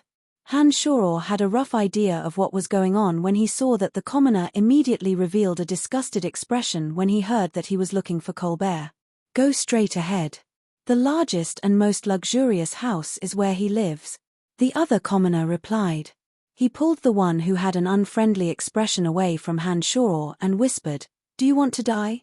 Look at how tall he is. He must be a friend of that bastard Colbert. Don't get yourself into trouble. As the 2 of them spoke, they quickly left, looking at Han Shoror with disgust and disdain. Han Shoror's ears were sharp enough to hear everything. He thought to himself, this Colbert is truly devoid of conscience. Even after becoming the mayor of this town, he probably hasn't stopped doing bad things. He quickly walked to the largest house and said to the guard in front of the door, I request to see Mayor Colbert. Who are you?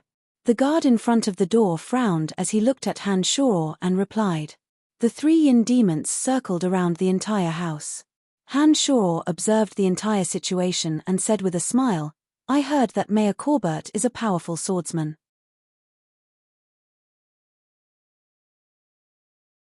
This time, I have come specially to challenge him.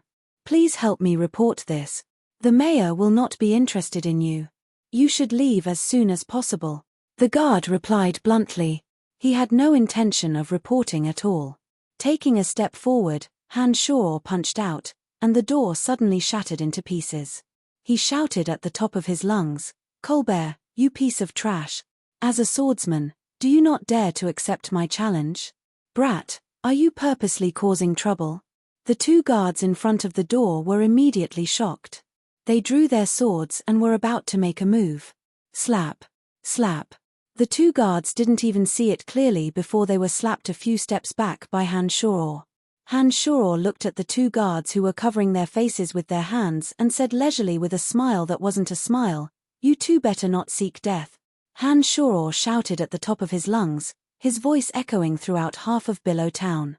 When the villagers heard that someone had come to challenge Colbert, they all stopped whatever they were doing and came over to watch, no matter what they were doing. Colbert, who had been squinting his eyes and looking around, obviously heard Han Shoror's shout. He shouted angrily from the balcony of a tall building, "Where did this brat come from? How dare he come to my Billow Town to cause trouble?" Following Colbert's shout, a dozen or so militiamen walked out of his house. Colbert, who was wearing a set of shiny silver armor, walked out of the broken door with a cold expression. "What are you looking at? You damned commoners, get lost." After Colbert walked out of the door, he first glared at some of the surrounding civilians and cursed. He then glared at Han Shoror and said, "Brat, are you purposely here to cause trouble?" Baron Colbert had quite a reputation in his early years. "You have the strength of a swordsman. I also practice swordsmanship. This time, I passed by Billow Town and would like to ask for guidance from Lord Baron. I wonder if Lord Baron has the guts to accept." Han Shoror smiled as he looked at Colbert. Colbert glared at Han Shoror and said angrily, "Brat who doesn't know the immensity of heaven and earth. You actually dare to challenge me? You are indeed tired of living. I accept your challenge, but don't blame me if you die." "Of course." Han Shoror readily agreed. "All of you, get lost. Watch how I kill him." Colbert waved his hand and the surrounding militiamen dispersed. Colbert took out a shiny long sword and took a deep breath, suddenly calming down. "Young man, I'll let you attack first." Colbert calmly looked at Han Shoror as he got into a fighting stance. "Very well." Han Shoror didn't delay. He calmly walked towards Colbert with his bare fists and punched out in front of Colbert. "Hey!" Colbert was a bit startled when he saw that Han Shoror didn't draw his sword. But when Han Shoror punched out and didn't see any traces of fighting aura, Colbert was even more shocked.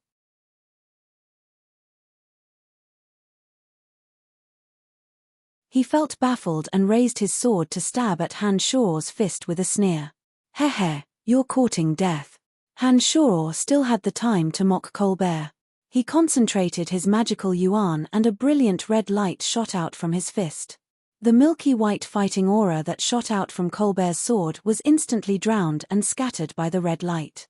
A loud clang rang out as the punch landed on Colbert's sword hilt.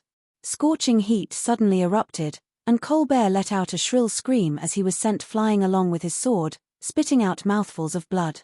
"Oh, my gosh, that demon is seriously injured.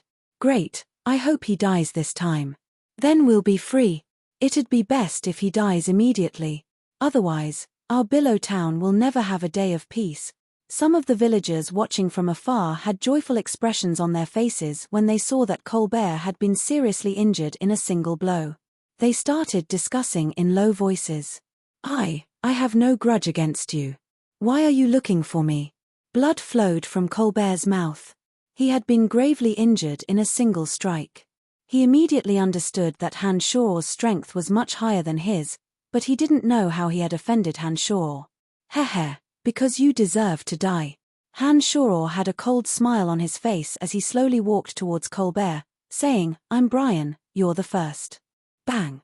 Colbert couldn't resist the punch at all. His entire body was punched in the head, and blood flowed out from all 7 of his orifices. "I killed him fair and square in the middle of the challenge. You all saw it." Han Shoror spread his hands towards the militia and made an unintentional gesture.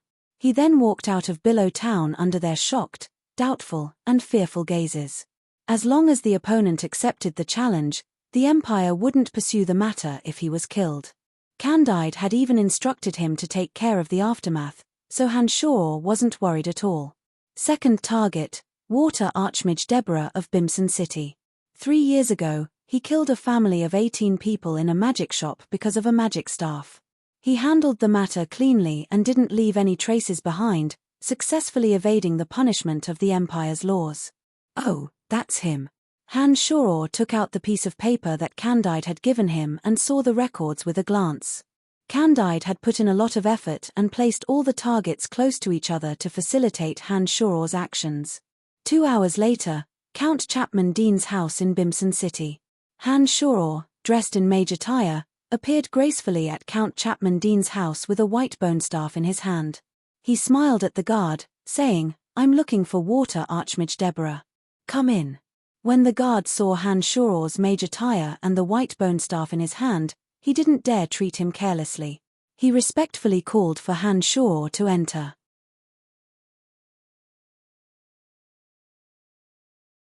When they arrived at a spacious courtyard, the guard said, "Please wait a moment, I'll go inform Lord Deborah."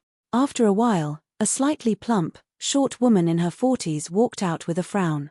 She wore a luxurious magic robe and had an azure space ring on her hand. She looked suspiciously at Han Shoror and said, "Who are you? I don't think I know you." Nodding, Han Shoror said with a smile, "Of course. Although this is our first time meeting, I've heard of your great name for a long time. This time, I wanted to consult you on some magical knowledge. I hope you can give me some pointers." When Deborah heard Han Shoror's words, she waved her hand and said impatiently, "I don't have time for you. And here I was wondering who it was. Leave while it's still early. Don't make me angry, you damned brat." Glancing at the guard, Deborah reprimanded, "Next time, ask clearly who you are before bringing you in. Don't think that I know mags. I don't have time for this kind of immature brat." As she spoke, Deborah ignored Han Shoror's existence and went straight back into the house, intending to continue fiddling with a few new magic potions. "Ugly old hag, are you afraid to accept my challenge? Or do you think that you can't be looked at for long because of your ugliness?" Still wearing a smile on his face, Han Shoror repeated his old tricks and used malicious words to provoke her. Sure enough, when Deborah heard Han Shoror's malicious words, she immediately turned around furiously and glowered at Han Shoror. Smiling coldly, she said, "All right, I accept your challenge and send you on your way." A dim light flashed and a dark blue magic staff appeared in her hand. As she chanted a spell, 3 5-meter-tall water men appeared out of thin air and rushed towards Han Shoror. 5 ice alls formed as the water men approached. The sharp ice alls carried a glaring cold light and stabbed diagonally towards Han Shoror from the roof. Interesting. Han Shoror let out a strange laugh and shook the white bone staff in his hand. He quickly chanted a spell and a white bone shield suddenly appeared beside him. The 5 ice alls that appeared a step later were actually a step faster than the watermen and directly hit the white bone shield. The huge impact fiercely collided with the white bone shield, causing ice shards to scatter and cracks to appear on the white bone shield. Unhurriedly retreating from the white bone shield's range, the white bone staff in Han Shoror's hand flashed once again.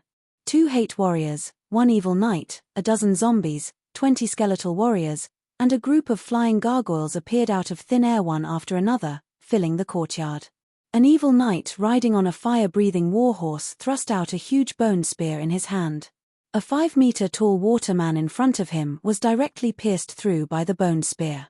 The evil knight lifted the skeletal warhorse and spat out a stream of raging flames from the warhorse's mouth. The waterman that was riddled with holes squeaked and emitted smoke as it dissipated. You're actually a necromancer."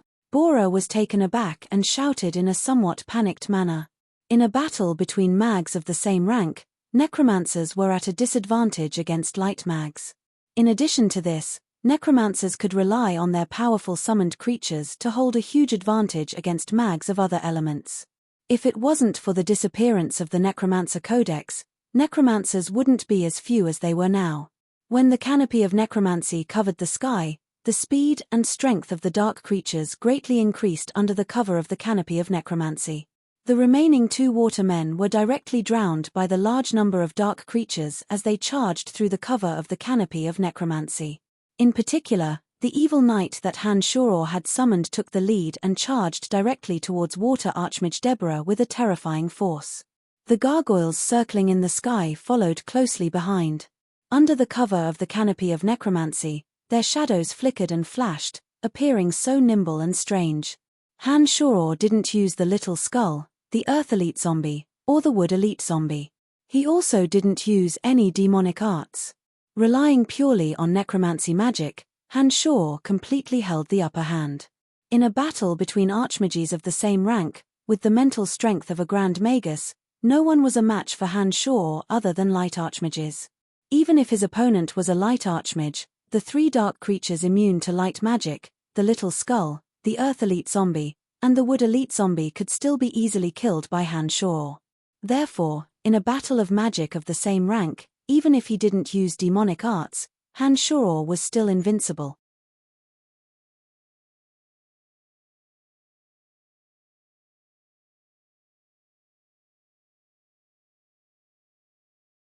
Chapter 280. Damn it. Bora cursed in a low voice. She obviously felt that something was wrong and hastily retreated into the room. Her short and fat body was actually quite nimble as she planned to obstruct the dark creature's charge inside the room. The high-level water magic ice spell was released. A white mist enshrouded the room as a sparkling and translucent ice wall sealed the door. The ice wall emitted a cold white mist under the illumination of the sunlight. The evil knight rode on his skeletal warhorse and raised a bone spur that was even larger than his body. He charged towards the ice wall, raising his bone spur high and fiercely thrusting it at the ice wall. Clang! Surprisingly, this ice wall formed by the frost spell actually had a tough defense. When the huge bone spikes hit the ice wall, they made a huge impact.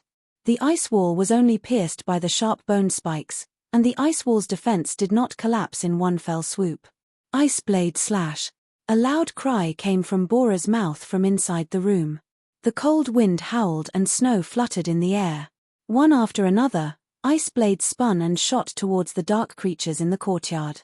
When the lower-level skeletal warriors were hit by the ice blades, their weak skeletons shattered one after another.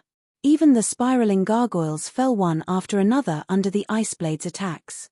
However, the higher-level zombie warriors and hate warriors still stood tall even after being cut by the ice blades. They walked step by step towards the room Bora was in and began to attack the ice wall together with the evil knight. Under the cover of the canopy of necromancy, Han Shoror wore a cold smile as he stood proudly in the middle of the courtyard. He leisurely watched the dark creatures attack Bora and inwardly experienced the most appropriate way to use necromancy magic. Clang! Finally, the ice wall shattered under the impact of the evil knight's huge bone spur. Soon after, the evil knight charged into Bora's room along with his skeletal warhorse. The two hate warriors and several zombie warriors also entered and occupied the room's windows in an instant. I surrender, I surrender. Inside, Bora turned pale with fright and suddenly cried out involuntarily. When the evil knight broke through the ice wall's obstruction and rushed into the room with his undead army, Bora knew that it would be difficult for her to salvage the situation. Bora felt an instinctive fear when she was stared at by the evil knight's malevolent and merciless eyes. She immediately screamed to save her life. Su su su. A dozen or so bone spears shot in through the window, two of which directly attacked Bora's back. Before Bora could react, they directly penetrated her short and stout body and carried her towards the evil knight. The evil knight raised his huge bone spear high up. When the bone spear fell, Bora's head flew high up into the air.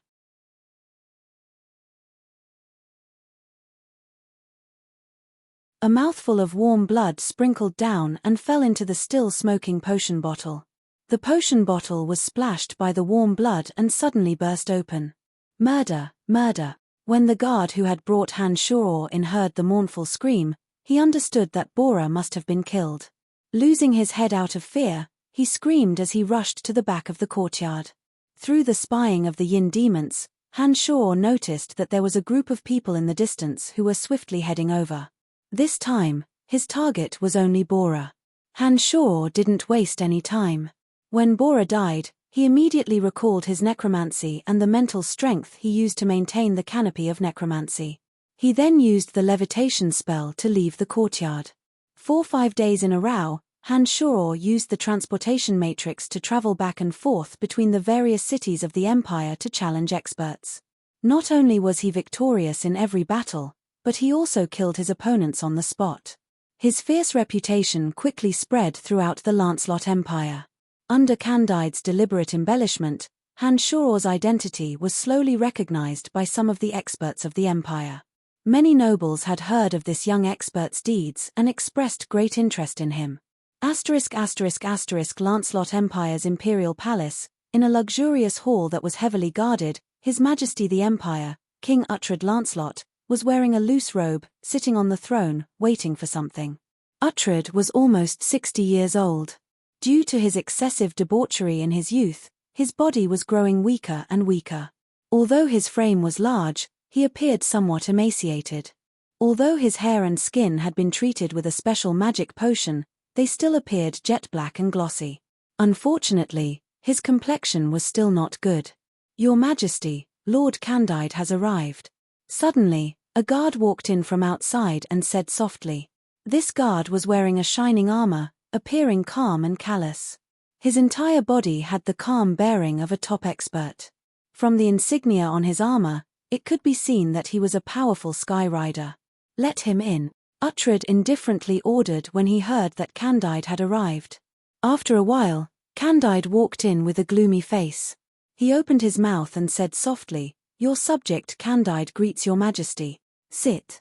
I heard that you have a kid under your command who has been very dazzling these past 2 days. What's going on?" Uhtred glanced at Candide and asked indifferently. "He's called Brian. I was the one who introduced him to the Dark Mantle. This kid's strength is extraordinary and his mind is calm. He's helped the Dark Mantle accomplish several major things not long after joining. Oh, even Aamike Cotton's notebook was brought back from the Dark Forest by him. He's a very rare talent."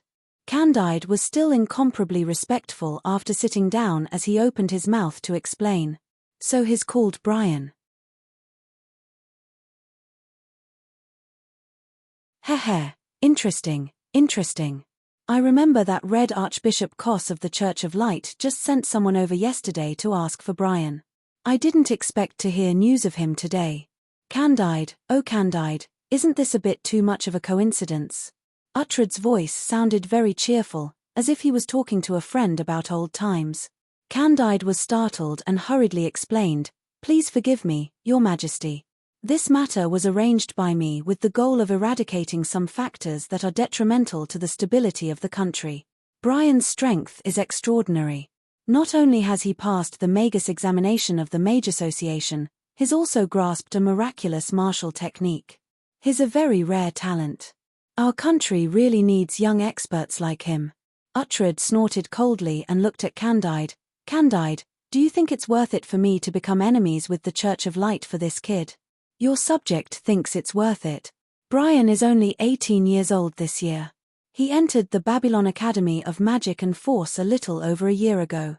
In less than 2 years, he went from a magic apprentice to a necromancy archmage. In addition, his martial technique is also very outstanding. This kind of talent's future potential is limitless.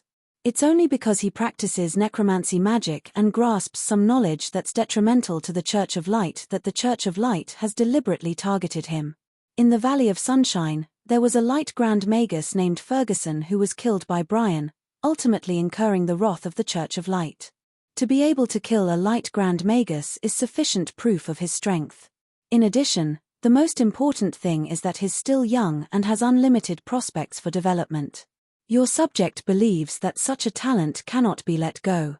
Even if it means offending the Church of Light, it's still worth it." Candide respectfully replied. A light flashed in Uhtred's eyes when he heard Candide's words. He straightened his body slightly and stared at Candide, saying, "In less than 2 years, he became an archmage necromancer from a magic apprentice and was even able to kill a Light Grand Magus.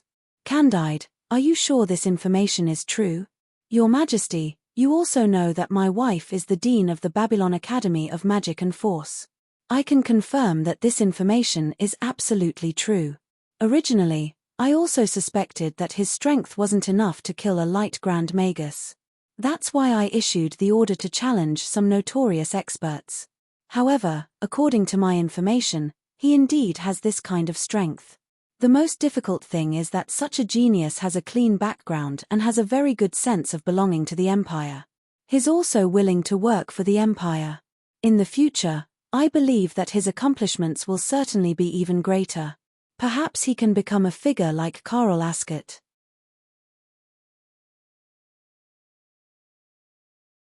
Oh, right. Brian is also the boyfriend of sacred swordmaster Carl Ascot's most beloved female disciple, Phoebe. Candide continued. Oh, you're saying that he has some relationship with Carl Ascot? Uhtred was startled and asked Candide in astonishment. Correct. Not only that, he's also a good friend of His Highness Lawrence. You also know that His Highness Lawrence is studying some war strategies at the Knight Academy and is also Carl Ascot's disciple. Due to his relationship with Phoebe and Brian's good relationship, Brian's contribution in exposing Bob Asher's plot in Valin City was the greatest. Candide saw Uhtred's startled expression and once again struck while the iron was hot. Uhtred couldn't help but turn silent after hearing Candide's words. He thought for a while and then said, "So it's like this. From what you've said, it seems that this Brian is a bit interesting. Oh, I heard that great swordmaster Leah Kane of the Brut Merchant Alliance has arrived at Ossen City and has consecutively defeated 3 experts of the same level from our empire. He's quite arrogant and proud of himself. Since you said that this Brian is very powerful, then let him challenge Leah Kane. If he can defeat Leah Kane, then it will prove that he's truly a young genius. That way, not only will I be willing to offend the Church of Light for him, I'll also immediately give him a noble title. This crazy swordsman Leah Kane has always had a vile reputation. He only fled to our Lancelot Empire because he offended sacred Magus Reynold Dealer in Brut. Such a despicable escapee actually dares to be so impudent. He's truly courting death. Your subject understands." Candide was immediately startled when he heard that Uhtred wanted Hanshor to challenge Leah Kane. After a moment of silence, he sighed inwardly and could only helplessly agree.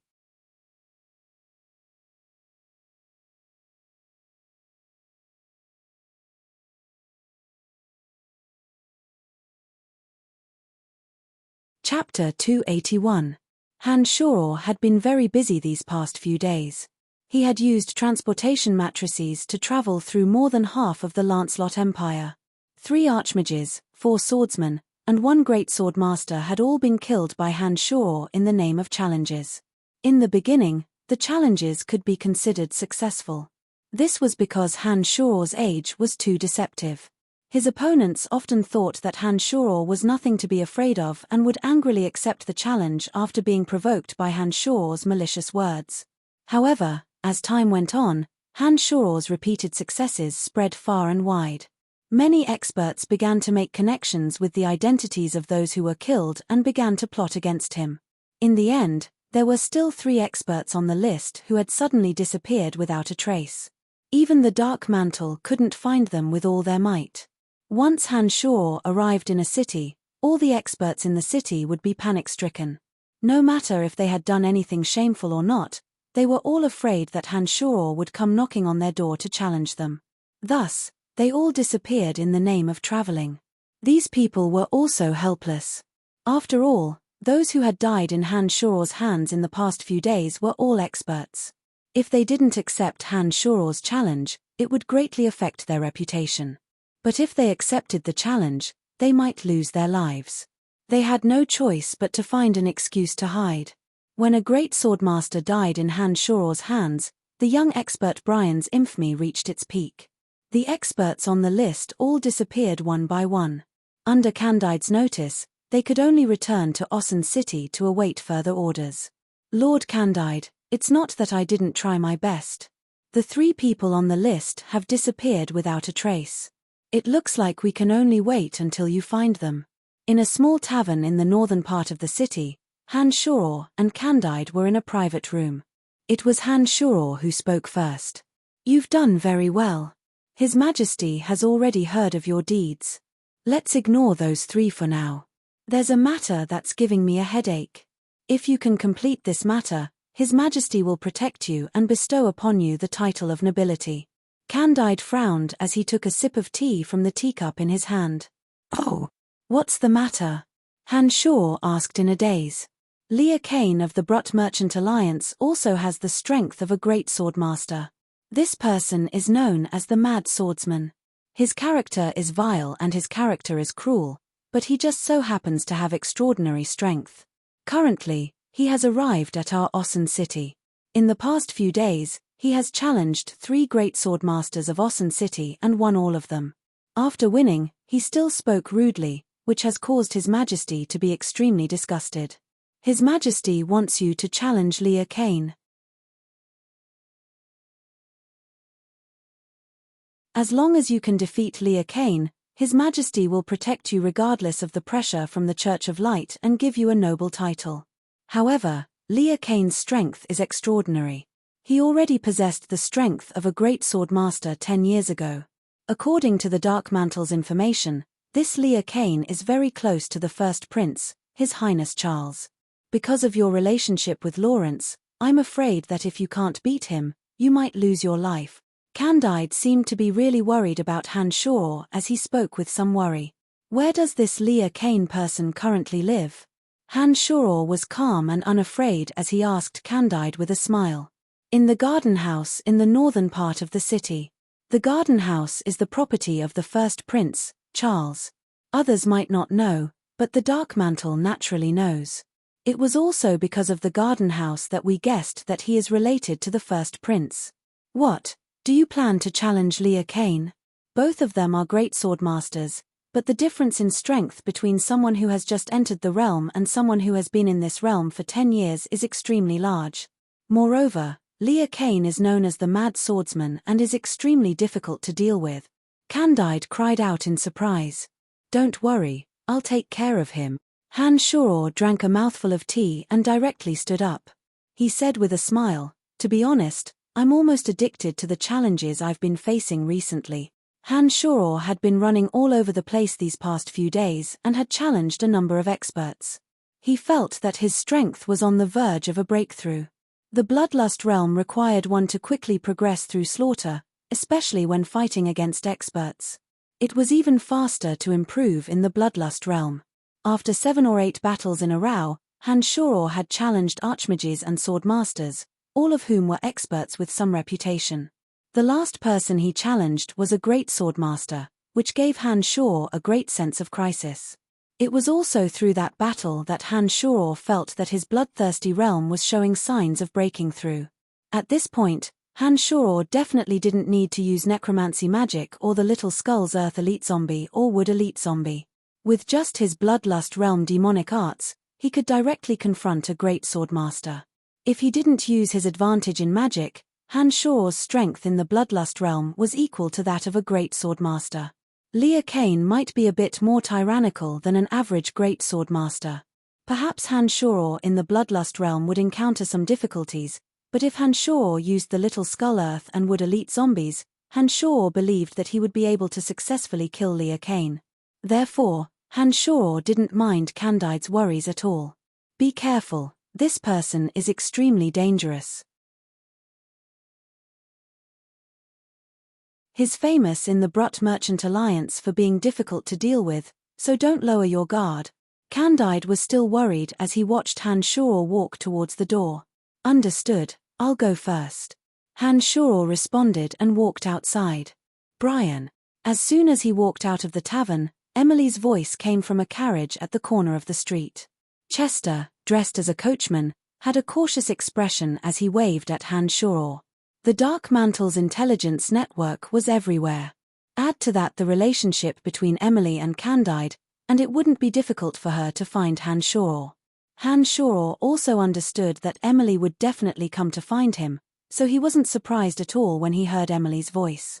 Looking left and right, Han Shaw suddenly discovered that there was another carriage parked in the distance. The knights in front of the carriage were all familiar faces. The curtain of the carriage was lifted, revealing Lawrence's face. At this moment, Lawrence was looking at Han Shaw with an excited expression, as if he had a lot to say to him. Han Shaw first walked towards Emily and said, "Wait for me for a moment." As soon as he finished speaking, Han Shaw quickly walked in front of Lawrence's carriage and exclaimed in a low voice, "Why are you here?" "Heh, I accidentally discovered Madame Emily's carriage today." Seeing that she was hurrying over here, my heart was moved and I followed her. I didn't think that I would actually find you. Lawrence let out a strange chuckle and said to Han Shaw. Han Shaw understood that Lawrence might know about his relationship with Emily. He couldn't help but roll his eyes at Lawrence and said, "All right, what did you call me here for?" "Haha, I heard that you've been continuously challenging experts recently. You're quite famous now. I didn't think that you brat would stop hiding your abilities and truly start showing your talent. That's for the best. I've been to the palace twice in the past few days, and His Majesty asked a few things about you. He seems to be very interested in you. This is a very good sign." Lawrence appeared to be very high-spirited as he spoke with a smile. "Of course I'm paying attention. His Majesty wants me to challenge Leah Kane. Am I not planning to get rid of him?" Han Shaw said indifferently. Lawrence was shocked when he heard these words. Then, he became ecstatic and said, "Leah Kane is first Prince Charles' man. I can confirm this through my channels. Brian, do you have the confidence to get rid of him? What do you think?" Han Shaw looked at Lawrence with a smile that wasn't quite a smile and asked in reply, "Of course I do. You're very mysterious, I believe in you. How about this, since you want to challenge Leah Kane, I'll help you and exaggerate this matter. As long as you can defeat Leah Kane, your notoriety can be corrected. Heh, after all, Leah Kane is a member of the Brut Merchant Alliance. No one in our country will like him," Lawrence said with a sinister smile. "Do as you see fit. If there's nothing else, I'll look for you after I get rid of Leah Kane," Han Shaw said. It's fine. Go do your thing." Lawrence looked in Emily's direction and said with a sly smile. From Lawrence's expression and words, Han Shaw understood that he should already know about his relationship with Emily. This was all because Han Shaw and Emily were hiding behind a fake mountain at their family's banquet last time. Later on, the operation in Valen City made him even more certain of this matter. However, with Han Shaw's current relationship with Lawrence, Han Shaw naturally believed that Lawrence would keep his mouth shut. After all, if this matter was exposed, it wouldn't benefit Lawrence at all. "All right, I'll be going first," Han Shaw responded and turned to walk in Emily's direction. "Let's go." Han Shaw arrived at Chester's place and gave him some instructions before entering Emily's carriage. "Oh, Brian, it's too magical. That pill is too magical." As soon as Han Shaw entered the carriage, Emily suddenly threw herself into Han Shaw's arms and hugged Han Shaw tightly. She took the initiative to offer her fragrant lips, appearing to be extremely emotional. Chester's expression was the same as usual. He pretended not to have heard anything and started the carriage with a serious expression, slowly driving it into the depths of the street. After Chester's carriage left, Candide gazed at the direction of the departing carriage from within the shadows of a nearby corner. He muttered, "I was wondering why Emily would help him so much. So that's the reason. This kid is quite bold in his lust." As expected, he's hooked up with Emily. Damn it, he's actually a playboy. You're tuning in to the Celestial War YouTube channel. Don't forget to subscribe and join us on this journey to catch the most captivating stories.